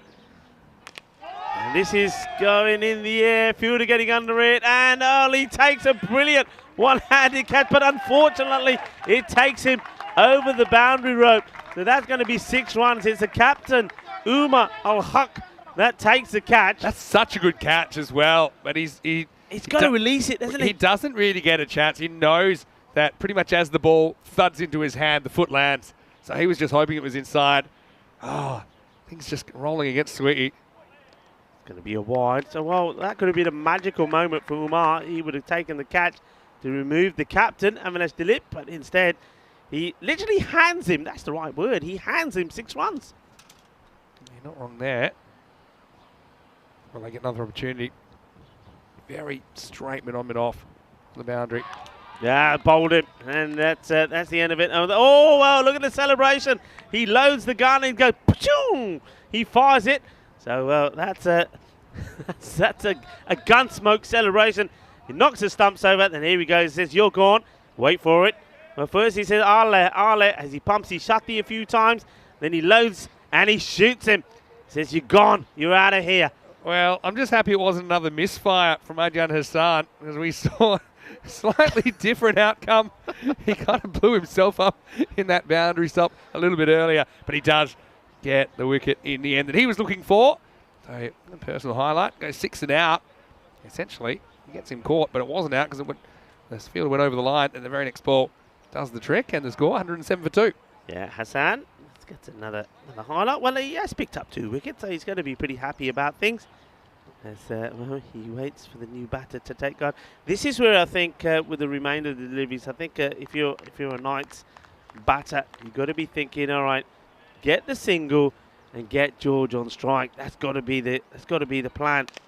Well, maybe not. He wants to go for the big hit, and he will. Boom. Shaka. Lagya. Nitin Babu says, don't worry, Rico. I will run, but only run back to the shed if I'm out, because while I'm out here, I'm hitting 6s and I'm hitting big uns. Yeah, and Basil's not thinking. And so Nitin Babu's probably saying, well, Basil's had his time. It's my time. And Nitin, he can hit a long ball. He got that one right out in the middle. Full toss. And this time, well, watch the bounce carefully. Does really well, does the fielder. They will get the singles. So it looks like Basil George will get to face the last one of this, the 9th over. All happened in the 9th. Well, we've seen a bit of gun smoke already. We've seen a big hit down the ground. And now can we see a little bit of boom, boom, Basil to finish it off? Yeah, let's see if he can find some of his best touch. Around the wicket, he's probably looking to go over mid-wicket here. And kind of wide, long on, regular long on, there's a big gap. Well, up in the air, this has gone a long way. Adios, Pelota. Well, this is what I love. Sun, sea, sand, sexy cricket. That is huge. This is There's got to be car trouble. There's car trouble. Do we see where this comes down? because we lost it. Where is it? Oh, that look went at that. over, went over the cars. And look, It almost goes into the driving range at the back where the golfer's standing. the guy is the wrong side of the fence. Look, there's a guy playing golf getting ready to tee off, and he sees it coming, and then he knows this is trouble. It's probably his car, and he's nervous, and it comes down just over the cars. I'd be nervous too. Well, what an end. I told you all that happens in the night. The 120 comes up, 20 of that over. That was massive. We know in golf they'd be saying 4, but here that's 6. I tell you what, Basil may have lost a few pounds. He looks a lot trimmer, but he can still hit the ball big. That was a big hit. Last over, 6 balls to go in the innings. And he does well, takes a single. Basil will stay that end, so he'll want to finish in style. I mean, it took him an age to get going, Vinny. It took him an age. That has to be He probably. couldn't get going, and then all of a sudden, he's off and I running. think that's the biggest 6 we've seen in this tournament. That is huge. That's gone over the cars. Massive. That was butchered, wasn't it? He murdered that ball there. What a hit that was. Oh, how lucky if you own any of those cars that he hit it so well, because that's actually gone over the cars instead of, that's a windscreen smasher. Catch it, and he'll be gone. Puts it straight into the hands of the fielder, and there he is, Afridi. And I want to just tickle him. When he does that, I want to tickle him, see what he does if he moves. He just does like a statue movement. Takes the catch. Yeah, 6 and out, slices his body weight slightly towards leg, and then, yeah, Afridi, he's happy. Yeah, let's see this shot again. Yeah. Look, watch the guy in the background. He thinks, that's my car. Oh, no, that's my car. Batgia. That is so close. And the fence was in the way, preventing him doing anything about it. So he couldn't even kind of jump the fence or get around the fence. I wonder if he's moving the car now. I wonder if he's back there moving his car. I mean, golf's meant to be a relaxing game. There's nothing too relaxing about that. Well, Basil George, he'll go 35 of 22. I mean, it looks good. It took him an age to get going. At one point, he was on 13 of 12 deliveries. So I can just see just how quickly he accelerated. Okay, will they keep going? Will they keep finding the boundaries here? They'll try it. They'll take the single. Will they try and take 2 here? Babu, he feels like he's got his hitting boots on. So he's ready to go. I want to say hello to Sanchez in the chat. Hello to Shrug as well, saying considering that they're getting a bit of punishment, the bowling team like a celebration. Yeah, well, you're out there in front of the whole world. Might as well give it your best. Anyway, as if Shah trying to keep the damage down into the 120s. Oh, he's Doesn't want it. gonna get out here now. Well, on the Iba. Well, I think we know that there was a bit of the horses today in Australia, the Melbourne Cup. Well, we had a race of our own here. Here we go. Get ready. On your mark. Get set. Go. On the Iba. And, well, no photo finish required there. Those stumps, though, are battered. And are those stumps okay? Yeah, well, I'm not worried about the stumps. I am worried about the facial region of Shah, because watch him eat the grass. Boof. And, yeah, here's the thing. So Babu starts out not wanting the single because he actually wants another crack at hitting a 6. But Bose is having none of it, saying, hey, that's my turn. You had your turn, now it's my turn. So then Babu just has to take off late, and he can't win the race. And, yeah, that was a tooth buster, to be honest. Anyway, Bose Paul's on strike. Pullereel's the new batter at the other end. They miscue. And, they will try for 2 here. You've got to really. Here comes the throw, and it's been muffed, so they'll get 2. Yeah. He doesn't want to be running too hard. Remember, he's got a bit of an injury. He's got a hammy. He was the one that had the magic Karate Kid treatment, by Jason Matthew yesterday.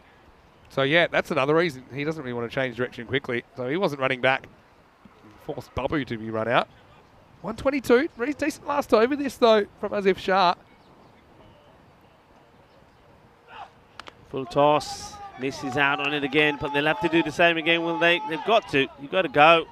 And Paul saying, oh, they've got away. They're going to go for 3. Oh, they're going to get the 3. Oh, they will wow. get the 3. Well, or will they? Well, the umpire, I think, gets saying, I can't see anything. Yeah, this is a funny one. I mean, that looks like a 1 short to me to start. But then this should have been out. Bad throw. And then turns around. I have a feeling the last one's out. Again, fumbles it again. And is this a bat plug situation? Well, there's definitely a bit of turf missing over there now. And, well, I mean, that's the other thing. Did he have the ball? Does he have the ball here? Let's see. Does he have the ball? Yeah. Yeah.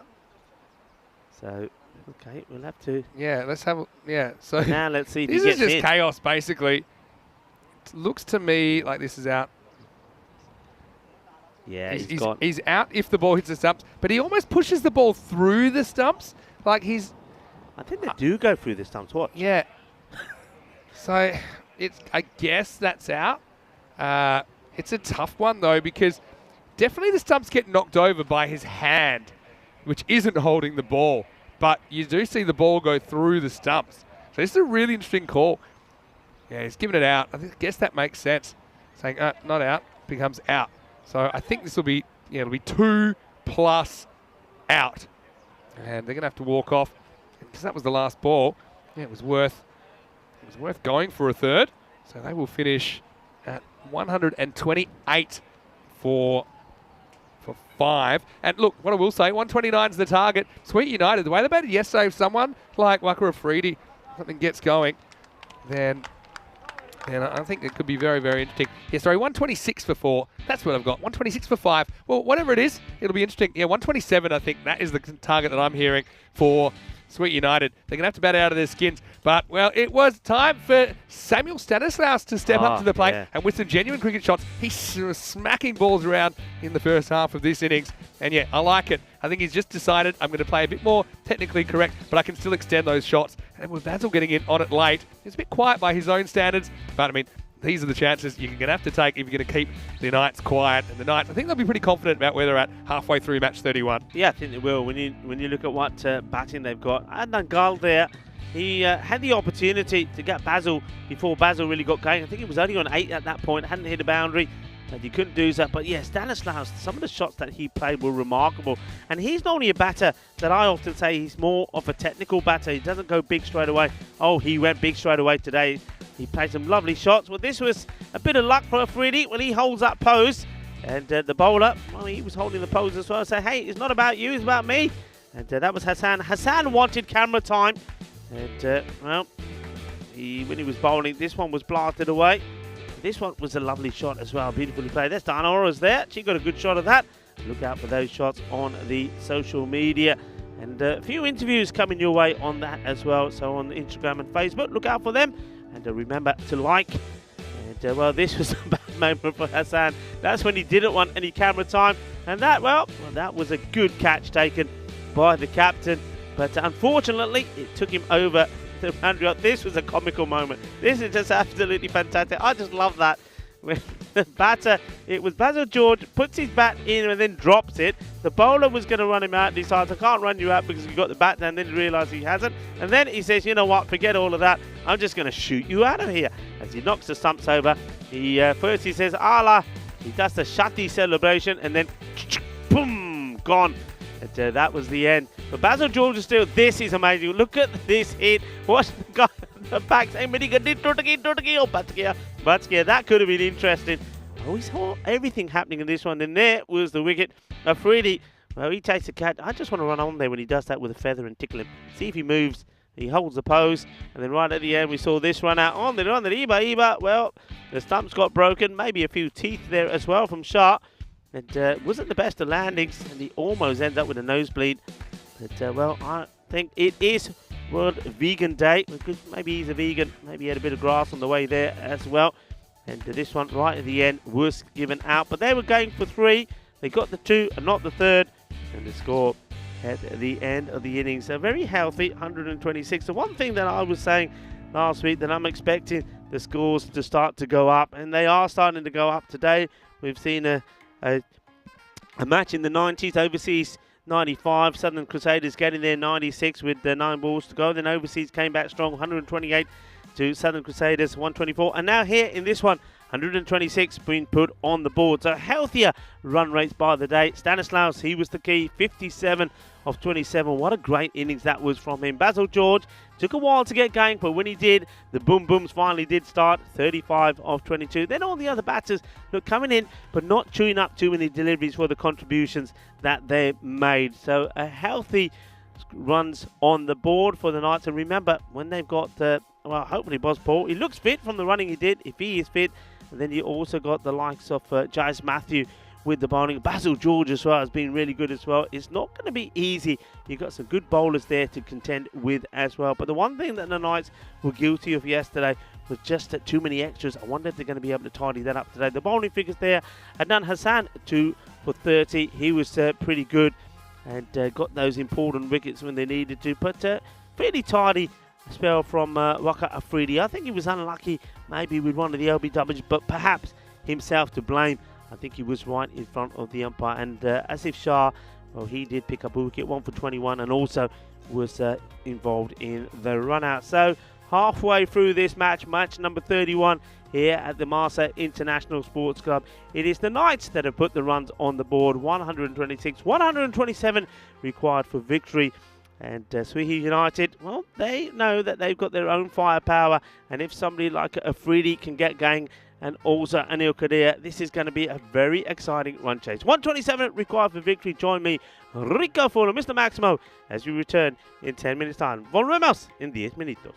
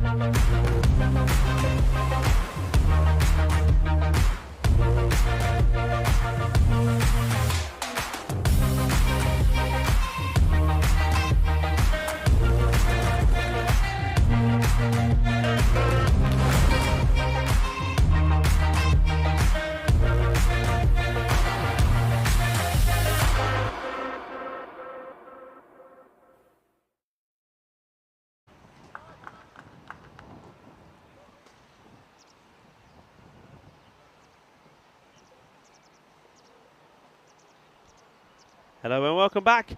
The umpires make their way outside. Tim Wheeler and Aftab Khan. And I think we're in for a very exciting finish to this match.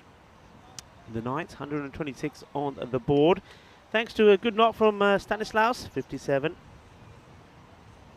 of 27 deliveries. And Basil George, 35 of the 22 balls that he faced. And now they've got to do it with the ball.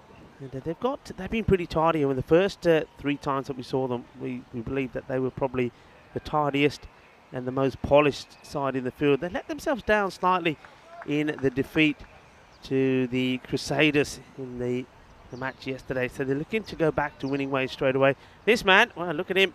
He's warming himself up. He's a bit of a live wire, this Jas Matthew. He can certainly get the ball to talk. And normally gets the ball to move around a lot outside the off. And you can see that that's why they've got the one slip in place. And sometimes to get a couple in.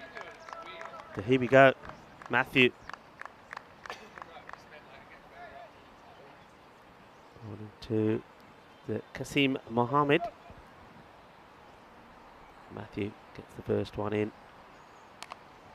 It's nicely played away.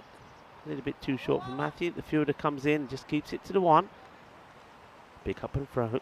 So Kasim Mohammed off the mark straight away. Gives the chance for Anil Kadir. Kadir, when we saw him the first time, I mean, it took him an age to get going. There was a lot of swinging and missing. And he was chewing up deliveries. And then all of a sudden, he just got it right. All of a sudden, he started finding the middle of the bat. And he looked a completely different player on his way to a fine knock. Got to 60 odd on the board. This one will be a wide. It just a little bit does too much. Let's see if he can get things right here today. So yeah, he made 61 or 35 deliveries, but it took him a while to get going. But when he got going, boy, did he hit it. So he's key to giving them a good start. I'm guessing that Waka Afridi will probably come in at number 3. We go full here, and joining me once more is Vinny Sandhu. Welcome back, Vinny. It's good to be back. This could be trouble, though. Nitton's coming around, and he holds the catch. So Kadir goes first ball, and you mentioned that he took a while to get going when he scored that 61. Well, today he won't get going at all. He cops the golden, and Sweetie lose their skipper. It's 2 for 1. Yeah, and he just wasn't there for the shot, was it? Tries to make a bit of room for himself, gets the height on it, but no mistakes from Nitin Babu. And he's liking that, and you can see they're up and about. Well, they do celebrate well, and there he goes. Told you, well, I know that we've got a pocket rocket somewhere already. I think where's the pocket rocket? And we've got another pocket rocket here. He's little, but he's lively, he's fiery. And he takes the wicket, and then he gets all the hugs and celebrations from Babu. You just feel, though, if they're going to do this, Afridi needs to play a big part, and he'll pretty much get to bat the whole 10 overs now, potentially. Babu gets it right at the first opportunity. And it's a wicket for Jas Matthew, who just was a bit off in that loss to the Crusaders last night. It's the first blemish on the Knights record in 2022, ACS. But yeah, Afridi, here's the thing. When he scored his big runs, he was dropped on 0. He was also dropped on 4. So he got 2 chances early that allowed him to continue. Slip in place for Matthew. Big contest coming up. Oh, he plays a lovely shot. Adios, Pelota. That's beautifully played. 6 runs. Well, he's not wasting any time. Here's Waka Afridi. Well, he did this yesterday, didn't he, when he scored that 74. From the moment he went in, just the first ball, boom, 6. And he makes it look easy. That's an effortless shot. It's a beautiful shot. I mean, he couldn't have played that any better, really. Technically, it was good. The timing was there. The shape was there. Matthew, you pretty much know where Matthew's going to try and bowl. That's where he's going to bowl. So if you are starting to pull those kinds of shots out, well then you're going to have to ask him, you're going to change your tactics. There's no deep cover. There's deep point, deep long off at the moment. Trying to encourage Afridi to hit across the line. Better delivery. No run. I love the energy that Matthew brings out there. I really do. I love it. Well, they know the Knights, if they can have a good power play, they can pretty much go close to winning this game. And they know the threat of Afridi. They would have been watching. Already got Anil Kadir out. Afridi next on the list. Full toss and being walloped away. How far does this go? It's in the direction of the archery range once more. Well, that bullseye will take a hit sooner or later. I tell you what, this is not a good delivery. It's a full toss on the leg side, and it's just been walloped away by Freddie. Yeah, he doesn't mess around. He's a confident young man. Gets it wrong, Matthew. This is where it starts to kind of go off the rails from yesterday, where he lost that natural outswing. That one, if anything, it just comes back in. It's a hanging full toss, and with no protection at all on the leg side boundary, that was always destined to go for maximum value. 12 off 3, Afidi changing the game with his early presence. Last ball of the first. Just dipping in front of the fielder. Shouts and screams will catch it, but doesn't quite carry. So 126 matches now, Vinny, without a golden ball. I mean, it'll be a high one. Can you see it happening in this one? Well, here's a bit of, if you don't believe in numerology, 126 matches without a golden ball. What was the score in this game, Knights? 126. Yeah. 126, 126. Are you seeing 226s? I see where you're coming from. If we get 126 innings here, we'll have golden ball 37. I feel like Malta's got one in. I was crunching some numbers. I felt at the start of the day. It always does. Yeah, it normally does. Always does. We had one in, I think every time we've been in Malta, we've had at least one golden ball. I know that we had that one last day of the season last year, and that was between Marsa and AUM. That was golden ball 24. Earlier than that, we had golden ball 18 between the Knights and the Southern Crusaders. If you want to go back further, then you go back to the end of 2020, and we had one as well. So anyway, time for over number 2. Nitin Babu will be bowling it, and he'll be bowling to Kasim Mohammed.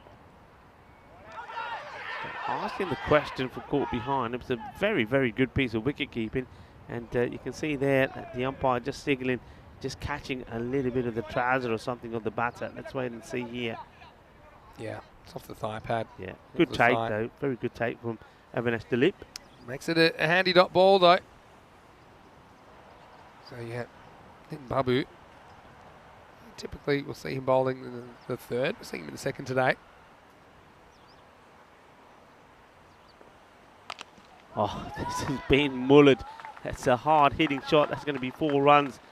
But nicely played away. And, yeah, a lot of people admiring the sunshine here in Malta. And a spirit of thought for Julian Dawson said, longing for the Malta sunshine. We have a hailstorm here in Hertfordshire. Yeah, I know where you're coming from. I know that the weather in England normally turns at about this time of year, doesn't it? Gets wet, gets horrible.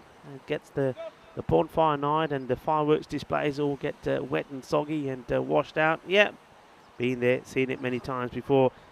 But, well, one of the reasons why I moved to Spain. So, Julian, Spain looks good. Good hit, hard hit. It's an opportunity. And, well, this would have been an outstanding catch. It's an excellent effort, you have to say, from Amal Babu. Yeah, very good effort. They either stick or they don't. It's low, it's to his right. He sticks out in the hand. It does well to stop the boundary, but I'll be a bit upset that doesn't stick, because that would have been an absolute hanger. Say a quick hello to Emily Elizabeth, who's off to work, but we'll be listening. We'll keep lurking out there. Emily? Well bowled. Sneaks it inside. Babu with a little anxious look around. And look, the other thing for me, Bose Paul, he was troubled by what looked like a hamstring injury yesterday, but did continue to bowl anyway. And he batted in this game and ran anyway. Let's just see if he bowls and how he's looking when he bowls today, because it was the bowling that seemed to be kind of exacerbating that injury.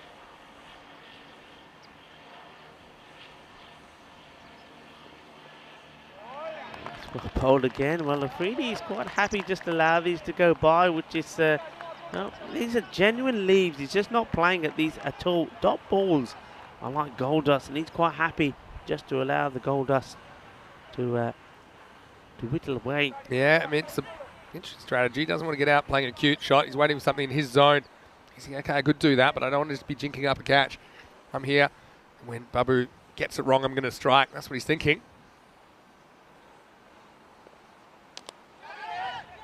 Played into the ground. Fielders The initial infielder not able to stop it, but the man in the deep, that's Basil George. Then Bubby, he's very disciplined though, isn't he, with his lines? You can see that, so you're going to have to go after that sooner or later. As we get to the end of the second over, the score 20 for 1 after 2. Afridi will retain the strike. And let's see who they go back to here. Don't know if they'll go back to Jonathan Matthew. I think Matthew, they tend to keep for a little bit later on. But, yeah, the Knights certainly want to make a statement, I think, this afternoon against Sweet United, who, for me, they're one of the most improved teams in Malta. And they're undefeated so far. The only undefeated team left are the third because it's only their third game. But if they could pull this off against the Knights, they'll have a lot of confidence. So, takes Basil George. He's going to come on. Basil bowled beautifully well in that last match yesterday. He still ended up losing it. He took 3 for 13 to try and keep his team in it. And he comes again here today. And that was the go-to ball for him. It was the Yorker length deliveries that got in the wickets. He did go for 1 or 2 wides down the leg side, so it was a little bit indisciplined from him in that sense. But still, he got the wickets when he had to, and he just kept them in the match. He took it deep. And once again, that floating delivery, just to vary in the pace. This one almost gets through the fielder, who has a few issues picking it up. Just keeps it to a single. I said Basil George took him a little while to get going with the bat. When he did, he hit one of the biggest sixes I think if not the biggest we've seen here at this ground in this series. Oh, that one, you know, what we need to do with that one, we need to do a voiceover of the guy who was in the golf course, who was in the teeing position. When he saw the ball coming, he thought, that's my car. It's even better if it was his car. We don't know that. He was just maybe a concerned citizen. Anyway. Yeah, but we should do a voiceover on it, saying, and maybe a few captions, you know, just to add to that. It was just amazing bit of cameramanship as well. So big shout out to our production team, Spring Productions, Andis, Kiriolis and Karina doing a wonderful job here in Malta. And I'm sure everybody watching is appreciating their talents. So yeah, Sweetie, what's the pace here? That need to be high 30s. That's where they want to be. It's a similar kind of chase that overseas set for the Crusaders. Crusaders came home with a wet sail, and that one was just 4 runs in it. Yeah, this one is going to be 4 runs. He backs himself to play this shot. He knows that the fielders are in the 30-yard circle. This is the last one in the power play, so they want to capitalise on it. And this is a nice hit.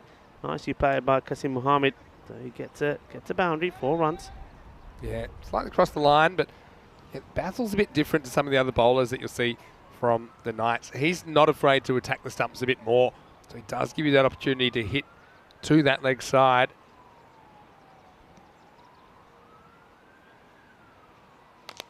Oh, lovely shot straight down the ground, and beautifully timed, beautifully hit. And Zishan there doing a little bit of fielding in front of us, just making sure we don't have to get our hands dirty.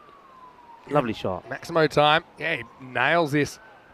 The most successful batters have been batters that are hitting through the line, playing proper cricket shots, hey? Well fielded. Yeah, well fielded. Ended the over as well. Just have a look at these power play scores. So 30 actually, 31, 33. 33, yep. 33 for 1. And in comparison, we know that the Knights were 36 without loss. So kind of there similar. or thereabout, eh? Yeah, there or thereabouts. I just think these teams both possess a bit more firepower at the top, don't they? So even Anil Kadir, he'll be disappointed, obviously, to go first ball. But if you're going to go quickly. Now, here's Bose Paul. I was talking about him yesterday. He certainly seemed encumbered by a leg injury, like a left hamstring. Anyway, let's see how he's feeling today. He's coming on to bowl over number 4. So 5 outfielders in place now for the Knights. It doesn't look like he's going to be bowling from a long run-up. And the problem with that is this one surely would be called, well, he's on the charge here. Here's the issue with the umpire. He's on the charge. Pretty significant charge. Yeah. So, I mean, it's hard to call it, yeah, it's hard. But I tell you what, he knew what to do with it, Afridi. as he smacks it out of the ground. Maximo time. And a perfect start to the over. Both ball being risked. And that one didn't come out right at all. Yeah, well, I mean, I can tell you from experience, when you've got an injury like this and you think, you know what, I'll just bowl from a couple of steps instead, well, you haven't got your rhythm.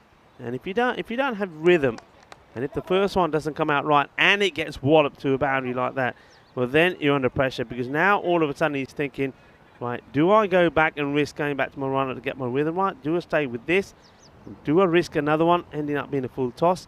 A lot of things going through his mind, and what he does do, he gets lucky, because this one ends up wrapping a freebie on the pads. If it hadn't, it would have been a wide, and it would have taken some stopping as well. Yeah, true.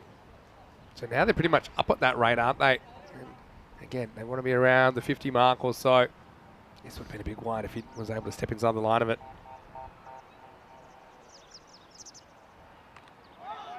Chinese cut, and they take it on, and they get there. So Afridi, he wants to get on strike. He's hungry to get on strike.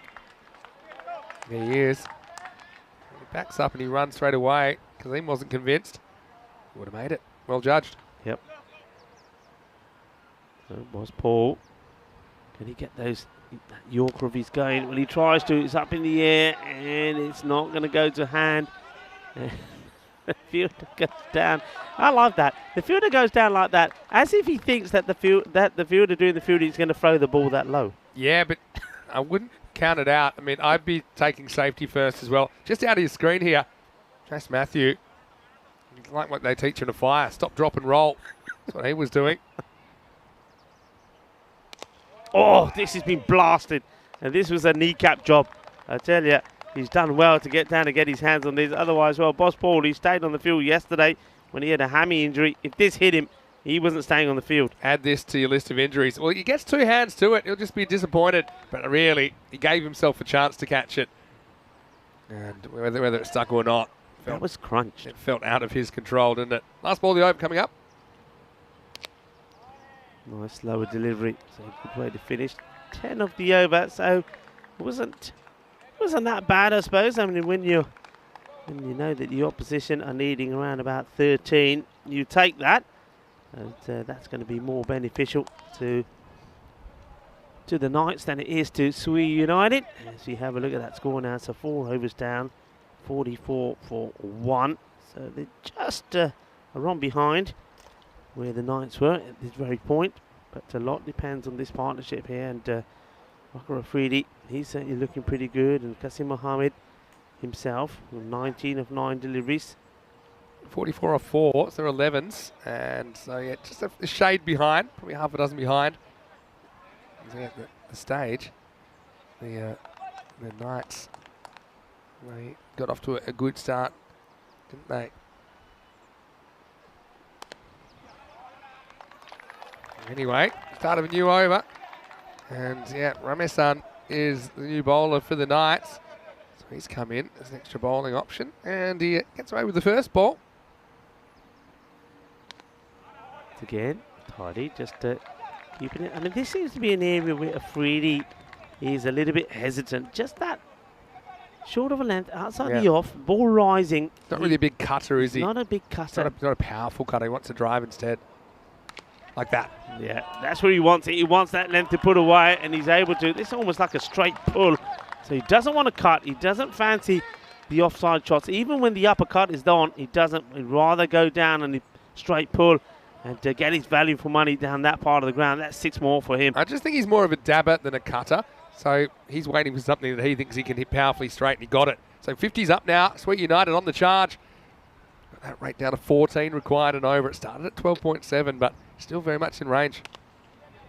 Once again, just targeting outside the off, and I think he's sort of forced to take this single. Probably ideally would like to just stay at that end, but he knows that well, he's got Qasim Mohammed out there who's batting pretty well as well. So he doesn't want to keep him off strike for too long. And this is a nice lofted shot, but fielder is out there, and oh, he ends up almost wearing this.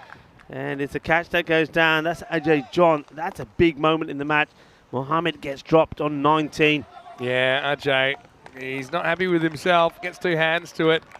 Qasim gets a life. I hope this is only hands that it gets. When it comes down, Yeah, might have just grabbed a bit of the non-hands area on the way through. But anyway, Kasim gets a life on 19. Could be a good game, this. I mean, Afridi's got the swagger of a guy that thinks he can win the game by himself. Yeah. Doesn't he? Oh, this is huge. This is another one that's out of here.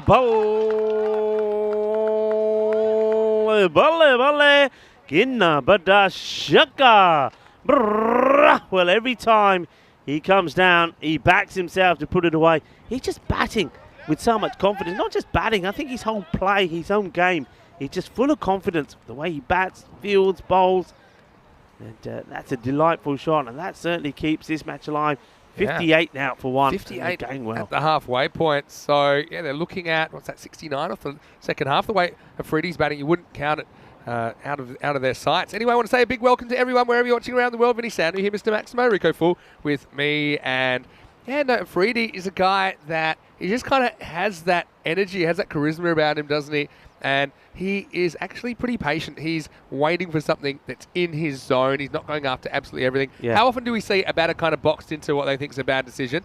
But at the moment, Afridi seems like he's taking responsibility for this chase. Yeah, it's one of the things that we say. We say that a lot when we see certain good batters out there. And quite often, they get themselves out playing a shot that's not their shot. Sometimes what Afridi is showing and what he's shown so far is play the shots that you can on merit. The ones that are not your shots, leave them. Yeah. You know, if you believe that you're able to get full value for money for the shots that you do play, and that's what he's doing. He knows he can drive, he knows he can pull, and that's what he's basing himself on at the moment. And with the way they are in this game, with the way this game is at the moment, that can take them to victory. It's not hurting them at the moment by him choosing not to play those cut shots. That's true, but the other thing is I don't think they bowl particularly well to him. He wants a length that is full, but he can get under it. But we haven't really seen as a good Yorker to him. When they've tried that, they've overcompensated and it's turned into a full toss. That's easy pickings for him. I just think I'd like to see just slightly different length and try and get one in the block hole and not miss. Here's Bose. Oh, while he's warm, we're going to see a second over from him. Good game on the cards here. Yeah, Boss Paul just sorting out his field. Yeah, I just get the feeling that somebody maybe like the line that Nitin Babu normally bowls. I mean, that's not the line. I mean, that's not the one. I mean, that's because of Mohammed. Oh, this would have been close. And I think the wicketkeeper here, Avinash Dilip, thinks that if this hits, he would have had him. Let's see. It's an easier run out the bowler's end, but they want their man, and they want Afridi. So he says, I'm just going to launch here. I think he's just home, actually. Well, the bat plugs. Was he in I think he was holding the bat when the bat came down. Look at him, he's having That's a sleep. a proper football-style kind of head grab from Avinash Dilip there as well. I like the way he just gets on his side and puts his thumb in his mouth and says, I'm not moving for a bit. All right, so Afridi wanted the strike. He's got it. Right, here we go. Post Paul. Outside the off, short of a length. Try to entice him to cut. He goes for a fuller Yorker length. That's okay. That's the ball you're talking about. Yeah, that's a bit, it's not quite a Yorker, but it's almost there, isn't it? It's not easy to get under. You can see just a comfortable slot length. He's going up and over, and he's hitting them so well. They're 6. See Mohammed, he's got his role to play as well. Mid-struck. Fielders should and do keep it to the 1. Still a lot of work to do. We're not quite halfway to the target. We're into the 6th over. Yeah, both though. Got a little bit of the limp back from yesterday now. Let's see if he can get through this over unscathed.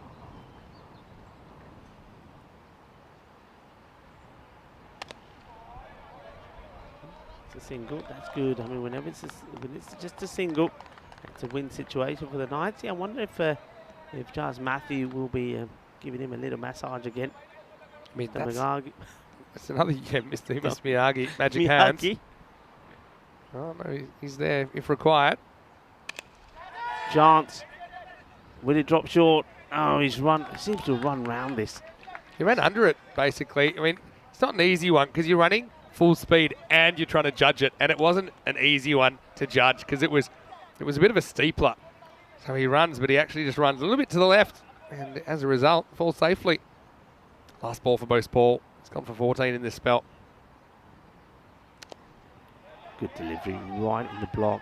And Davies tries to work this away and get something more out of it. He can't. It's just a single. So really good over that second one. Better than his first. He goes for 15.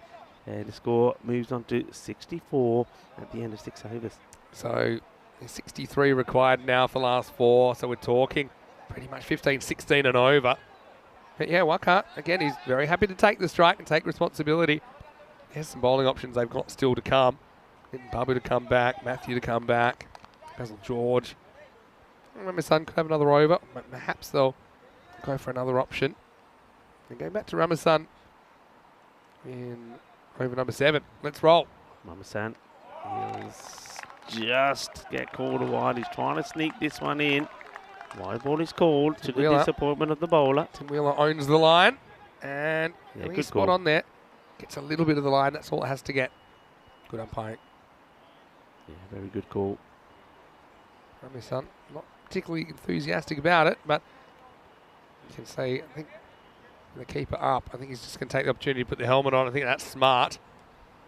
You've got to hustle. But having said that, they've got 17 minutes to bowl 3 overs, so they should be okay.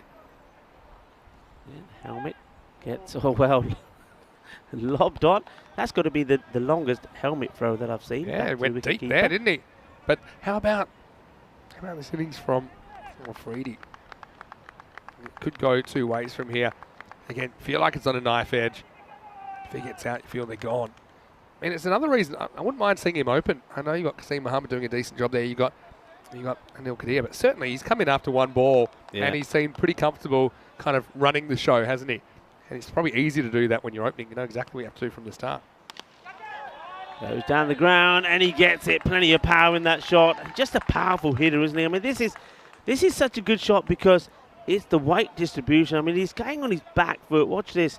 He's going back, leaning backwards and hitting this. So you can imagine the timing and placement and power has to be spot on. And he clears that boundary by a long way. Yeah, it's not an easy thing to do at all. The weight is going back, but he has hit it forward. He hits it very well. This time, he's a bit disappointed. But look, I mean, you take that 6 single, that's 7. Just rotate the strike. It gives him an opportunity to maybe just to rest up for a couple of deliveries. I mean, Kasim Muhammad, all right, he's gone a little bit off the boil, but I'm pretty sure he's due to hit a boundary or 2 himself. And this one has been cut away, and there you go. That's the boundary I was talking about. This is a really nice shot. So this sort of delivery maybe is one that Afridi would struggle with, but no problem at all for Kasim. That's a really nice shot. Yeah, gets it wrong. I mean, the previous delivery was perfect, I think, to Afridi. It was a Yorker. And we haven't seen Afridi have to deal with too many of those, but Kasim, he is a bit more comfortable cutting. You can see from that, generating a lot of bat speed. They put an extra fielder there, but I think it would have mattered that time. That was hit very, very well. Under 15 and over required. This partnership growing. Goes aerial. Chance. Oh, and taken. Brilliantly taken. Well, I was looking at Matthew and I thought, well, he's got over Matthew, but it doesn't get past Nithin Babu, who takes another great catch. Well, this man, you can't keep him out of the game. And how important is that? They get the wicket off for Kasim Muhammad. They get the breakthrough. What a catch this is. He's come from nowhere, you know, to take this. Well, he's shuffling sideways like a crab in handcuffs. Nithin Babu, and he does take it. He's not too worried about the distraction. Chas Matthew throws his hat in despair that he wasn't able to catch him. I don't think he was ever getting near that, so Kazim's going to have to go. And this game takes a twist. Waka, the key man, is still there, though. And the score is 76 for 2. Yeah, really, really good catch. Well done. And credit to the bowler as well, Ramasan. I mean, he did get cut away for a really good job, and then he decides, okay, I've got to change the length. I've got to make the batter take me on, going straight. And there he is, Akash. Yeah, Akash Ramasan gets the wicket once again, and then Babu doing the catching. It's a pretty good batter to come in now as well. Hari Krishnan. He's a bit of a helicopter specialist. He can generate a lot of bat speed as well. 2 to come in the 7th. Gone. That's got to be gone. Yeah, it is. I heard that from here. Well, 2 in 2. And, well, fire up the hat-trick graphic because we could see a hat-trick here now. So, well, all right, Afridi's the danger man at the other end. But, well, Hari, the helicopter misfires. He goes, takes the edge. Good catch taken by Avinash Dilip. These are not easy. And he takes it, makes it count. Isn't he pumped? And just like that, it is the Knights that, well, advantage Knights. Yeah, excellent catch. We say that. I mean, does it matter? I suppose it does. But Waka's still there. He's the man. I think if he's there, there's still a chance to pull this off. But yeah, Avinash Dilip, great keeping. He was in the right spot I mean, what I like about that is he has his eyes right down the centre of the ball. It makes good position, takes it with soft hands. And so Sweet United, 76 for 3. That's been a while since we've had a hat-trick. All the way since Group A. I'm going to think Devendra Negi was the last person to take a hat-trick. That was hat-trick number 36 of the year. And will we see hat-trick number 37 while we're here in Malta? New batter left-hander, so just got to get the line right. Hat-trick ball coming up, as we saw. Yeah, Gould's the new batter. And so, yeah, it'll be round the wicket. He'll be zeroing in at these stumps. Ramison on a hat-trick. It's right on the money. It's a good delivery, isn't it? It's pitched up on the money. The batter has to play. Doesn't want to run there because Afridi, he'll be on strike. I think that's the smart one because you've got plenty to do here. There's still 51 required off the last 3 as it is 76 for 3 after 7 overs. This is what's coming up, last game of the day, and it starts in around about half an hour's time. It's the Edex Knights once again against Sweet United. At the toss, we saw the Knights winning it, and they've elected to bat, so I'll be hoping to do something similar. And just look at Stanislas. He batted so well in this game. Basil George, we showed what kind of brute strength he's got, hitting one over the car park. And you also have other guys like Dilip and Nitin Babu. I mean, hits the long ball as well. So I do think their bowling's their strength, but their batting's not weak by any means, the Knights. And Sweet United, well, we've seen the kind of power that Kasim Mohammed and Makar Afridi bring to the table. And Anil, a chance for him to strike. Speaking of a strike, this one is out of here. Maximal, and it brings up the 50 for Afridi. Back-to-back 50s for that player, and he has been setting this ground on light. Yeah, he's been absolutely superb, hasn't he? I mean, Basil George comes on. He's probably one of the better bowlers on the night side. But his first one gets dispatched. And board badanya kita swad aa gaya aaj ke nahi as Waka Afridi brings up his 50. 52 of just 25 deliveries. But that's not enough for him. He's focused in winning this match. George once more. Well, he goes big again, but this is high up in the air. And he's going to go all the way. Volley.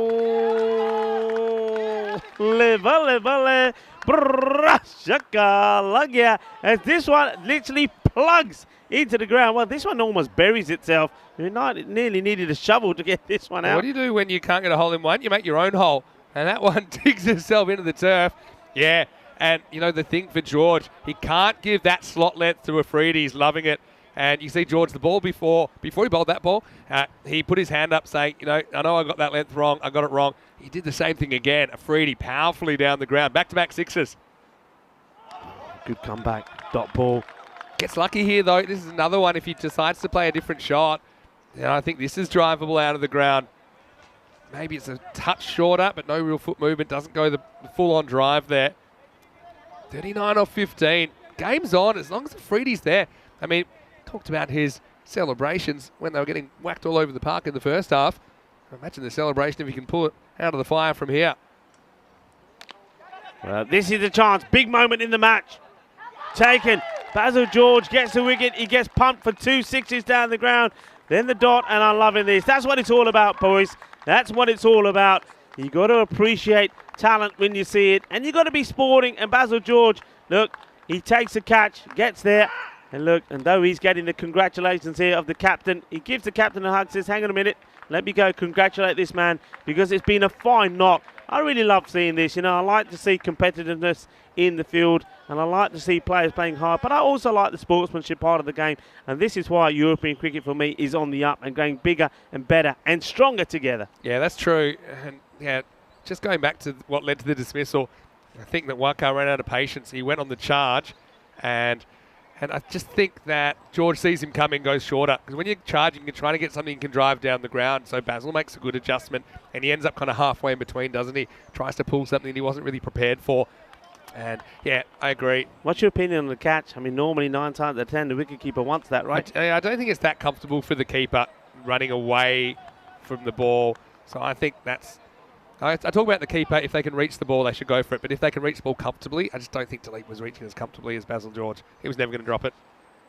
There's one person that can call the keeper off. It's the bowler. Yeah. Because then they can't blame anybody but themselves if they drop it. So, yeah, Hassan comes out. This was always a risk, wasn't it? Especially with Anil, unfortunately, getting no runs at the top of the order. A lot fell on Waka. Who's going to take them further? Well, nobody yet. Hassan starts with a dot. Yeah, Hassan, who's out there. Well, Hassan, remember, I think he was the bowler that was firing the batters back to the dugout. So there'd be one or two that maybe want to be firing at him now. I hope he's gone well prepared and well protected. As Basil George comes back to him. Maybe gets this one to do just a little bit too much. Yeah, he's disappointed with himself. Maybe just getting a little bit excited here now, Basil. Just trying to do a little bit too much. I think taking that wicket of a Afridi, that applies to the Knights. They'll be feeling now this match is theirs. But they've got to can't get too carried away. Got to still stick to the basics. That's better. It's been a wild ride, hasn't it, in this chase? And again, you think about the fact that the Phoenix Knights had to bat very well to get to 126. Okay, it looked like they might get something in the 130s at one point, but still very good score. We've had some high scoring games today, haven't we? When you look at that overseas versus Southern Crusaders game in the second match of the day, it was 128 to 124. Again, the jury's out, but I go as far as to say this has probably been the highest scoring day of the ECS we've had so far this time around. 37 off 12. They need something magical. And we are going to see Jas Matthew coming back in over number 9. Let's see if he can get it right to the left-handed goal. Jas Matthew wants to come around the wicket, start off with. In the air, doesn't carry to the fielder. He has a shy, and the batter makes it home. Yeah, man, from here, it's hard to see two batters that are yet to score getting this many runs off the last 2 overs, especially against someone like Matthew. If that hits, it might have been out, but I think that the batter could tell from the length that it was going to bounce well over the stumps. All right. I think something happened in the night, Sweetie. Otherwise, they're going to fall short. Sweetie yet to be defeated in this series. One hand comes off the bat, doesn't carry to Nitin Babu. And, he just keeps it to 1. It was a good shot, just didn't quite get the timing that he wanted there, Hassan. The bowler wants to catch. He's saying, hey, why didn't you catch it? Look at Matthew. He's saying, hey, why didn't you catch it? Yeah, Matthew's the one that Nitin kind of swept out the way to catch the one earlier. He wasn't too happy about it. Saying, oh, now you don't want to catch it. He said he wanted to catch it when I was running back towards it. Matthew now to go. More shouts to catch it. Nitin Babu, he doesn't normally drop them, and he takes another one. Well, there you go, he says. I will catch it for you. And Matthew is saying, come on, where are you? Come give me my hug. He doesn't want to go give him his hug. Well, those two, well, they're normally hugging each other. Look, Matthew's still clapping at him. And Nitin Babu said, no, I'm not coming. I'm not taking it. I'm not taking stick for you for not going for a catch. But he does take one. That's his 3rd catch in the match. Thank you very much. And I think the outfielder's always got to have the right of way on those ones. So, yeah, I think once again, Knights batting first, getting the job done. The Sweet United side, well, both their wins, yes, they were impressive, but they were batting first, they were defending. They haven't won chasing as yet. And they will be chasing again in the last match of the day. Good catch, though, by Babu. He's solid. And Basil, merely a spectator on that occasion. Jas Matthew comes up with another wicket. Could be another, could be 2 in 2, and it will be 2 in 2. So let's have that hat-trick graphic up again. This time it is Basil George that takes a catch. And Matthew, well, he does get the hug that he wants. And are we going to see that hat-trick here? Going to call it early. I'm going to say yeah. You think so? Yeah. I guess they've got to go for it. So I mean, they don't have to. They could say, we don't think we're going to win this game, so we're going to make sure I don't get out. But you just can't see that happening. 36th hat-trick was on the 26th of October. That was last week in match 11. It was on Wednesday.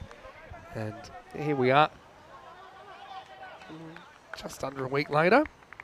Yeah, I'm kind of with you here. I can see Matthew pulling out a hat-trick. He'd love to be in the Hall of Fame. Let's see what he can do. Hat-trick ball. Wanted to sing. And it's in the air. Where's this going? Hat-trick on. And, oh, it doesn't go to hand. And it goes to the boundary. They can't believe it. And Samuel Stanislaus, he goes to the boundary, says, oh, how did we not catch, one of us not get hands to this? Here we go. Singh, who is brave. He said, hat-trick or no hat-trick, I'm thumping it. And it's an opportunity that gets missed. It certainly is. And there's no doubt about it. And, well, disappointment. That's Nias Pulariel, who I think he should have got 2 hands to it. If he didn't, it was just because of a misjudgment. So hat-trick dropped. High drama in the ninth. It all happens in the ninth, as you like to say. Matthew. Singh gets the 4. He'll go for another for sure. He does. And this time it's Stanislaus who misses it. Pull a reel this time. Yeah, doesn't make the mistake as he gets the throw in. Yeah, well, that's the hat-trick opportunity that goes. I wonder what the fine is for dropping a hat-trick as we have a look. Yeah, missing a hat-trick's normally a fine if you don't get a hat-trick. And then I think dropping a hat-trick should be double. Yeah. Hey, Keanu had a question about the run rates. Has it been less high scoring than last year? Well, the short answer is yes. This is before today. It was 8.3 and over. Last year it was 8.6 when we were here at the end of the year. It was 8.9 when we were in the middle of the year. And late in 2020, it was 9.8. So you can see it's been going down for the most part. I do think today it's been dragged up a bit. Whether it's enough to catch the 8.6, I'm not so sure. Yeah, it's a slight trend down, but that's kind of across all European cricket. I think in general, I think the fielding's improving. That's one of the reasons. And catch it, Basil George. Thank you very much. There's another one. And, well, I'm pleased there for Nitin Babu. He's been taking the catches for everyone else. And now Basil George takes one for him. So he picked up his first wicket at the start of his second over. And that is the 7th wicket to go down. 5 balls to go in the innings. It's 97 for 7. Yeah, the collapse is on now. And the wicket of Waka Afridi has basically blown over the house of cards for Sweet United. Just scoreboard pressure telling. As if Shah comes to the crease. Well, he's the man. He took a Jonty Road style run out. I have a feeling that'll end up on our social media. Then proceeded to land on his face. Somewhere between the artificial turf and the actual natural grass. But Basil, well, he's got no real dramas taking care of that one. The player we did see playing for Malta recently in the ECC. Here's Babu. Gone. Well, it's another one. Well, hang on a minute. Hang on a minute. Yeah, he has given it. Well, I don't know what was going on there for a moment because the wicketkeeper was really charging at the umpire.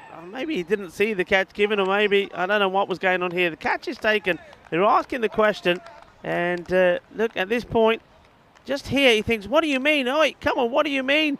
And I don't think, does he actually put the finger up at any point? I think he thinks Shah's walking. So he's up, now off you go. And then Shah's like, actually, I'm going to have a think about it. And the umpire says, yeah, BTW, yeah, you are out. So you might as well keep walking. Okay, we said we're going to see a hat-trick. Well, maybe we still are. Well, I was confident we were going to get one here. So come on. Third time lucky. And we got pretty close last time. How often do you see 3 hat-trick opportunities in one innings? Yeah, well, will they? Third time lucky, maybe. So here we go. Nitin Babu. It couldn't happen to a nicer man if he's able to get it. And you got the number 10 out there. And it's in the last over, you won't get a better opportunity. Where's the slips? What's going on here, folks? Umar Ulhaq to face the hat-trick ball. And gets one through. It's a good delivery. But yeah, where are the slips? There's a hat-trick ball. You've got the game in the bag. I would have 8 slips in there. Yeah, but what are the chances of them actually catching something? It don't matter. It looks good. I mean, you just had to have a ball that was going to hit the stumps. That was your percentage play. Yeah, so Sweetie going down in flames here. But wouldn't you do that in that situation? Yeah, you got the match in the bag. There's a few balls to go. They ain't going to win it. I'll just get everybody around the bat. It's a hat-trick ball. Probably could. Anyway. Gets on Babu. He should have hit stumps there. I think could have had a hat-trick. This one's going to go over the top. It's probably going to get for 4 runs, is he? And yeah, he is. A little back flip attempted there by the fielder. But not going to stop it. And Basil, I think he tries to get the foot fielding in. So it doesn't end up going well. So 4 runs. 100 also comes up with that shot. Well, that's 3 games. 3 times Sweet United have hit 100. So if anything, it's just their bowling's let them down. Whether you think it's their bowling or just some very good batting that saw the Knights get to 126. Probably a bit of both. But yeah, their batting has always found a way. 2 balls to come then. Babu trying to sneak a 3rd wicket in. They should run, and they do reluctantly. If it hits, he would have been out. And well, maybe he just didn't want to get to that end. He wanted to face one more delivery. No, I think you're absolutely right. One thing that we're seeing here, this is something that I was saying, and I know you touched on it, so we do believe genuinely that by the end of this series, the scores, I think, will be around about the 9.2, maybe even as high as the 10 mark. You go by today, I mean, we've seen, apart from the first game, which was 95 to 96, 100 every innings. Short, plays it away quite nicely. Even the first game were both in the 90s. That's, Yeah. that's above what we've seen. That's what I mean, This will be the yeah. end of the game. Just quickly, Shrug saying the field setting improving too. Maybe that's the reason that the scores are coming down. And yeah, thanks for that. All those discussion points. Do appreciate them. But right now, it's the Knights where they're back on the winning train, aren't they? After a blip to the Crusaders yesterday in match number 31, they run out winners in a fairly high-scoring contest. It's the Edex Knights 126, Sweet United 103. But these two teams will get another opportunity to go toe-to-toe in the last match of the day coming up and starting in around about 15 minutes' time. Once again, the Knights will set the pace as they've won the toss and elected to bat. Take us through the highlights, Rico. And, well, it wasn't the start that they wanted. Anil Kadir had to go very first ball. Babu, well, his fielding would be important, and his bowling, I think, in this innings. I think he was a very important player. Probably doesn't get the player of the match and had a big influence on this game. Yeah, I mean, that was the first of 3 wickets there for Matthew. He ended up with 3 for 21. But though they got that man, Anil Kadir, cheaply, then there came a really good partnership between Qasim Mohammed and Waqar Afridi. I mean, both of these guys played some beautiful shots. I mean, that was Qasim. And he was aggressive to start off with. Then he got stuck in the teens for a while. But you still had Waqar Afridi playing some delightful shots. He really did play some lovely shots. And it was basically, he was timing it to perfection. That was a big moment. That was Ajay John putting down Qasim on 19. But it didn't end up costing him too much. And, but some of these shots from Waqar Afridi were just huge. They were massive. His timing and hitting off the ball was just absolutely sensational. Yeah, I mean, really, he must have sore shoulders from carrying this innings. And he took that responsibility on himself. I mean, Qasim was handy as well. Played some good shots. I like that cut shot. Probably that was one of my favourites. But it was just a case that if the Knights held their chances, and you knew there'd be chances along the way, it was going to be really tough for them to blow this first inning score of 126. So yeah, Afridi could just feel the pressure of the rate climbing. And then we saw that very good piece of wicket keeping from Avinash Delete, the skipper behind the stumps. That's another dangerous hitter that didn't get going at all, that went first ball, Hari Krishnan. But yeah, Waqar, he kept going, but when it was in the slot, he was very, very difficult to handle. I think you've got to look at the length you bowl. You either go shorter or you go block hole. And that little misjudgment when he was on the charge, tried to pull a ball, but I think he's trying to get down to drive. And so Basil had the last laugh. But still, I did like the weight. Basil appreciated the knock. As a good hitter himself, he congratulated Waqar on his innings. Yeah, that was lovely. That's a good moment for me. I think both these teams, I said they're very evenly balanced. I said it was a case of somebody like Anil Kadir, and we saw there Waqar Afridi. They're going to be the big hitters for Sweet United, but then at the same time, at the other side, you're going to have Basil George and Stanislaw. So it was going to be a battle of two big batters and good hitters. And then with the bowling, I think Giles Matthew, who picked up 3 here, and the likes of Boz Paul up against some of the good bowling again. Afridi bowled really well, and Bilal. So these two teams so evenly balanced, and I think that's why we ended up with a very good first match. This one could have gone either way. A little bit of luck either side for any one of the batters there for Sweet United. It would have been a closer contest than it was. It ended up being a victory by 23 runs for the Giants, but it could have gone either way, and that's why I'm so excited to watch both these two teams do it again, because I think it's going to be another absolute cracker. Kind of would have liked to see Sweet United batting first, just to kind of mix it up a bit, but they will be chasing. You can see, in a way, I think they don't mind that either, because their batters can decide exactly how aggressive they're going to be, how much they're going to go at, how much they're going to kind of lift themselves outside their comfort zone. And Waqar got them close, but didn't get them over the line.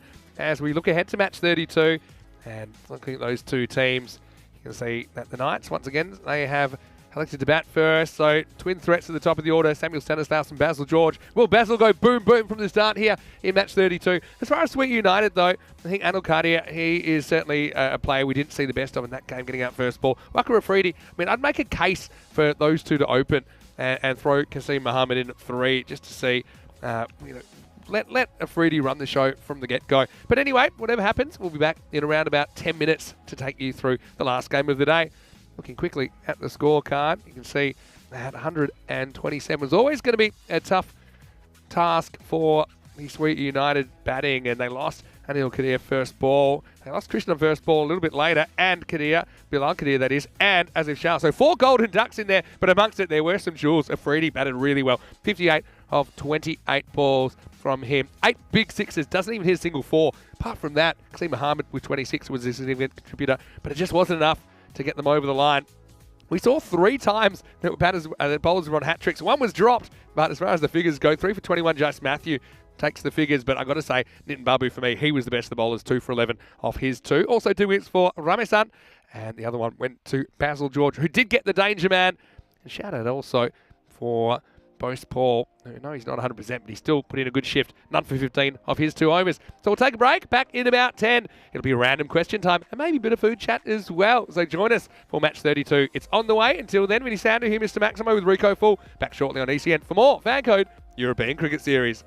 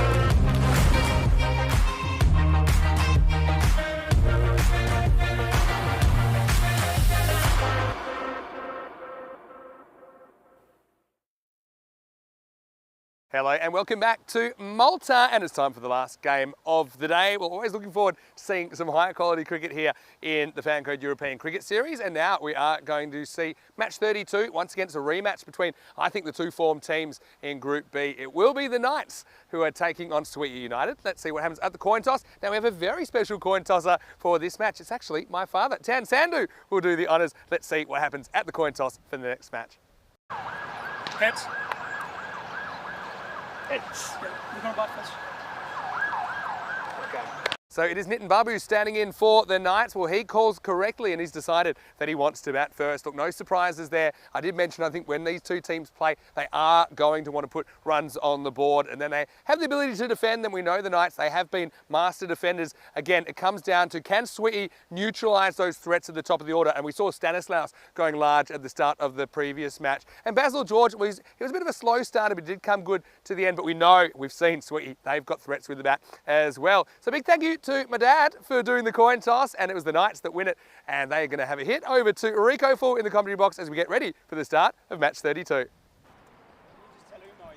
Thank you very much, Vinny Sandy. Yeah, lovely to see Vinny's dad, Papa G, out there doing the coin toss. Yeah, lovely moment that, and really delighted for Vinny as well.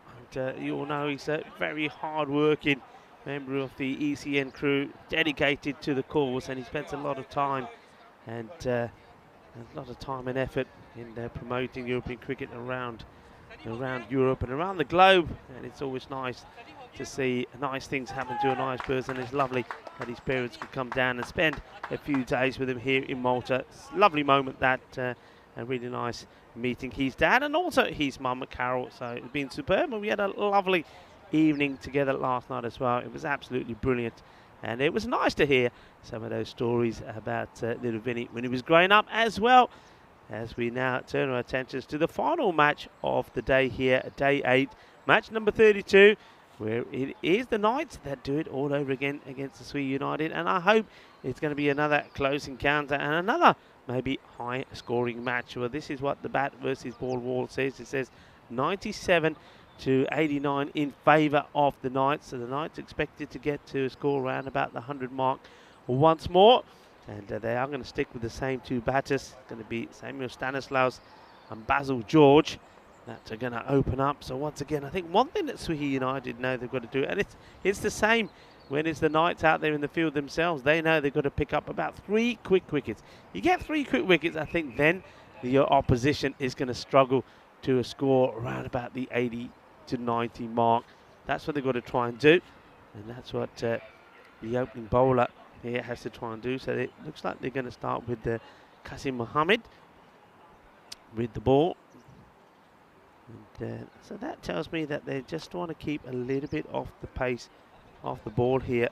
Waka Afridi, they're going to hold him back perhaps slightly and see if pace off is what works against Stanislaus and Basil George. Basil sometimes has had evenings with the slower stuff. A good evening to Waza, who's with us. Ian Johns is there as well. And Keanu Shrug. Hello, Shrug. No, hello to everybody. You guys have been absolutely fantastic on the chat there. And the moderator's doing a fantastic job. I really appreciate all your hard works, and you do your bit to make sure that the chat is interesting, and also that it's clean and it's well focused on what we're doing here. So thank you all, everyone. That's all we ask for. You know, get involved in the chat, to make your comments, and to make your conversation, but keep it clean and keep it friendly. And you guys, all of you, do a fantastic job. And I hope that you buckle down and get ready for what promises to be a fine conclusion to a day 8. Beautiful sunny afternoon here in Malta, as we start to see some of the shadows start to appear. The sun starts to gradually make its way down. But once again, what an absolute corker of a day it's been. Beautiful sunshine. The highs of around about 24, 25. A lot of people enjoying the cricket as well. And I hope you've enjoyed it wherever you're watching from. It's well bowled.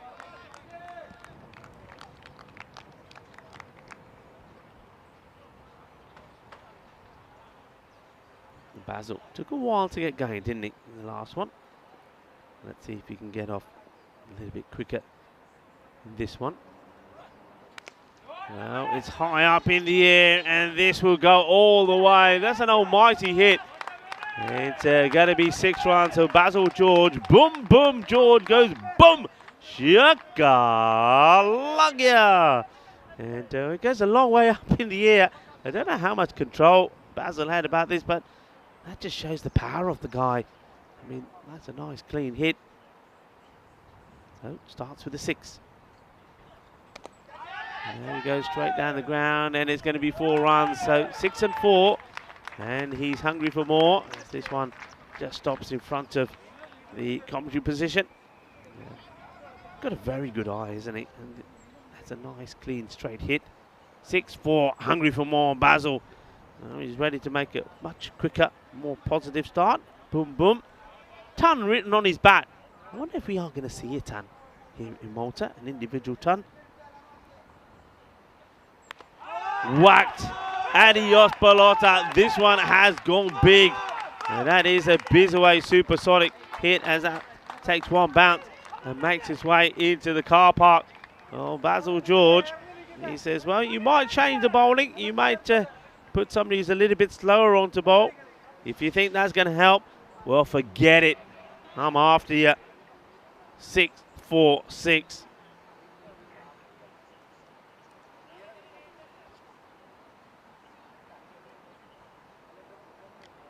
17 off the over, ball to go.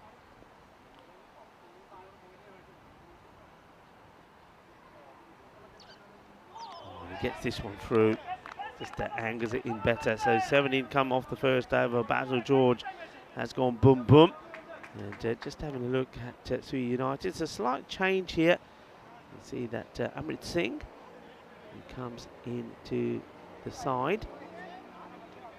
Yeah, that's the only change there, but yeah, look out for on that side. Look again, Anil Kadir. Expect him to come back stronger. He's behind the stumps at the moment. Went for a first baller, didn't he? So I think he's going to be key. Wants to get runs on the board, and maybe he, with Qasim Mohammed and also Waqar Afridi, can help his side to chase down whatever runs the Knights put on the board. So still no Afridi, so they are definitely holding on to him. So they've got some tactic in mind here, as it's Bilal who will bowl the second over. Bilal Kadir down the leg side. Oh, almost ends up into the glove of the wicketkeeper Anil Kadir. It's not a good delivery, but just guesses the right way, doesn't he, Kadir? Watch there, he starts moving early, and not that far away. Would have been sensational. You can see he's all over the place. He's like a few people we saw in Cardamom and Victoria. Cardamom when they had too many victories, I should say. Staggering around. Firmly struck. One bounce. This one to Afridi. Afridi just gesturing to the bowler. Maybe he needs to try and get back behind the stumps a little bit quicker.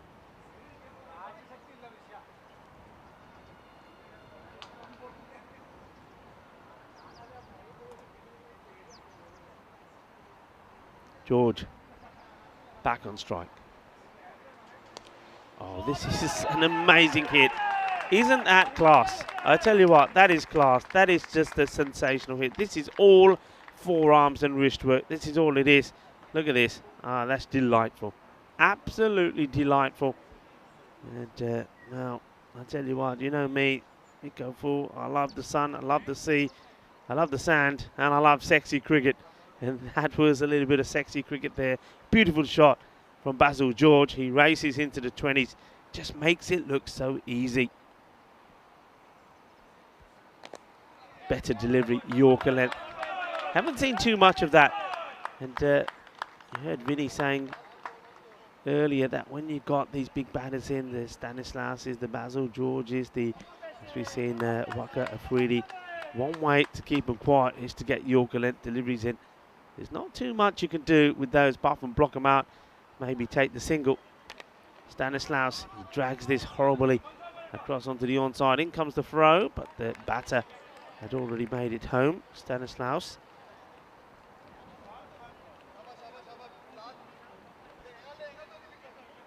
He made 50, 57 in the first match.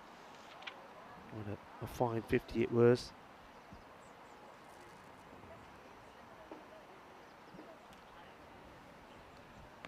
George down the leg side, can't be out. In fact, if anything, George has missed out on this one. This is a similar sort of ball that he played the shot to earlier, where he just created an incredible shot for the boundary, but this time he just goes for a more of a lofted approach, misses out on it, and will get the leg by. As we, the end of the over, it's 29 without loss. That's the standings there. So Sweet United, can they go level on points with the Crusaders? The Knights sitting pretty at the top. Sweet, a victory here, they will believe, would sort of more or less guarantee them a place in the quarterfinals on Friday. That's what they'll be thinking. And then the pressure will, of course, all be on the likes of Malta Day and overseas. No run. First delivery from Waka Afridi, who now does come into the account, into the attack, rather.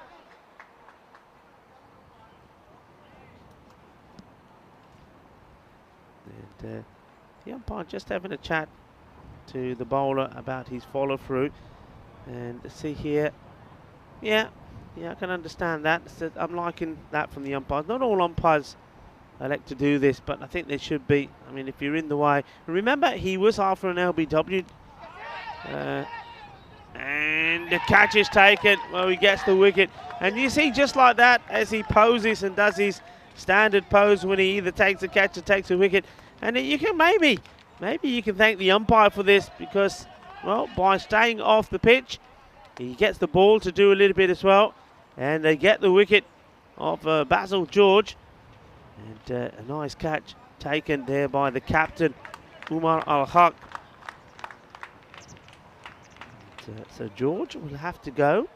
It's 21. Well, if that was his 10th delivery. Afridi gets the wicket after being told by the umpire not to be running in front of him.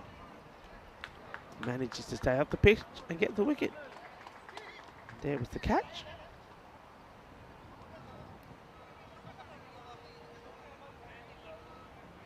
And you see this time round, no issues, as we see Afridi doing the celebration. They come over and give him a cuddle. A new batter now comes in. It's the captain, Avinash Dilip.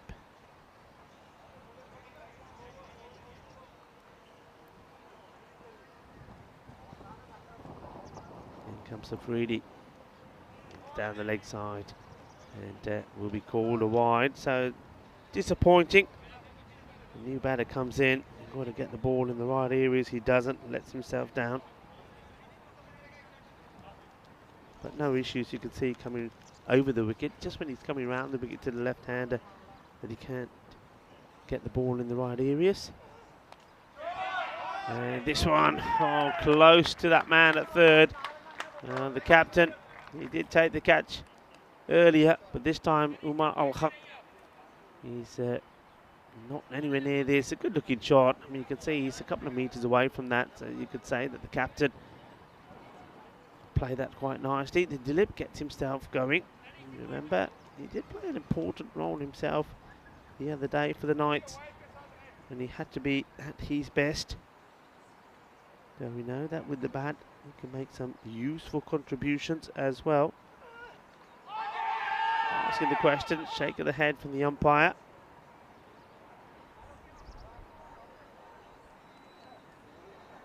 Let's have a look at this again. Yeah, going down the leg side. Yeah, made a fine contribution when the Knights got their first victory over the Southern Crusaders, 26 of 22.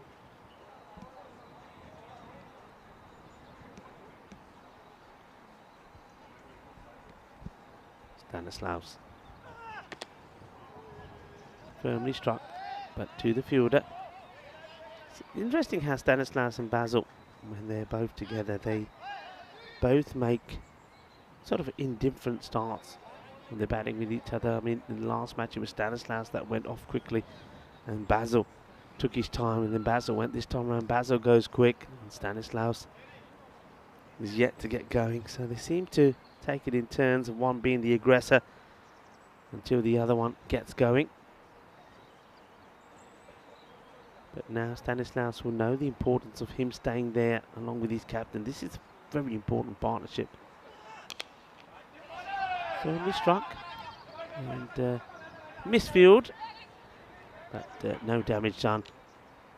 As, well, he's going to be a character in this match as well, I can tell you that. And that is Adnan Hassan. End of the over, so power play is complete. 37 for 1. Once again, they'll be looking, and they know the power of the batting lineup of Swihi United. So there again, we'll be looking at, I think, you know, a 120 plus score, with 110 sort of being the sort of what average score you would say today, around about 110, 105, 110. So they're looking at that, that's for sure.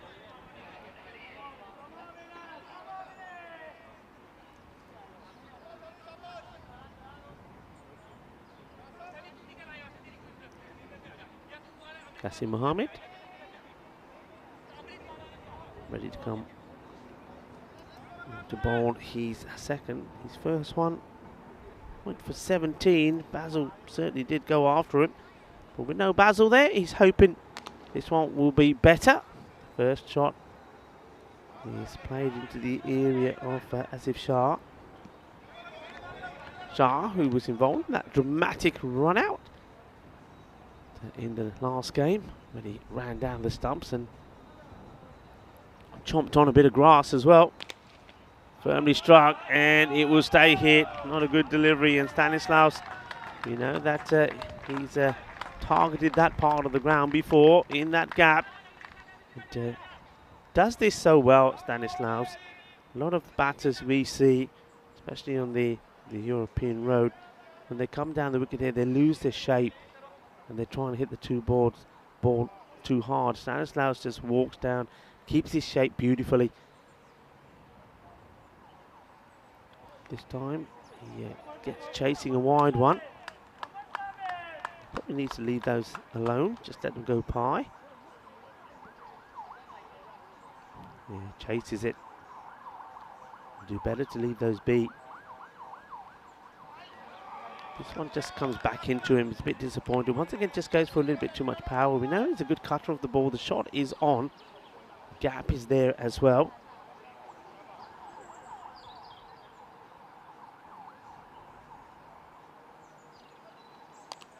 This time he does cut it.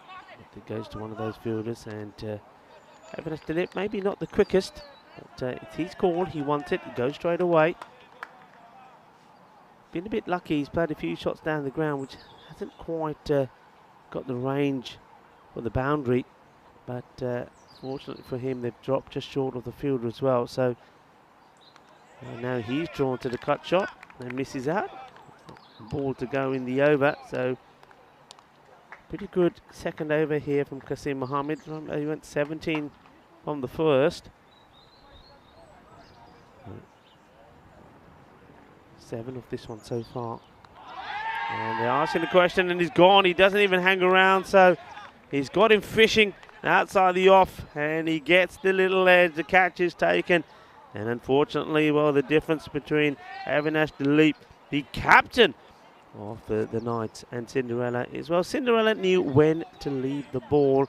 Avinash Dilip didn't. Gets the finest of edges. Anil Kadir, he's got a big smile on his face, and so has the bowler, Qasim Mohammed, who picks up a wicket with the final delivery of his spell. It ended well for him. Picks up 1 for 24. The score 44. 2 wickets down. And that's the captain who goes, and he goes cheaply. He'll be disappointed. He goes for 6 of the 6 deliveries that he faces. And now I'm getting the feeling that we're going to see probably Nitin Babu that comes out. A big opportunity for him as well. I think this is the other thing that's important for maybe the Knights, as this one is short, and, well, what does this hit? Does this hit the helmet? Is there some bats on this? I thought this came off better the bat. I'm thinking bat and then onto something. Or was it the arm? No runs taken anyway, but it was a quick fire. Did this tell us here? I think that may have taken a bit of glove on the way. Well, he's saying it's the chest. He's saying I chested it. Okay, fair enough. Certainly, it's a spicy delivery from Shah. He comes into the attack and he wants to bounce the short one to Stanislaus. And Stanislaus, where he says, okay, fine. You want to give me a bit of chin music? All right, let's go. He adjusts himself. Bring it on, he says. And, well, that's his reply. Down the ground, 6 runs. Aja, mere shati thi marya, main dasna tenu. Aja, and the next one, boom. Shakka lag gaya, boom, plastic. Straight down the ground. A nice reply from Stanislaus. He says, okay, bring it on. I'll show you what to do. And I think that's always the danger when you bowl the first one. That's pretty short as well. So, Stanislaus. You hurt him, he'll hurt you back. And, well, this time, it's Shah's turn to do the hurting once more. Stanislaus, it's a short delivery, which he's disappointed he's missed out on. He ends up wearing this on the shoulder, so he's taken one on the chest. He takes one on the shoulder.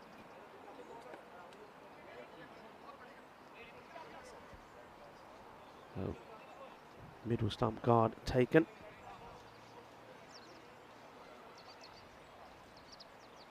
Shah. Oh, that's a good delivery. Oh, they're taking him on, and the bowler needs to get back to his mark, and now the batters will take 2. This is going to be 2 byes. Crazy bit of cricket. It's 2 from nowhere. Have a look at this. I mean, there's no need, really. I mean, first of all, it's really good running from Stanislaus, but the bowler is not where he needs to be. And he's saying, what are you doing? What are you throwing at? Disappointment. Those are 2 valuable runs from nowhere. Stanislaus, he wants to get back on strike. He wants his battle to continue. Nitin Babu was quick to say, no, let's make 2.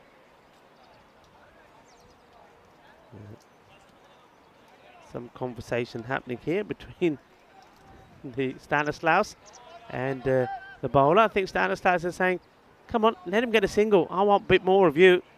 He says, you've had 2 bits of me. I want some of you.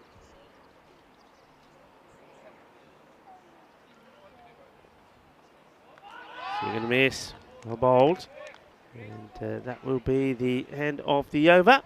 Their score moves on to, well, stays on 53 for 2 as we welcome back Mr. Maximo back into the comedy position. Hey, Maxi, great to see your dad out there. Yeah, it's a nice little treat. Well, sometimes we have special guests. I know that some of the parents, actually, it's been summer of the parents at the moment. It was kind of an autumn of the parents because we had Stefan Gooch's mum, who was a guest coin tosser. That's right. We've had Dan Weston, the founder's parents, as well, doing some honours. But tell me something, was that really your dad or was that Bush and Betty? Well, did you tell the story at dinner last night? I haven't. I'll leave it to you. Back in the late 70s, when my father wore the full turban, he would always get mistaken for Bish and Beatty when India were touring Australia. And when people would ask him for autographs, excuse me, Mr. Beatty, can I have an autograph? And he'd say, yeah, sure. I love it. And then he would turn to my mum and say, you know, that makes the people happy. What's the harm? So, yeah, but apparently, I thought, you know, is this one of those things? Do they really look alike? They look really a lot alike. They do look alike. Anyway, that's just one of the stories we had. Hey, so let's have a look at this. And I do hear the Spain playoffs are this weekend, so we'll know by next week exactly who will be representing Spain. Now, we know Paco Care Badalona, they already get through to the championship week. Yeah, so we are slowly filling in the gaps, aren't we? And, yeah, I mean, it's going to be the biggest and best ECL yet as far as teams are concerned, with 31 teams. So, yeah, looking forward to that. And no, Zagreb Sokol, they are now confirmed as the Croatian team that are getting through. So, yeah, Greece, I hear it will be Byron. And again, that's just one that we can probably fill in pretty shortly. And that will just leave Malta and Spain. So, yeah, Malta will be the only question mark. Malta, I mean, if I'm right in the rumours I'm hearing, it could be AUM. I heard that, yeah, but still TBC, to be confirmed. So, yeah, so the ECL next year, they're groups of 5. Each group will only play 3 days. They'll play group matches 2 a day on the first and second days of their group stage, and then they'll play finals on the third day. So it should be a really compressed format, but a very exciting format. When you think about 300 plus players, probably 400, around 400 players will take part. And that's going to be really exciting, I think, for the sport, so that they'll all get that experience. Of course, quite a few new teams as well. Think about Brno, for example, from the Czech Republic. Big boil over, knocking over the Prague CC Kings, including the Beast and Haran Ashokan. And I just think of even Hornchurch from England. Yeah. They were a big underdog story there, so they'll get to live their Khartoum dream. Anyway, here we go with Arslan Ahmed in over number 6. This game right here. Yeah, Stanislaus hasn't quite launched yet, has he? And we know he batted really well in the first game, but hasn't had a lot of the strike, to be fair, from what I saw. He's out there with Nitin Babu, who I think's hit the ball pretty well today, but he's yet to get off the mark. Yeah, Sweetie, they would love to pinch a game here off the Knights, just to kind of keep them in touch, potentially keep them on track for a top spot, with the Knights losing that game to the Crusaders last night. And he knocks him over. Arslan Ahmed does the job. And I know he likes to bowl with the wrong foot, but there's nothing wrong with this delivery at all. Stanislaus gets a bit greedy, gets a bit impatient here. I think it's not the right shot. And that Yorker cleans him up, 53 for 3. Yeah, well, this is what we're talking about. Yorker length delivery. Get a Yorker length delivery to the good batters, where they're not going to be able to smash you away to the boundary. That's really well bowled from Arslan Ahmed. Really happy for him. Stanislaus, he's thinking, why did I do that? And I think he looks back there, and I think he acknowledges that he's been done by a good delivery as well. I think he just says to the bowler there, yeah, I like that.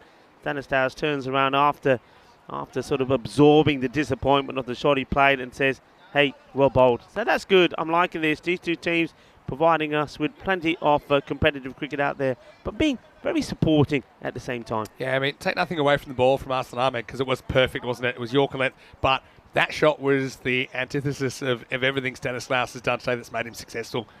He goes across the line, loses his shape. Anyway, new batter comes to the crease. It's Nias Pluriel. He gets a pretty good ball first up as well. He's able to squeeze it out on the leg side. There's Bilal Kadir, who took one of the catches of the year. Yeah. Just not that long ago, only yesterday. Yeah, so this is a line in the sand moment, isn't it, really? Because you feel if Sweetie can keep the Knights to double digits, then they'd be favourites. Despite the Knights bowling being pretty good, but I certainly think that the Sweet United batting has been good. It hasn't failed him yet. Yeah. But I'm actually liking this for a reason, as we see Ahmed coming to bowl again. Bowls well, nicely played out to take the single. In comes the throw. They look for the overthrows. They'll get them. Because they don't overrun here. Oh, could be more. No, but what I like the fact is, I think the Knights, look, they're sitting pretty at the top. So you fancy them to get to make it through to quarterfinals. And I think one thing they need to do is they need some of the other batters to get into some sort of form. And I think with the big guns out of the picture here, it gives the opportunity to the likes of Babu and Pulirel to go out there and score some runs and get some confidence. And that, in the end, also will give confidence to the team and also to the captain, Avinash Dilip. Well, this is Gundy. This is a no ball, and it's going to be byes as well. So there'll be a warning here and a free hit, which will go to Pulirel to play. Yeah, it would have been a wide anyway, but yeah, no doubt that for me is waist high or above. He had to swerve out the way of it. There's self-preservation from Babu there. But just pull a reel that will get the benefit of the free hit. That one just slipping out. I think for the most part, Arslan Ahmed's been pretty accurate. Is that a face mask? He's getting a bit of beauty treatment while he's having a bowl. Yeah, just keeping the elements at bay like that. Here we go. Free hit time. It's nicely played away, and that's 4 runs. And so he capitalises on the free hit. Again, not a good delivery. I mean, this one only just manages to stay sort of below that waistline. Otherwise, it could have been another full toss, but he plays it away nicely. So, yeah, important moment, I think, for these two. If they can get a partnership going, very important. And it will certainly set the Knights up in going into finals Friday, and then also finals day Saturday. Oh, goes short, beats him for pace. It's hit him on the shoulder. Should be a leg by, I imagine. And so it's the end of the over. Head runs out of patience with the full deliveries, and so digs it in. Yeah, that surprised him. Luckily that wasn't a bit higher, because that would have been lights out time for Pulariel. as the end of the over comes around at 63 for 3. Yeah, Bulariel, the first to bat without the helmet. And you see there that Ahmed, just reminding him that he's got enough in him to bang a short one in and cause a bit of trouble. But they will get the leg bye for that one. There's the score, 63 now. So they're going at 10, but I still do think that they're looking for that extra push in one of these overs. But they're going to have to do that with the likes of Stanislaus, Dilip or Basil. Here we go with Asif Shah, who's going to start making a hit for a single. So yeah, 6 over check-in time. If the Knights, you're looking 10 and over from here still. They've got 7 wickets in hand. If you do that, you get 103 and you back your bowlers in to defend it. But yeah, with both of the, I suppose, the draw cards back in the shed in Stanislaus and Basil George, it certainly opens a window for Sweet United.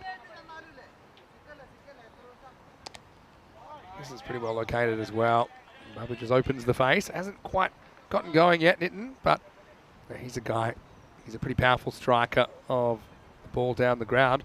And Asif Shah, if you remember earlier, he came up with the Jonty Rhodes style run out where he actually raced Babu to the stumps, won, but I think he had no idea how he was going to land because he was using his hands up on the ball to take the stumps out, and then he just pretty much face planted. He's driven for another one. Ones are okay at the moment, I think, for Sweet United. Yeah, these two batters, maybe they've just decided between themselves, right, okay, look, let's just take a bit of time, maybe 8 deliveries or so, just take singles, get ourselves in before we start playing in the big shots. They're probably sensing that maybe, that in terms of batters and batting strength, they're the last of the recognised batters. But asking the question here, but once again, he's going down. This is what Nitin Babu does too much of, and this is what he has to learn. He starts to go down the leg side, and this one, if he stands still, it's a wide. Look where he ends up here. He's not going to play any shots to that. He starts by getting across, and then he kind of just reverses his movement. If he keeps going across, then he can probably work that away on the leg side. But he just gets himself in a muddle. He doesn't really know which way he's going. This is going to be gone now. So once again, waits slightly away from the ball, and Adyan Hassan will take the catch. Well, he's had an interesting day in the field, to say the least, but dangerous hitter removed, and that's another handy one for Sweetie to get as Babu departs. Never got going that innings, 3 off 8 in the end, as if Sharp with his first wicket in match 32. The score, 66 for 4. Yeah, I was waiting for him to fire the gun and, sort of give the gun smoke dismissal, but decides not to. He just did it cool. He said, nah, I only do that when I'm doing the bowling, he says. So that's the end of another one, 66 for 4. So Nitin Babu again gets an opportunity, but not able to take it. He'll go for 3 off the 7 deliveries he faced. Hits it pretty well, but I think he's got to start hitting this on the up. Those fielders inside the 30-yard circle, he's got to try and clear them with distance. Got to try and get under the ball a little bit more. So another batter will come out and have an opportunity. Boz Paul, who, well, let's see how he bats here. He's got a bit of time to make an innings. What a difference today makes for Boz Paul. He barely walked this time yesterday. There he comes out, number 6, looking fresh as a button. And he'll start with a little flick to the leg side for 1. That's the end of the over. It's 67 for 4 after 7. Let's have a look at what's coming up tomorrow. Well, the Knights, they have the early game against Malta Day. And Malta Day, they were off today. So they get an opportunity to try and make up for Monday, where they just couldn't get going, could they? And that's the first 2 matches. We'll see overseas. They found a few runs, and that certainly helped them. They had their first points of the series this morning. They're taking on Sweetie United. So it all starts again, 7:30 a.m. GMT. It's 8:30 in Central Europe and 1 p.m. in India. Join us for more FanCode European Cricket Series, as well, 4 of the 5 teams in Group B. We see them every day. But yeah, for tomorrow, we'll see the Crusaders having the day off, having played 6 of their 8 games. And then when we get to Thursday, it is the final day of group matches before we head into quarterfinal Friday. Yeah, great over there from Shah. Only the 1 run that came off it. That was the very last ball of the over, so we almost saw another maiden as Ahmed, who bowled a very good first over as well, comes back in the attack. 1 for 8 so far from him. Let's go back to the Knights tomorrow. They play in the morning, but that's their last group matches, so it's their kind of last chance to cement themselves at the top of the table. And I think we'll see Sweet United potentially playing catch-up. Anyway, here we go with Arslan getting a second over in the 8th. Full and fairly straight. Gets past Arslan. but he will get one here. Both Paul, Bullet Real, trying to advance the score forward. 3 overs to go. Again, 10s gets them to 97 in the last 3 overs. They'd want more than that, but it's looking more and more likely that they might be able to keep it to about 90 here. Yeah, that'd be a great result for 3 United, and I think if they can do that, they'll be looking to really attack as well. I think they'll be looking to try and finish the match a little bit earlier. That net run rate could be something that's quite important to them. Launches at this one, doesn't get the middle of the bat, the fielder. He runs, well, he sort of runs all the way around this. He does make the stop. Well, I don't know which route the fielder, Shah, takes to get to this. I know he has a few, he likes to run, doesn't he? He likes to run and he likes to eat grass. Because once again here, he does twist that foot there. I think he's okay. It's okay, Yep. yeah. Good Down stop. he goes. Look, we've seen him do this before. Yeah, that's not really walking the tightrope, but it's straddling the tightrope. Makes a very good stop. He's a grass muncher. Maybe he is. We did say it is It's true. It's not the first time he's been face down. International Vegan Day. Maybe he's a vegan, so he likes to eat the green stuff. That's probably good for you. You never thought of going vegan? Uh, World Vegan Day today, so hello to all I've the thought vegans. about probably eating a bit less meat. Probably not full vegan, but I've got some very good friends that are, and they're very, very happy. Mm. Yeah. Any vegans on the chat? What do you reckon, Vic? What's your tips being a vegan? What would be a healthy vegan meal? It is like Oh say no, World this has Vegan got through the Day. keeper. It's only it's just one. Yeah, look, I actually think that with technology, there's more and more alternatives, meat alternatives. So, yeah, I've got to say I've tried some of them and I like them. The one thing I don't understand, there's going to be a Rico rant moment. One thing I don't understand, if you don't want to eat meat, right? So you don't want to eat meat. Yeah. So why do these veggie companies make things that are vegetarian that look like meat? Yeah, okay, I'll tell you why. Go on, tell me why. See, you've got to put yourself in the mind of a vegan. Right. No, No, but the thing is, a lot of people yeah. like eating meat and they like tasting meat, but they've got ethical concerns about it, for example, and maybe some nutritional ones as well. So, it's not that they don't like meat. It's just they've got certain objections to it. No, So I but can if you understand don't, that. if you're vegetarian, like my wife, for example, she's vegetarian, so Yeah. she doesn't find anything appealing about a beef burger or a sausage. So why the vegetarian options when they make them? Yeah. Do they make them look like But only some of them- only actually some of look them are like like beef that. burgers? Look like sausages. Yeah, but only some of them are like that. Not all of them. Like broccoli, that's not shaped as meat. That's a vegan option. Right? Anyway, let's go to the end of the over. And watching two non-vegans Maybe that's try the and thing. discuss veganism. Maybe the people, to encourage people like us that like to eat a lot of meat, maybe they should make the vegetables look like meat. That's a We'll good eat idea. more vegetables. 73 for 4 after 8 overs. Yeah, I've got to say, I mean, my issue is I'm an omnivore. I'll eat whatever's put in front of me. I think that's pretty clear. Yeah. And that was even pretty clear at the dinner we had last night, Oh yeah. wasn't it?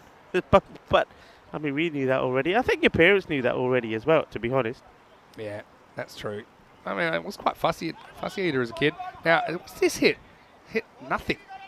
I thought this hit the stumps, to be honest, but Nothing. and it bounced. It takes a big bounce and goes over. It hits the line, I think. That's why it really takes up and Yeah. almost goes over. Kadir does well to at least stop that.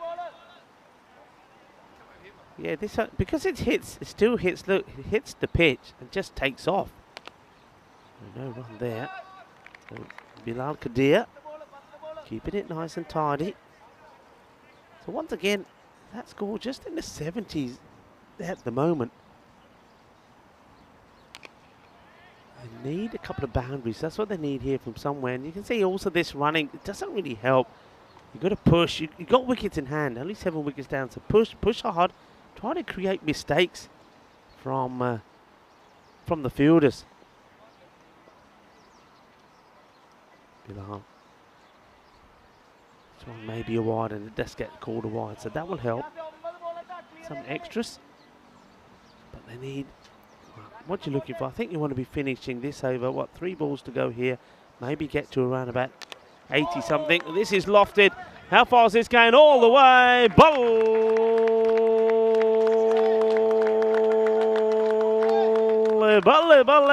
Brrrah. Goodness, now that's what you're talking about. Así me gusta, porque eso es 6 carreras. Yeah, really good shot. And just the natural angle brought it in. Bangs himself on the pad. Well, that's dangerous. Just ask Zishan a riff about that from Austria. He injured his leg doing that. But he's fired up, and you don't mind that. Another challenge to the outfielder. He's up to it this time. Real up to 18. So just 7 balls left in this innings. Can they drag it up towards the 100? That's the question. Well, they're gonna, I think to do so, this one has to go to the boundary. And this is where, I mean, Boss Paul, he strokes the ball around, but give it some aggression. See what I mean? It just needs the aggression. And by taking that single, I think they're going to not take this. By taking that single, he's going to go back on strike. But he's not hitting the ball in anger. I think he's got to give it a big swing. Give it a whack.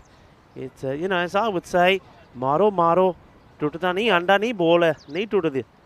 Hit it hard. It's not an egg. It's not going to break. End of the 9th over. It's 84 for 4.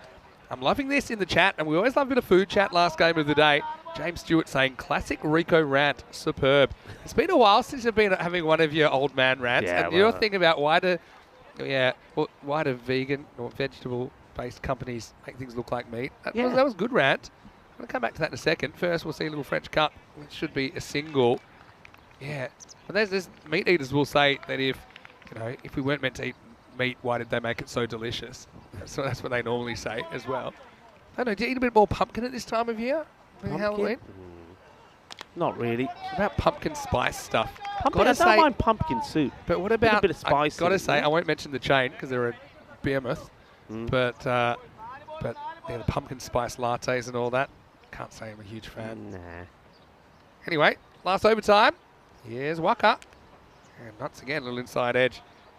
So this will be a really good opportunity for Sweet United to take some points off the Knights. I think they've got to have the same approach, though. You can't be too conservative. I can't see that being a problem for them because of the way that they bat. But, yeah, Sam gets in the way of the camera.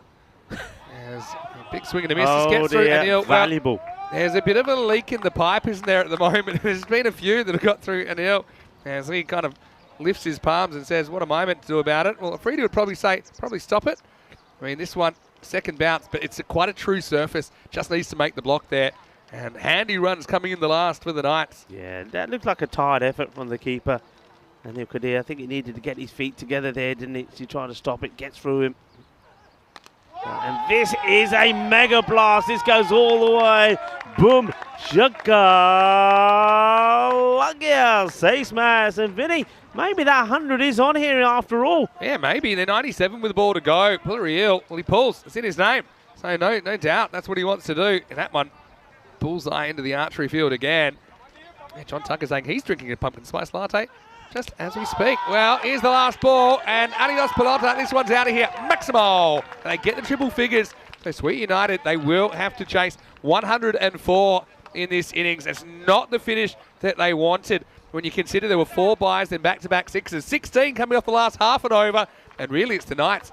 Even though it's not as many runs as I think they wanted to score, they certainly hit the second half of match 32 with a lot of momentum, thanks to Pulariel. Yeah, look, that momentum is going to be very important. One thing I was saying is they would need somebody else to perform. Pulariel does just that. This is what they needed. They needed to see another batter show what they could do. I think the captain needed to see if somebody else, if he needed to, could go up the order and respond. And Pulariel shown that. That is an amazing knock from 31 of 15, a strike rate of over 200. Well batted. Yeah, just what they needed, and they lost a couple of their key batters in Basil George and Samuel Stanislaus, but it was big hitting openers that got them off to a good start as per usual. And they just love hitting sixes. And Basil, well, this is the one we hadn't seen too much of today. That one where he just turns it, sends it high. And that one, well, lucky the spectators hadn't come in as yet, because that one would have sent them scrambling. That Basil, key player. But yeah, it was a tale of two halves really for me, but then had a bit of a sting in the tail. Basil finally, he just got one slightly wrong, and they knew that was a big wicket. That was a good catch taken by the captain, Umar O'Hark. But and that left Samuel Stanislaus there. And look, he's batted well today, mainly because I think he's been a bit more technical and he's just extending. Avalanche Delete came to the crease. But yeah, when Stanislaus went soon after playing a few nice shots, he just felt that there was a lot of work to do. And certainly through the middle overs, you felt that Sweet United were the better of the two teams. Yeah, well, that was one that the captain, he edged behind, and it was a good catch taken behind the stumps. A good reward for the bowler, Kasim, as well. And That was a big moment. And then this one was big as well. First of all, you saw that it was Shah who was bouncing Stanislaus. Stanislaus didn't like it as he took it on the chest. So then he came back with a big bang. And these two had a little bit of a tussle. But it was victory for Ahmed, who did get Stanislaus out. And what a good delivery that was. And it was right on the money. One thing that we haven't seen too much of, those Yorker-less deliveries, gets it right. And Ahmed, he says, yeah, juggle it, as he knocks the stumps over. He was pumped. And big moment. I mean, you felt that probably saved them 20 to 30 runs, you felt, at that stage, considering how well he had batted. And no real histrionics this time from Adyan Hassan, who put the gun away, but he did hold on to the ball. And just a couple didn't fire that did last time. Nitin Babu was one of those. But Pullaril, he was a game changer, wasn't he? And just when you thought that Sweet United were well poised to chase something, we were talking kind of 90, maybe low 90s. Those last two blows make a big difference. I think there's a psychological barrier to getting the 100. And after the 4 byes were leaked, it was bang, bang time. And 103 turned out to be the final score. These were some clean hits. I mean, they weren't shots of somebody who has got lucky, just being had a bat put in their hand and said, go out and swing and see what can do. They were proper shots. I'm looking forward to seeing more of that guy. Yeah, well, I'm going to look forward to seeing how Sweet United approach this, because they were chasing 130 odd, or not quite that, but that they were pretty calculating the way they went about the chase last time. Let's see where they bat Waka, if they keep him at the 3 position or unleash him in the opening spot. Looking at Stanislaus and George, they contribute 40 between them, but it was a question of who would step up after they were dismissed, and the answer was Nias Pullaril, as his 31 came up of only 15 balls with 3 big maximos, including back-to-back at the back end of the innings, and drags them over the 100. The wickets were split between 4 bowlers. Qasim Mohammed 1 for 24, also with Waka Afridi, Asif Shah and Hassan Ahmed chipping in. For me, Asif Shah, I think he bowled really well. I mean, he's a guy that always gives 100%, not afraid to throw himself around. Once again, a few extras. This time it was mostly byes that were the culprit, with over half of them going through Anil Kadir. Anyway, we'll have a quick break. Always a quick turnaround last game of the day. When we return in a few minutes, it will be Sweet United trying to take some points out of day 8. They'll need 104th victory. Until then, it's Vinny Sandu here, Mr. Maximo with Rico Full. Keep the random questions coming. We're enjoying answering your questions, and we certainly enjoy the interaction. We'll be back shortly on ECN with the last innings of the day. You're watching the FanCode European Cricket Series.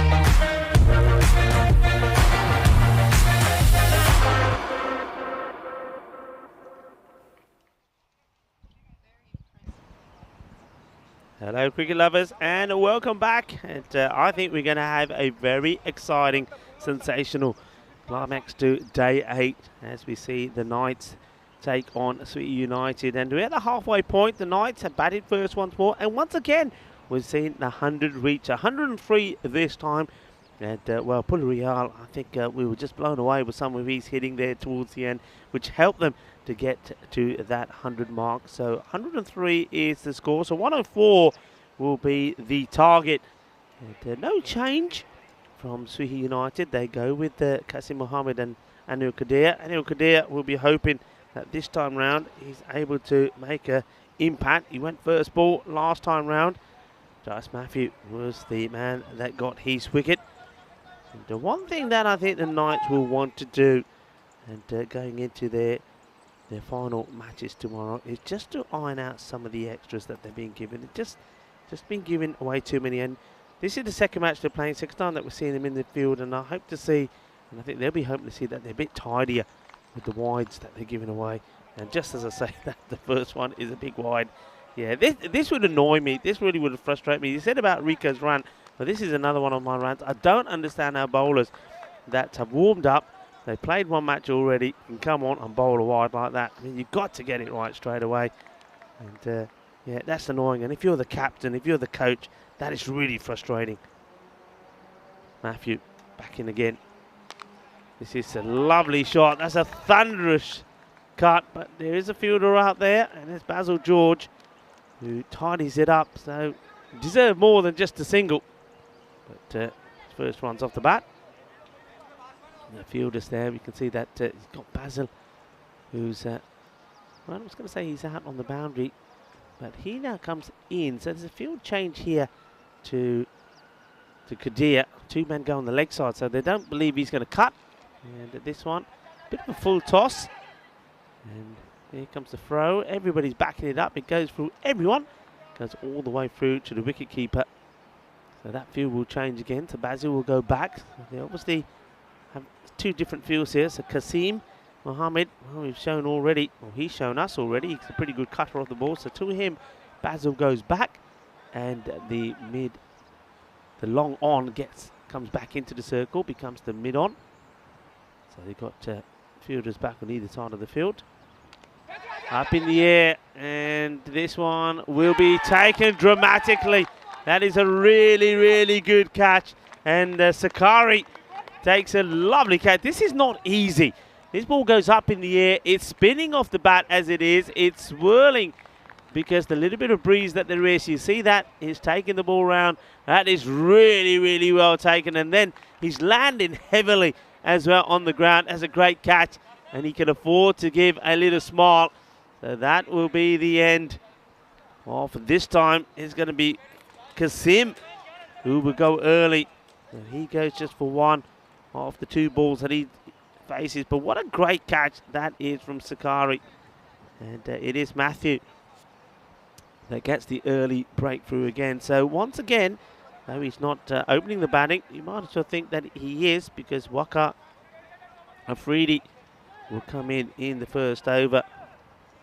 And comes in on strike. And he normally starts with a 6. He starts with a bang. He marks his intent and intention straight away. Let's see how he goes this time. Can he keep his incredible form going? Last few times that we've seen him, he scored a fantastic 74, not out. And then we saw him score 50 earlier. Well, not quite the 6, and it won't be, and it will be a single because it gets through the fielder. But Sakari was the man who took the catch. When he was diving, when he took the catch with the ball in hand, this time he's diving, trying to stop the ball, and it goes through him. But I don't think Matthew will mind that too much. It doesn't go to the boundary. It's only a single, and he gets an opportunity to have a go at Anil Kadir, a man that he did remove for a duck in the first match between these two.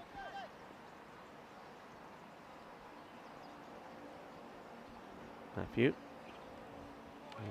Oh, tight call. And batter also backing away, not always backing away so much here. I think that's a good ball, you know. I think the umpire seen the distance between the batter and the ball and thought that must be a wide, but look where the batter was going. Kadir trying to give himself a lot of room down the leg side.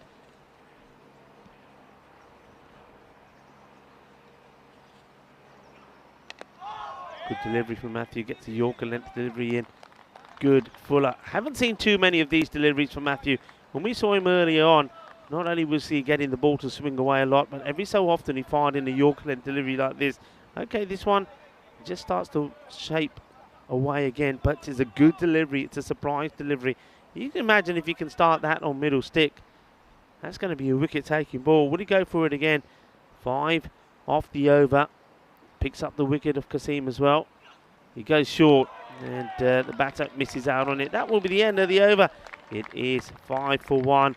And 127 matches without a golden ball. Oh, one man that knows all about golden balls, because he was the one that created the golden ball. It's his baby. Mr. Maximo back in the commentator's tent. What do you reckon? Could we finish with the golden ball here? Belongs to everybody now, even though it started in the depths of my brain. But yeah, look, I think we could be on here. I had a bit of a minor tingle in the halftime break, and I was actually going to call Josh Matthew to give it a rub, but instead I've decided this could be a close one. But for me, it depends on the partnership right now. I think these are the two that can hurt you and hurt you pretty quick. Not that there's not others, but I do think Anil Kadir went for a golden duck earlier today. He's certainly going to be in the mood, isn't he? But yeah, to me, this was probably the best bowler for the Knights earlier, Nitin Babu. He's going to come on and bowl over number 2. Let's see what happens in the rest of this power play. That's when they missed this time. Yeah, so this is the thing with Afridi, that's his area that he doesn't really have a strong answer. He just looks to deflect or leave these balls. You see, look at that front foot. It's outside the leg stump. So it's not really a full-blooded cut shot like we saw from Kasim Muhammad, for example, before. So I think with Babu, his extra bounce he gets, I think that it's a difficult matchup for Afridi. Let's see if he runs out of patience quickly and tries to be over-aggressive, or he just kind of plays him out. Well, there's your answer, and it could be trouble. He's going to be caught eventually by Pulariel.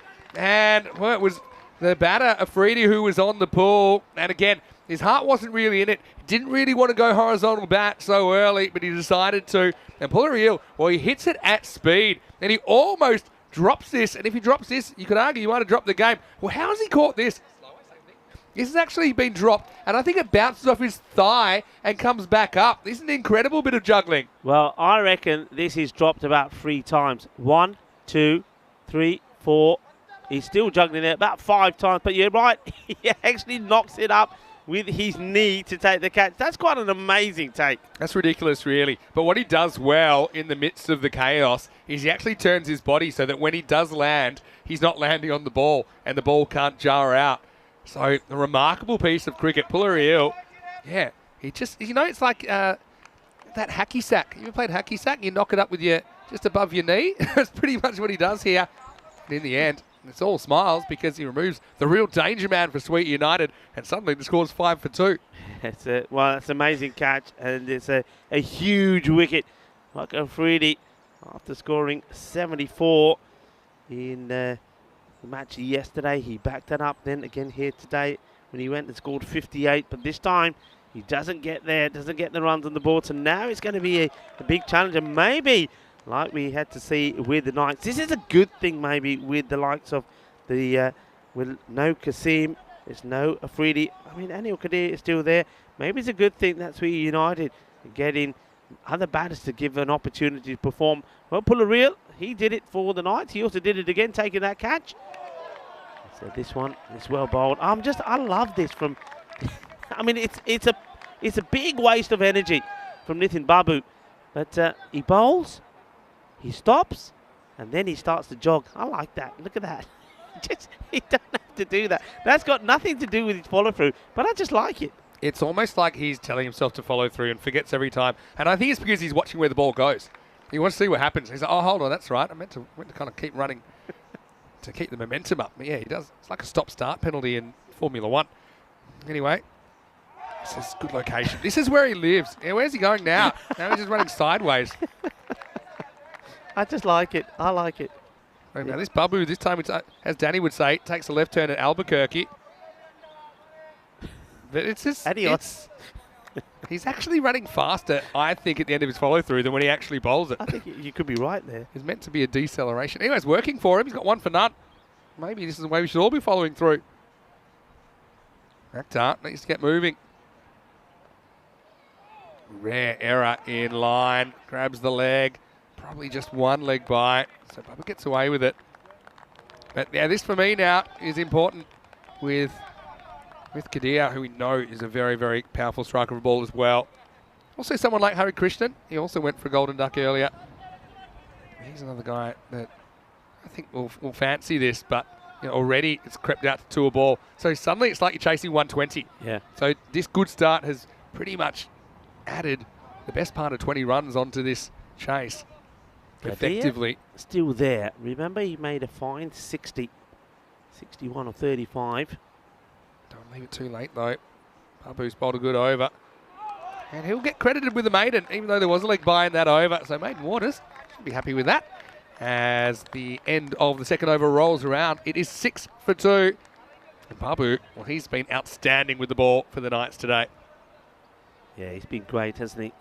And just have a look at where we are, and you can see what the Knights are looking to do. They're looking to really create themselves, get right up there at the top. 2 more points on the ball for them. Sweden United want to stay in contention. They just will feel that if they can pick up a win here, they'll create a little bit of distance between them and the likes of Malta Day and overseas.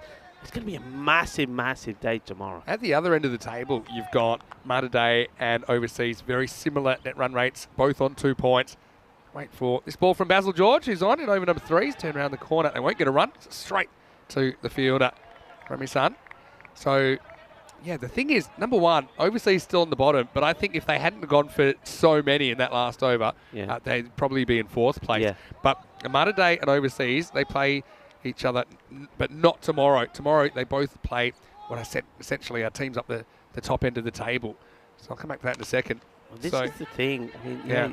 This one's taking a single, and you'll get there early. Tomorrow, the bottom 2, so the overseas, and Malta Day play the top 2. That's what I'm saying, yeah. And you know, if any one of them, whoever performs better, is going to put themselves in a good position for when the 2 teams compete against each other. Yeah, my point exactly.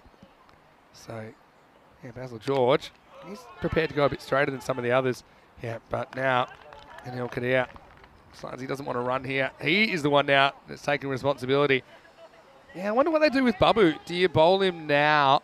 I'd be tempted to, but the other thing you'd be also considering, well, hold on, that if Kadir gets going a little bit later in this innings, he needs someone that can come and stop him.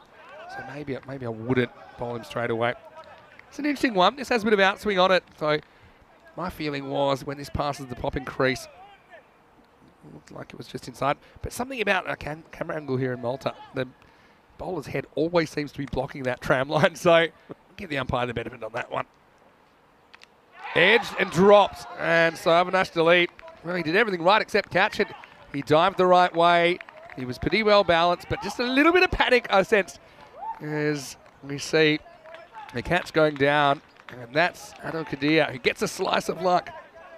Yeah, he gets a big slice of luck there. It's a big moment. And I think, yeah, you're right. I think this excitement, they know this is a big one.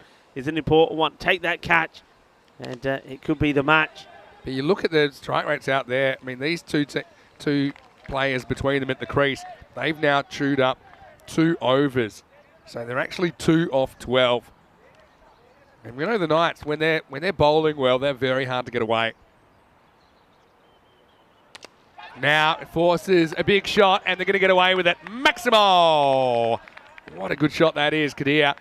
And a bit like, if you remember yesterday, Waka Afridi had a bit of luck. He was dropped by the keeper, fairly regulation chance. He cashed in. Well, Neil, I think he's got the same idea. And that was beautifully blasted down the ground for 6. Yeah, I mean, it's a slower delivery from Basil George, but that's quite an amazing shot.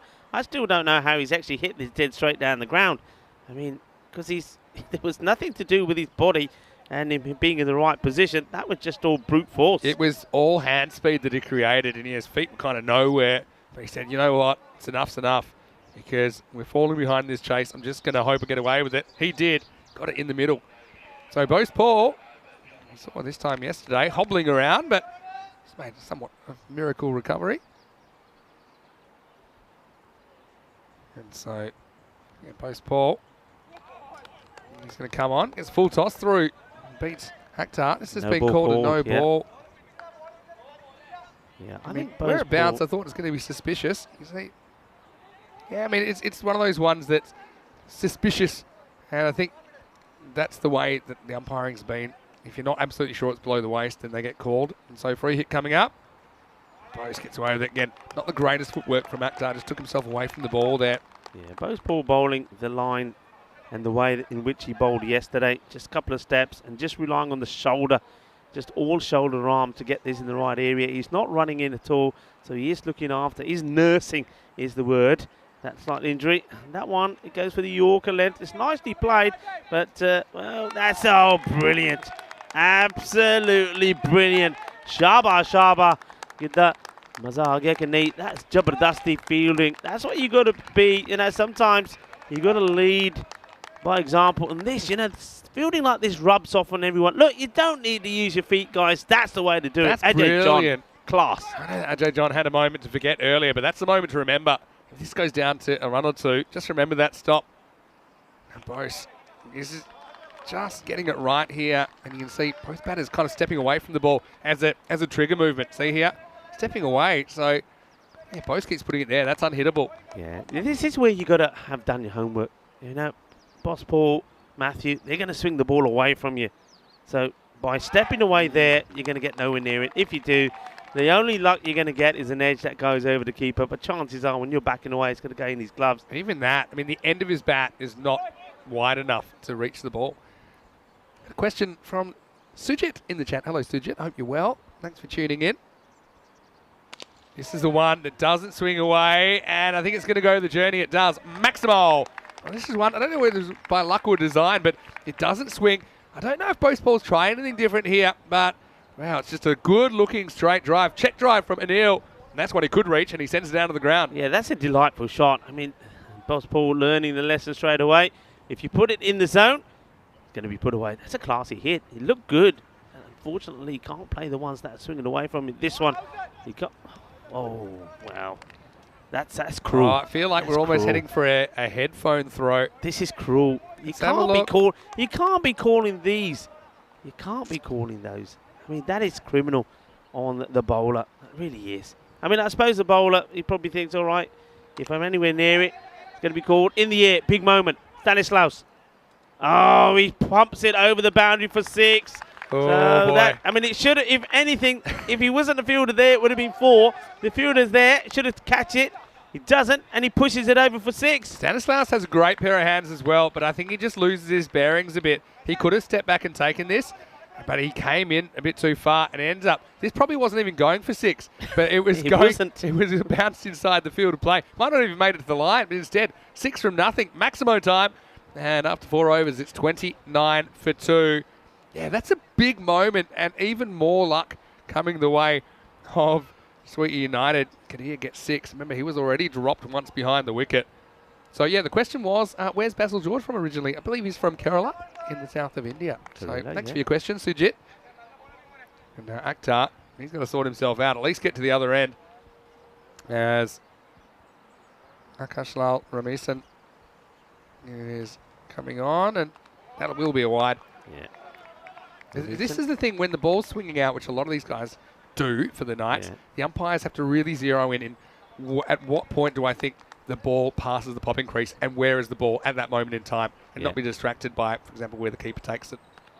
And that's a tough one, but I think that's right. I think that's a correct call. But the thing is, like the ones before from Boz Paul, you got to think now, that last over, the boundaries that came off it were because of those wides were called, and that's harsh.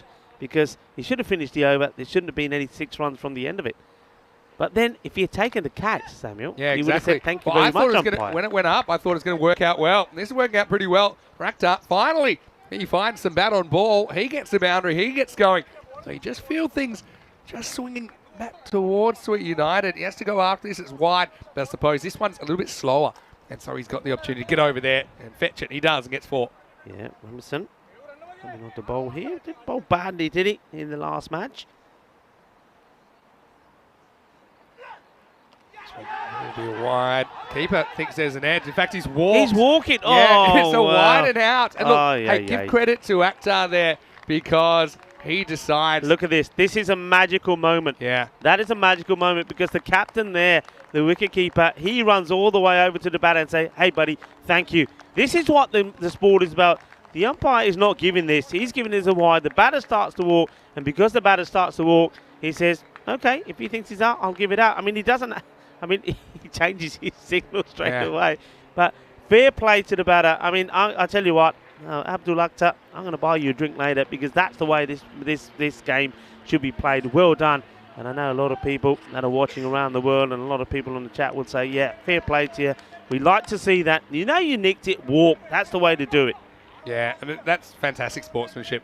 And look, to be honest, I don't even blame the umpire that much. He didn't hear the nick. I mean, that's the thing. He doesn't hear the nick. And if he doesn't, it's a wide.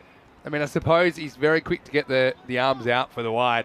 But I don't really criticise the umpire at all there because he's going what he saw. And I don't think he picked up an edge. And sometimes that's tough. I mean, the keeper's 1 metre away from the batter. The umpire's about 22 metres away.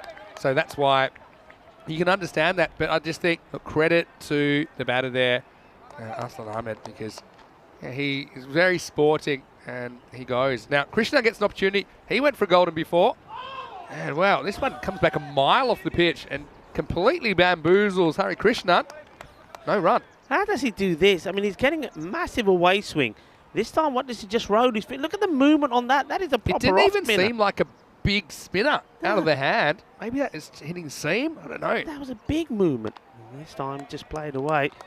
So, remember, he took 2 for 26 in the last one. He's picked up a wicket here already. So always gets wickets. But once again, the Knights, I'm going to say this again, one thing they need to tidy up is the extras. There's always too many extras. And in close matches, that's going to work against them. This one is another example of what I'm talking about. I mean, that one, there shouldn't be runs there. Will they try and take 2? And they decide not to take on the arm of Nitin Babu. So they will get buys here. I can understand it, I suppose. Keeper is standing up, so you will get the odd one. Yeah. But it's the wides more than anything else that I'm referring to. Now, Kadir gets one crack at Ramison. Last ball of the over.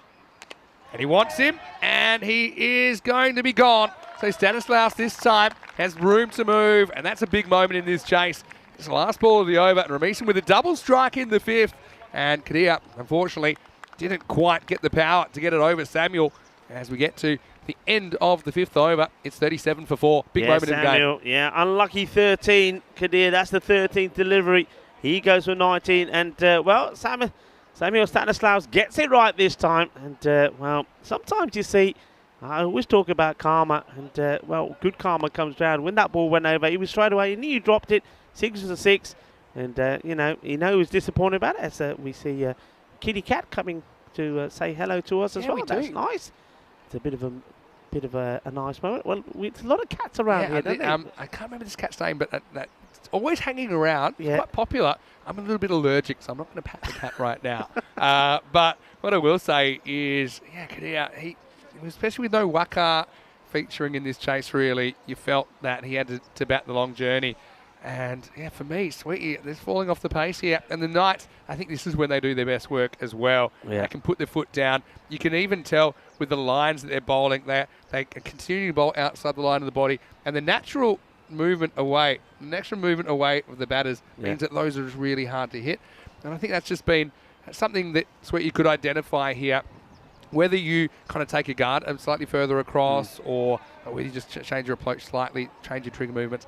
But, yeah, I just think that there's been a few too many balls that should have been reachable that haven't been able to hit. Yeah. I mean, the thing is the Knights, I mean, I know I'm being a little bit critical of the extras that they're giving away, but at least they've got a plan. They're bowling the plan. All the bowlers are looking to get that ball just inside that line because they know these guys, the big hitters, if you bowl at the stumps, I mean, Kadir showed that so many times, couldn't get anything outside the off stump, but as soon as you get it on the stump, bang, it's gone. The other thing I'll say there is the ball before that wicket, they could have run an overthrow, and Kadir, I think, turns it down. True. And I don't think he should have been on strike. I think you can have Krishnan on strike and see what he can do.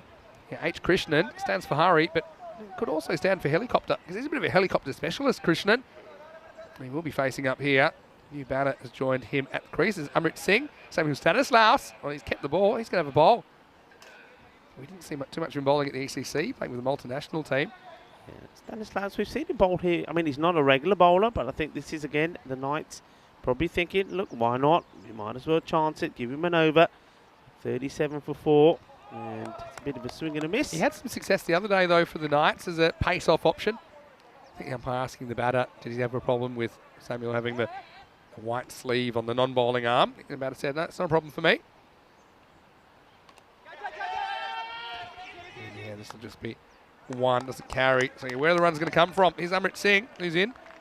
And let's have a look at that required rate. It started at 10.4 and over. Now it's spiraled to 14. Christian's the one guy, though. He can hit sixes. He generates a lot of speed with his wrist. He'll have to go after Stanislaus straight away. Or maybe he doesn't.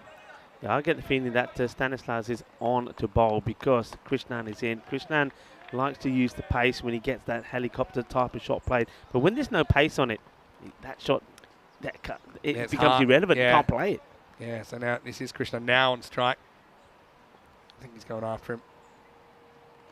Yeah, but lack of pace. Yep. Just more can go wrong with the timing. Yeah, it's clever, this, from the captain, from Avinash Dilip. Knows what he's doing. And look at that foot there as well. You know what? I'm looking at that. If he's taking the bails off there, I'm going to say you're going to have a look at that because he's got his foot on the line but not past it. Yeah, interesting one. I didn't spot that one the first time. No real damage at the end anyway when the guy's in. 1 off 6. So you're like, okay, you can stay a while. Well, in the air, someone should catch this really. And it's going to be Matthew, and he's going to drop it in the end. Well, he gets there, and he's had his eyes on his keeper. And his captain, Avinash Dilip, saying, hey, where were you? He said, yeah, I don't think I was going to get there. And so now Matthew, obviously because he's dropped it, he's looking around for someone to blame. And this is quite a comical one, really. He drops it up, but unfortunately drops it the wrong way, and he can't turn around. Yeah. Look at that. He said, Aja, Aja, Aja. And I like the way the captain there, Dilip, just walks past him and tidies up. Yeah, he doesn't like to do things easily, does he? He's full of energy, Matthew.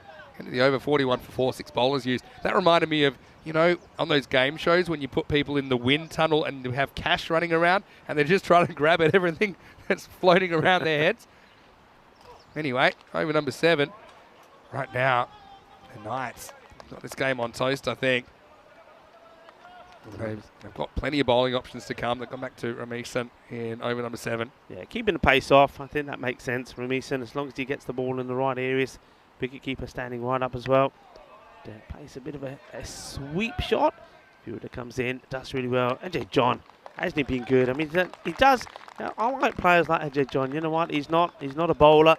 We haven't seen him with the bat. So he's one of those that he turns up. He gives 100% for his team. He's not moping around saying, I don't get a game, I don't get a bat, I don't get a bowl. He knows what his part is out there. This is out.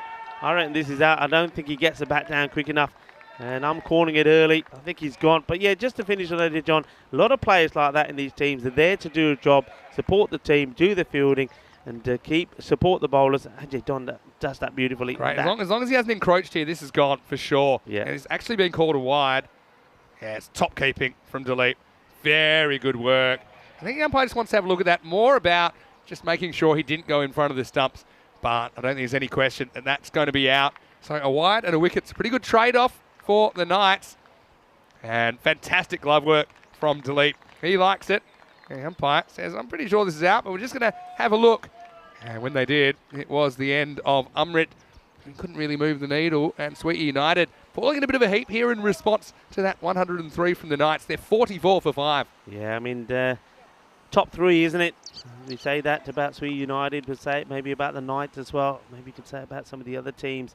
But overseas as well, Malta Day. These teams in Group B, they've got 3 key batters. If you get them out early, then they are going to struggle. And that's what we're seeing here from Sweetie United.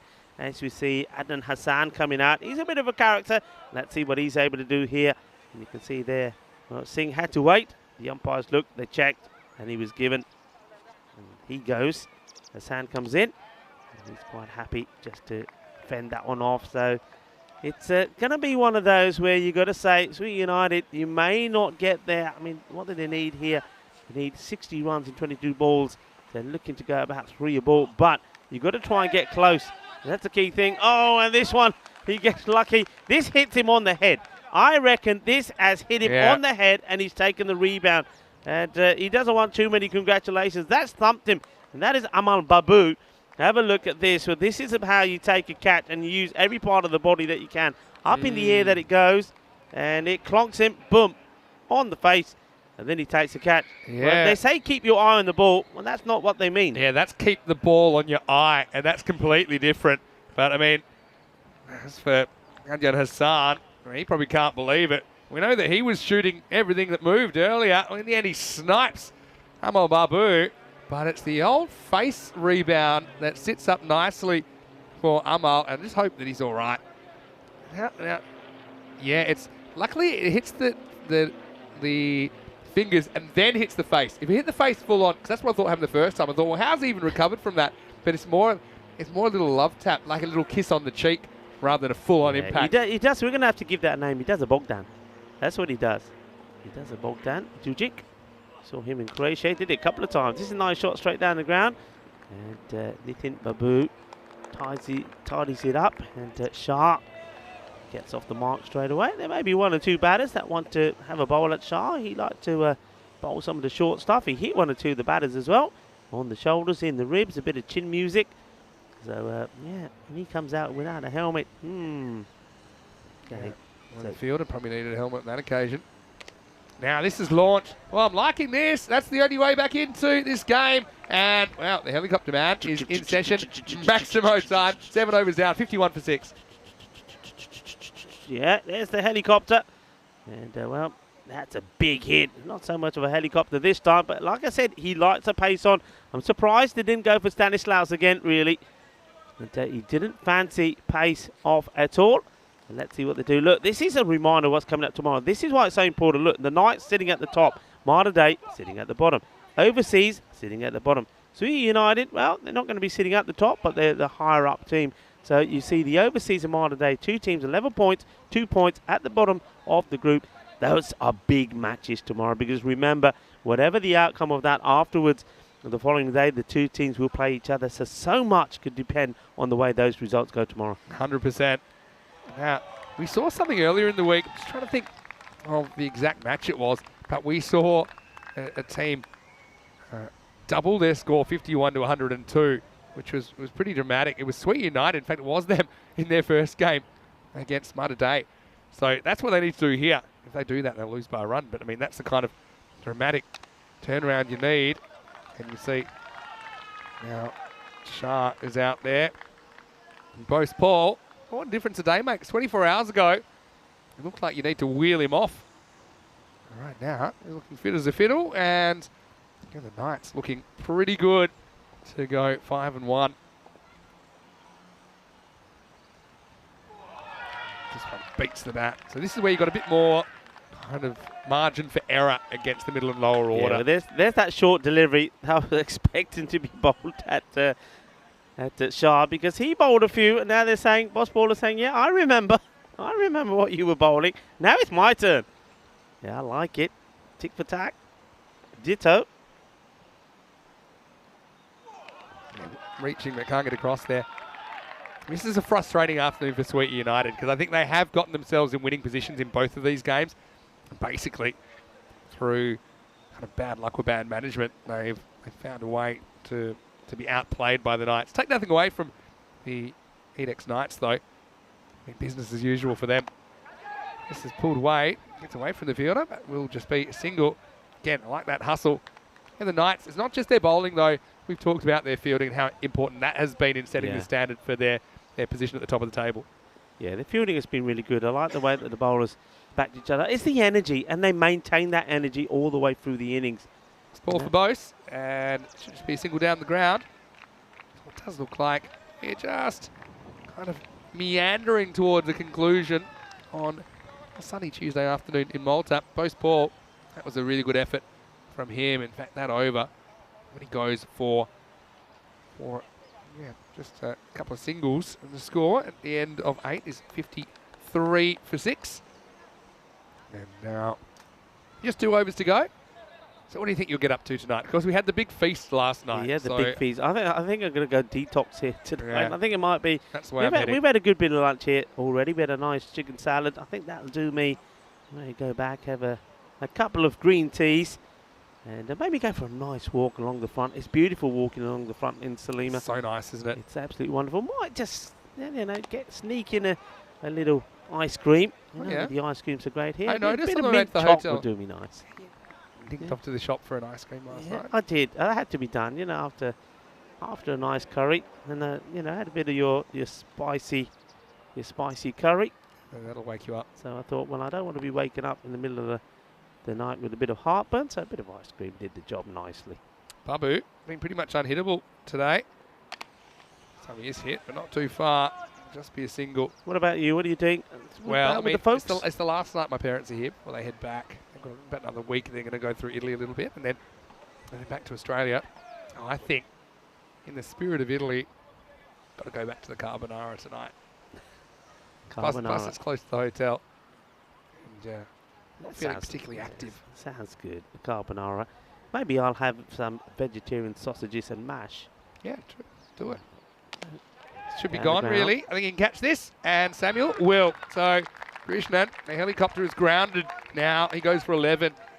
And for the most part, just couldn't really get the elevation he required.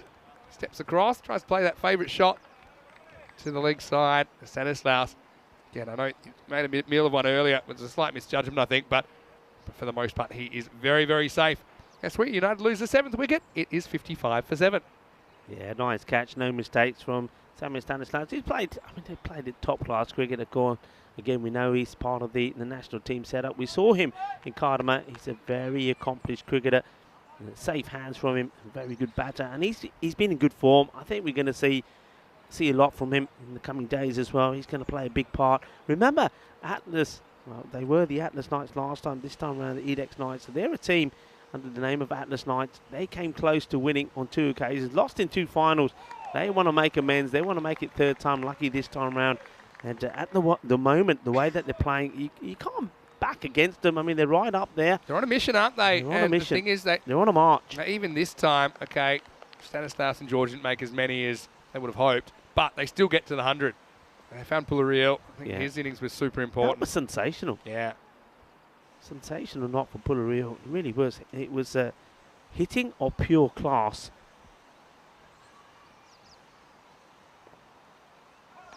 It's really clever bowling. And because you can see as he's coming in to bowl, the batter is already moving away. So he thinks, you know what? Nah, if I just bang this in short outside the off, you're going to get nowhere near it. And that's exactly what happened. If I could give one piece of blanket advice to batters in the European Cricket Series, I'd just say don't back away. Don't back away. True. It's a poor percentage option. You cost yourself wides. You cost yourself kind of the ability to get near the ball. Yeah. That would be my number one bit of advice. This time he gets a bit of it, but not that much. Stanislaus is under the ball and he will take the catch. So unfortunately for Hassan Ahmed, his stay is brief, and Babu, he's going to finish with figures of 3 for 2. Remember, he bowled that maiden in the first over. This time he only goes for a couple, and the wickets keep on coming. Sweet United running out of gas at the end of day 8. And the score is 55 for 8. It's another duck. It's another one of those. It's another disappointment for a batter from the Sweet United. Arslan Ahmed will go for a 3-ball duck. And another good catch. So Samuel Stanislaus, as you said, he did drop 1, but he's taken 3 on the spin now. And just once again, just reminding us of what a top-class quality player he is. As we have a look at the clear blue skies once more here in Malta International Cricket Ground. What a beautiful setting this is. What a beautiful pitch. And it's absolute pleasure to be here late afternoon as you see those shadows getting longer and longer. And unlike in this as well, well, maybe the batters like it too, because AJ John comes on to have a bowl. And look, why not? You can see the equation. They need 49 runs. So even if the next 5 go as this one, it won't matter. And AJ John, he deserves this opportunity. All right, the first one goes for 6. Come on, AJ John. He's bowling to Shah. So young John once more. In the air. Take it, please. Oh, yes, he does. Whew, my heart. I think the please did it. You couldn't drop this, AJ John. If there's anybody that deserves the wicket, it's AJ John. He's played his part for his team all the time. And finally, the captain acknowledges the hard work that AJ John does and says, you know, young man, have a bowl. First ball gets smashed for 6, but AJ John comes back. And though it got dropped with 2 hands, it was the 1 hand in the end of Ramison that takes the catch. So AJ John picks up a wicket. Well, you said that's the end of this contest. Yeah, well, you said he couldn't drop it. Well, newsflash for you, he could. If you've been watching, the king of the juggle, aren't they? But yeah, it will be all over. So yeah, AJ John with the final wicket, and yeah, just scanning my eyes down the sheet, and yeah, Umar doesn't look like he'll be able to bat, and that's why effectively we'll be all out on 61. So it's game, set, match, 103, defeating Sweet United 61. And look, give credit to the Knights. I mean, they were challenged today, and we certainly hope that the injury to Huck isn't too serious. That's the thing. Probably not worth risking in this situation. You know they're a long way behind in the game. But look, credit those guys in blue. I mean, it's nice to see more and more of them stepping up. And like I said, I think they're the best team in Malta that have never, ever won an ECS that we've seen. And they're on a mission at the moment. And just they basically outplayed Sweet United. I think they did have the advantage of batting first in both these games, which Sweet United probably wanted to do. But again, the catching for the most part, that is another key difference that we're seeing from the Knights. They're holding their catches and they're winning matches. Yeah, they are, and sometimes they need a bit of luck. Sometimes you need to use every part of your body. Well, we saw one good catch from Sakari as he's diving in the air, and he nails the landing with the ball in his hand. That one, you needed to use a little bit of knee. This one did go down, and well, M&S Dilip, he knows is the let-off, but unlike in the attitude of Basil George, he just turns around and says, yeah, okay, don't worry about it. Well, we saw a catch taken using a bit of knee. We saw a catch taken using a little bit of face as well, but we saw that as well. Love that. AJ John, absolutely brilliant. This was a lovely hit. So Anil Kadir did show that if you bowl at the stumps to him, if you bowl the wrong length, he is more than capable of smashing the ball away. This was an opportunity that Samuel Stanislas put down, and very, very quick to signal, 6 runs, my mistake, my bad, but he does get opportunities afterwards, 3 of them, in fact, and he takes all of them. Do you know what I noticed? Like, this was a funny one, actually, where he walks, and look, credit to the batter. He knew that he nicked it, so he was ready to walk. So that was Abdul Akhtar, who certainly won a lot of kind of brownie points in my book for his attitude. But the thing is, with the Knights, when they do miss one, it's rare, so it stands out, shows you they're fielding well most of the time, but also there's a certain professionalism to their attitude towards each other. I mean, that was just a good one to watch from James Matthews. Swings the arm at it, kind of gorilla style. But the thing is, there's no real negativity I'm seeing from them. It's a smart bit of work from Dilip, so he's back in the good graces as well with that stumping off a wide. But yeah, that's what you see from good cricket teams. Okay, bad things are going to happen. People are going to make mistakes, but let's keep them feeling good about themselves. Let's know that we're supporting each other.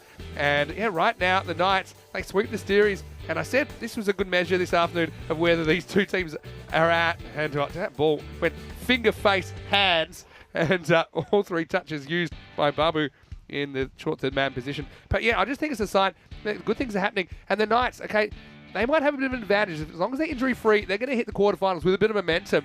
And yeah, I just think they're going from strength to strength at the moment, despite that little blip last night. But they certainly made amends today on day 8. Yeah, and sometimes they, you know what, teams, when they're playing well,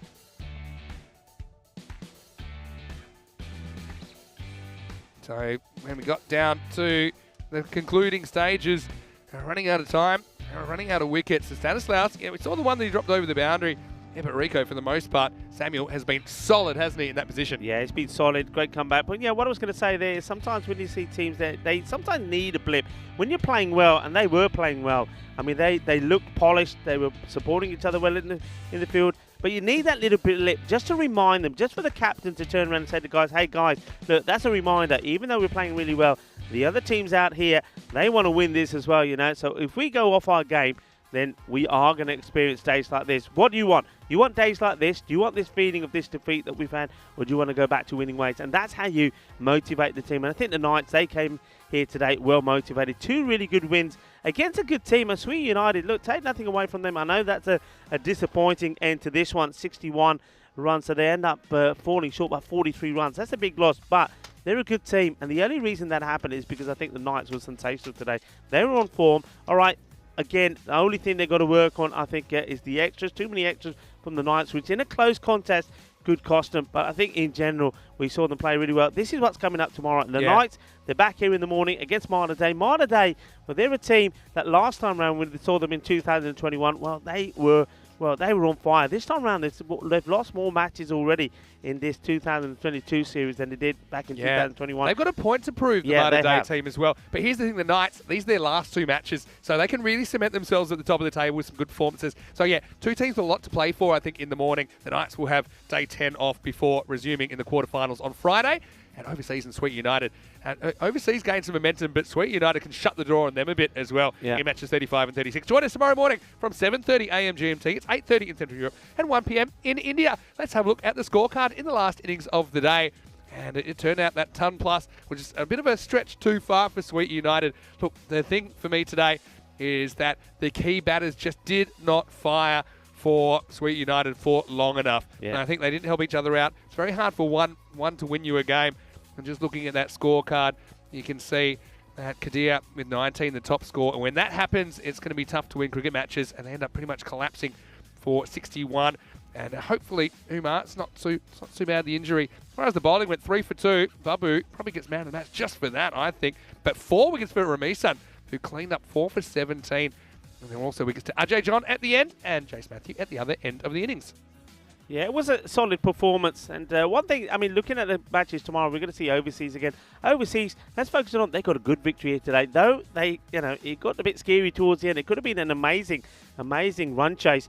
But Overseas, maybe, I mean, we're talking about teams which are having difficulty with batting. What they showed today is that they've got the batting, especially with Gariki coming into the side. I think he batted really well, but maybe they're just missing that one bowler, because what happens is when Marks finishes, when the top order bowlers get their bowling out of the way, then they struggle. And maybe somebody like Pillay coming into the side, if he's available tomorrow, can strengthen them. If he's in that side, I think they could get some good results Even tomorrow. today, they didn't use someone like Zwera, which I thought they might give him the last over. They went to Cable. It's true, but I mean, at least things are heading in the positive reaction for Overseas. Malta Day and Overseas kind of in the same boat now. Yeah.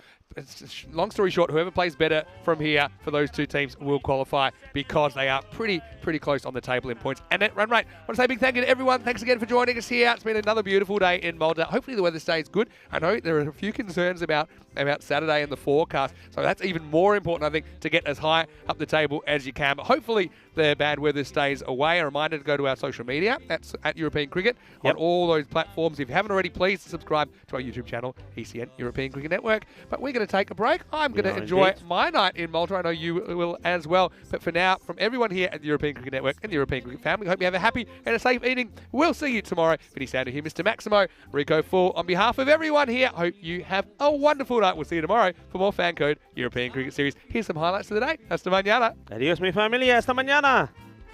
Ball's getting quicker with a kookaburra starting to swing. The keeper in your mind standing just behind, pressure is creeping in. Some give it flight and some give it grip as the ball really starts to spin. But our batsman's alert with the crack of a bat, the ball flies over for 6. Cricketers, European cricketers, share your passion for riding flag with the world. Cricketers, European cricketers, time to cheer and show the world what you got.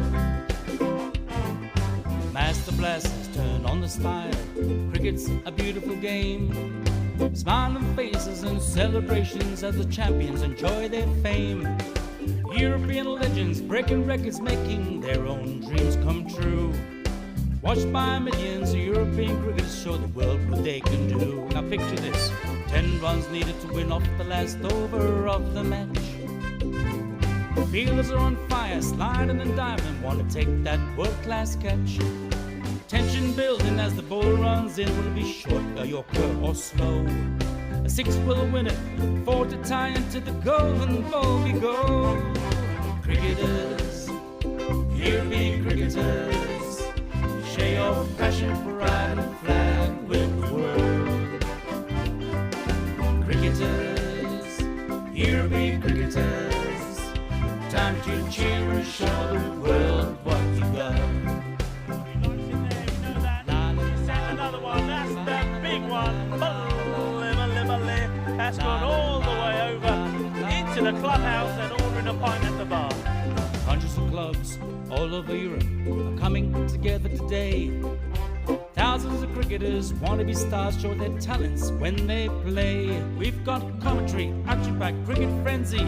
You're hooked, you can't deny. Worldwide audience watching to see which team will lift the cup up high. Oh, cricketers, here be cricketers. Share your passion for riding flag with the world. Cricketers, here be cricketers. Time to cheer and show the world what you got. La la la la la la. There he goes. He sent that pack in. But the shaka 6-4. Oh, cricketers, here be cricketers. Share your passion for riding flag with the world. Cricketers, here be cricketers. Time to cheer and show the world what you got. Time to cheer and show the world what you got. Time to cheer and show the world what you Mentioned got. turbo earlier. That's supercharged. 6 runs. That's gone into orbit. It's another Kookaburra ball that's going to be circling our planet for years to come.